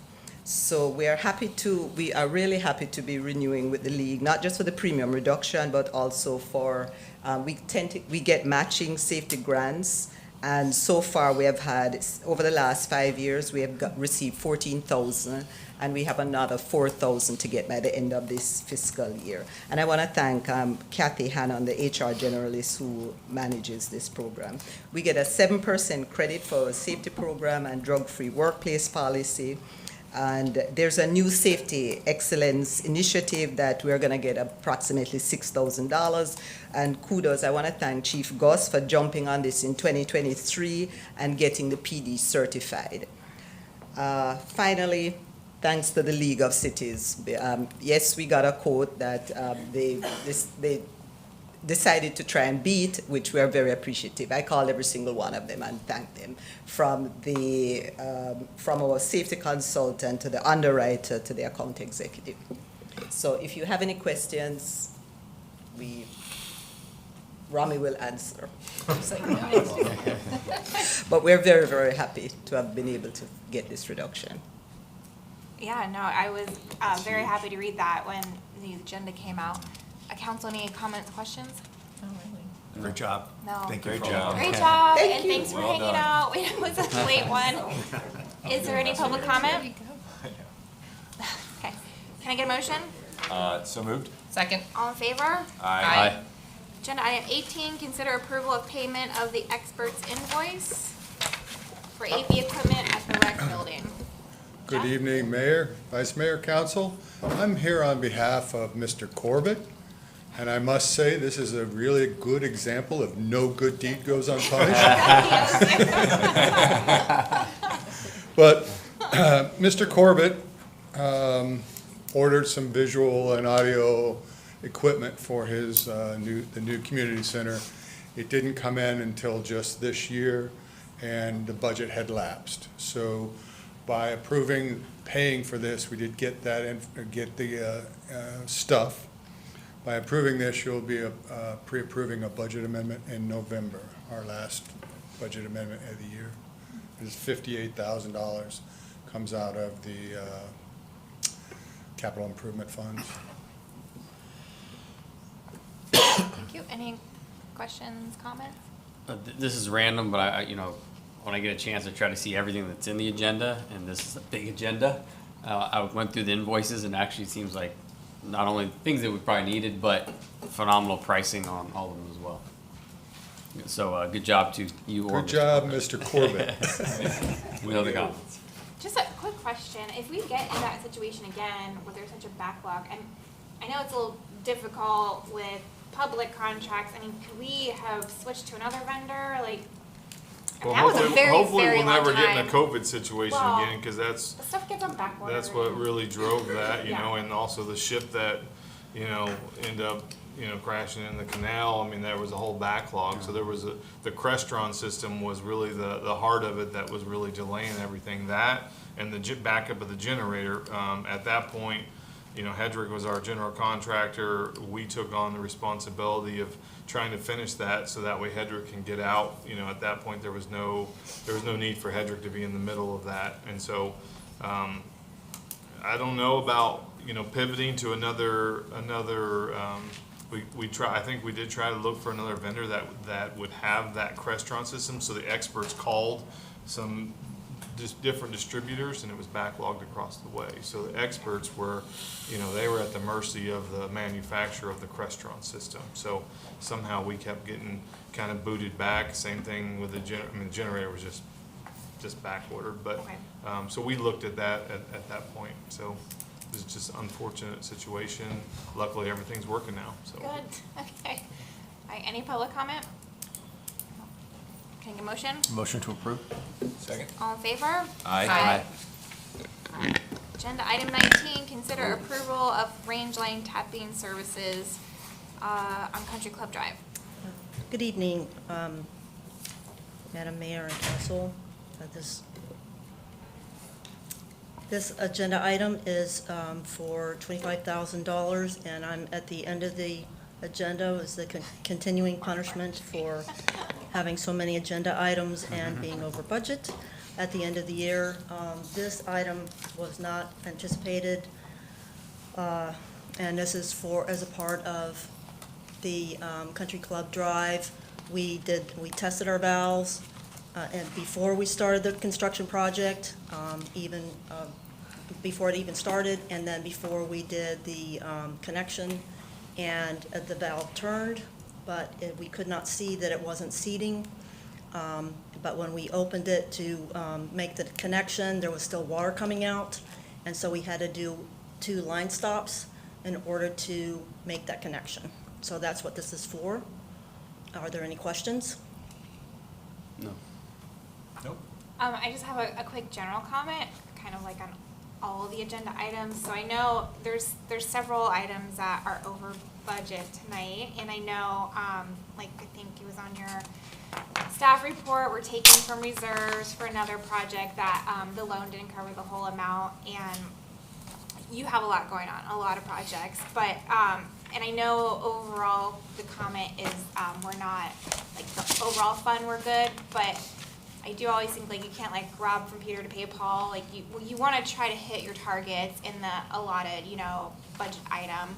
And so I know I stressed during the budget review process with all of the capital projects for the water utility.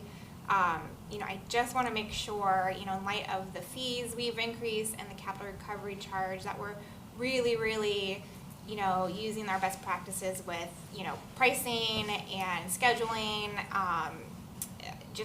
It's really important to me in light of all that we're charging the residents and all of the projects, fabulous projects you have going on. So I just kind of want to reiterate that because it obviously caught my eye this month. So I won't say anything else about that, and it just applies to all the ones that are over budget. Yes, ma'am, and we are not taking anything from reserves, just so you know, at this time. None of these projects will be taking anything reserves. Anywhere else that I've worked, we would be able to send something to the finance director and be able to take and say, may I transfer money from another line item to cover this agenda item? And here, I understand this is the way the budget has been done in the village, and I respect that, and I also respect the fact, you know, but I also felt it was important that we move things forward because we're getting things done, and I didn't want to stop it. Each of these agenda items takes a lot of time to put together, and we had to move, you know, we're continuing to move the ball forward. And I knew, the manager, the manager has expressed the concern, and I respect what you're saying, and we always try to make sure that the prices are good, like you've expressed. And you're doing great. Keep the ball rolling. All of these are 100% necessary. I've lost sleep. So- Can you hear the emotion in my Yes, no, voice? all of these are 100% necessary. Like I said, I just want to make sure future, we're just really making sure, because I know we do a lot of piggyback contracts. Like I just really want to make We sure do. we're really getting competitive pricing and doing our due diligence there. So we're good. I just needed to throw that out there. Yes. So any other council comments? Understood. Any Thank you. public comment? All right, can I get a motion? So moved. Second. All in favor? Aye. Agenda item 20, consider approval of Florida Technical Consultants Work Agreement. So this agenda item, and Mayor, the mayor had some good questions about this, and when I wrote this, I thought it was perfectly clear, to me it was. As I reflect back, it was not perfectly clear. The FTC is our annual GIS contractor. The year in, year out, since whatever year it says here that they've been doing, 2015, they do just our regular GIS work. But the lead and copper rule revision came about. It's due October of this year, October 16th. And I'm sorry, I'm trying to hurry because I know we've been sitting here. And so we are on track to get it done, but we do have 2 contracts on this agenda to help get us across that finish line. We were self-performing that the service line inventories, and so one of the agenda items that was on consent is helping to identify those inventories, and so we're having assistance with that.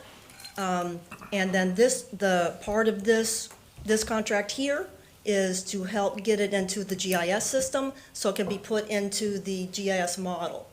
But the GIS, we did not anticipate that it would take so much extra work. A budget is the best guess. We try to budget right size. If I had a nickel for every time Nate told me how Jeremy took all the flexibility out of the budget and burst his, maintenance budget, then, and this is one of the cases where it, and I had actually requested this budget be larger because, doing this a long time, I had said, hey, I think we need more money. Well, rightly so, I couldn't give him a good reason, and so he said no. Well, he's right. I can't tell him why. He's going to say no. And so we just don't always know. And this is why, because we needed some extra money to get this across the finish line. So that's what this is for. They do it on an hourly basis. They are one of the best, most economic companies around. It is a piggyback. Do you have any questions? Council, any comments, questions? No. No? Any public comment? Can I get a motion? So moved. Second. All in favor? Aye. Agenda item 21, consider approval of Chedmore and Associates. You guys have work been hearing about this authorization. I'm sorry. Nope, go ahead. You guys have been hearing about this for You don't have to years. rush, we're good, I'm we're sorry. good. You guys have been hearing about this for years. Water treatment plant improvements. We're getting close to bidding this. This is for Wright Pierce through Chedmore and Associates to do the bid assistance and construction, engineering, and inspection services through the construction, not to exceed $334,000 for a $6.5 million project. Any questions? Council, No. any public comment? Can I get a motion? So moved. Second. All in favor? Aye. Agenda item 22, consider approval of another Chedmore and Associates work authorization for as-needed engineering support services. These are for utilities permits. It's a pass-through for permitting services. Any questions? Any public comment? Can I get a motion? So moved. Second. All in favor? Aye. Agenda item 23, consider approval of a Vantage Communications contract for the SCADA radio antennas. This is for unanticipated. Y'all approved a contract to replace this main antenna on the, and I showed you pictures in my utilities report. They went out, do a recon of our existing SCADA system out at each of the well sites. And they found that there were some of the coax cable had been weed-whacked, and some of the other well sites needed some additional hardening, and we needed some spare parts and some training, and so it's a contract for this. It will put us a little over budget.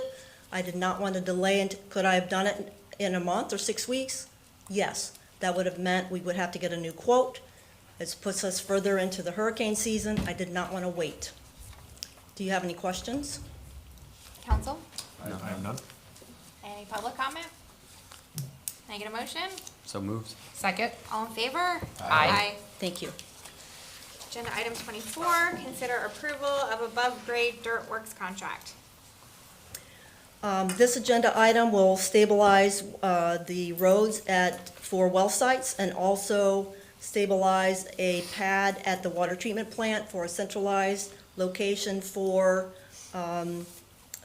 parts. And they've been trying to get that done at the water plant for, I don't know, a long time.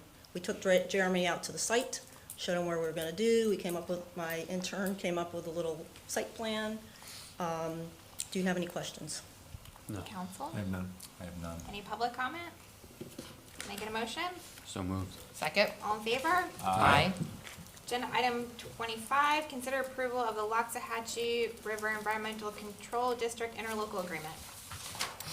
This one is the county line, this is the project along County Line Road where Martin County is going to replace the bridge. And they went for a grant. They have gotten a grant to replace that bridge. And we have to relocate 2 of our pipes. So we have a potable water main. We have an untreated water main from some of our wells. And Loxahatchee River has an IQ water quality main. So we did our designs, and now we're going to go together to do the construction, which is in the best interest for the residents, right? To do that construction together. And so we're going to join together. We have this agreement. The legal has reviewed it. Do you have any questions? Council? No. No questions. Any public comment? Can I get a motion? So moved. Second. All in favor? Aye. Thank you for your support, and thank you for the questions, and I will adhere to your. Okay, thank you, Marjorie. Thank you, Marjorie. Great Thank job. you for hanging out. We know you were at the very end of a very long meeting. Thank you. All right, council, any other matters? Can I just say I enjoy the conversations that are had up here between everybody, the council and staff. I mean, the residents, the back and forth conversations. I think it's great, and I just want to thank you all. I agree. I'll Thank second you. that. And thank you guys for listening to resident emails, and I very much am encouraging residents to email all of us, so that way we aren't relying on phone calls, texts, messengers, DMs, social media comments. I'm trying, at least for me, to encourage our residents to email us, so it's going through the one channel path, so that way we all hear the same information. It's great, thank you. Yeah, I'd like to address, since I was brought up in vain a few times this evening, I was accused of attack or saying negative things about a constituent, and as I do, and I cleared this with legal counsel this evening, I send out a generic email for every workshop agenda, not every, because I missed the month of August just because I didn't get to it. I send out an email that contains our workshop agenda and our council agenda. And what I do, when I was talking with people, they say, I don't understand. Ordinance language is confusing. I don't understand what it is. So what I do is I take our agenda and I kind of just summarize it. And I say what it is. And I send it to about 63 different people and businesses. I am not on Facebook. This is how I communicate with people. If people want to be added to it, I add it to them. If they want to be taken off, it's done. All I do, and again, I have promised transparency. What I say, based on whatever issue, at the writing of this email, I support this, I do not support this, and this is why. If you feel otherwise, it's incumbent upon you to tell me. I can't read minds. So that's what I ask. I said it 2 years in a row, I will never litigate the business of the village in social media. It's just not, I'm not on social media. I have an Instagram, for the record. It's a personal one. I communicate with my children that way, and I talk about my friends and my family. I do not have a Facebook, and I applaud you for opening yourself up to do that, because but all I said in my email was, the village posts all agenda and all backup documentation 4 to 5 days prior to, 45 business days prior to any meeting. The public can see everything that I see. There are more than enough avenues and opportunities to have a constructive conversation without the discourse and vitriol that certain people continue to spew via social media. If you follow some of these Facebook comments, we all are accused of terrible things. We sell out. So again, I never accused any one person of saying anything. I just said, and that's a generic statement, there is nothing positive that comes out of that feedback. Most people get behind a keyboard and they do that. And I've always said, if you want to know how I feel, I will tell you. So that's what I do. None of you are on it, because that would be a violation of sunshine. I will go back and forward every email that I have had, that I have sent, it's probably been 6, to my email at the village, so it can be recorded in case there's ever any issues. But I want you to know, because when I'm attacked, I feel that we're all attacked. Because we are one council, we are one voice, with 5 different opinions. So I don't want you to think that I'm out there being rogue, doing something. I'm doing what you do when you put something on Facebook. I just do it via email. I have not done anything wrong. I've never used anybody's name. I read the comment, I don't, my wife reads them to me, and I'm like, God, the vitriol and the discourse that comes out of that, that's why I choose not to do it. And if anybody wants to be part of that email list, I will continue to do that, because I do not violate sunshine. I will record them for any proper documentation in case any request is ever made. And there never is any dialogue. It's more like, hey, thanks for the information.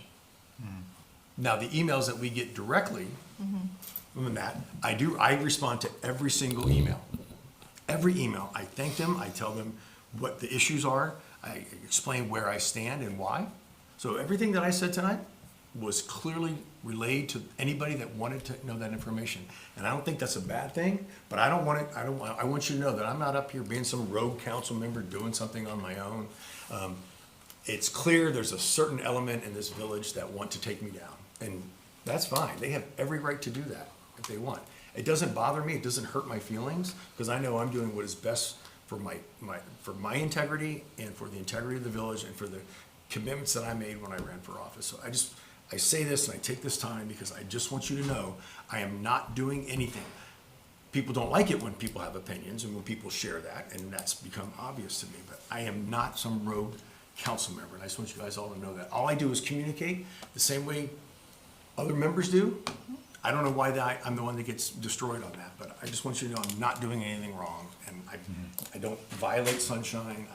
None of us do that. I'm so proud that this council does not violate sunshine. So anyway, I just want you guys to know that, while people are attacking me, I can take it. It doesn't bother me. It is what it is. But I'm not doing anything, in my opinion, that warrants the attacks. I just want you guys to know that. I appreciate you saying that, and didn't doubt it for a second for what it's worth. And Mayor, I applaud you, these personal attacks, and I applaud you for trying to cut it off. I know it's not easy. Thanks. That's just, try to follow rules of decorum the best I can. Yeah, good job. It's just inappropriate, unnecessary, and quite frankly, unproductive. So I appreciate you saying that, Rick, but I won't speak for everyone on council, but I didn't. Okay. Yeah. All right. Any other comment? I have nothing else to add. No, ma'am. I have a lot to talk about, I want to actually. correct one thing, though. I am an aspiring fisherman, and I was very upset with Chief That was a big snook. Let the record reflect. I saw he caught a bonefish. I did catch a bonefish. So. In the river. It's amazing. Can I get a motion to adjourn? I'm not ready. So I want to moved. keep going. Second. All in favor? Aye. He's ready to go. I just got my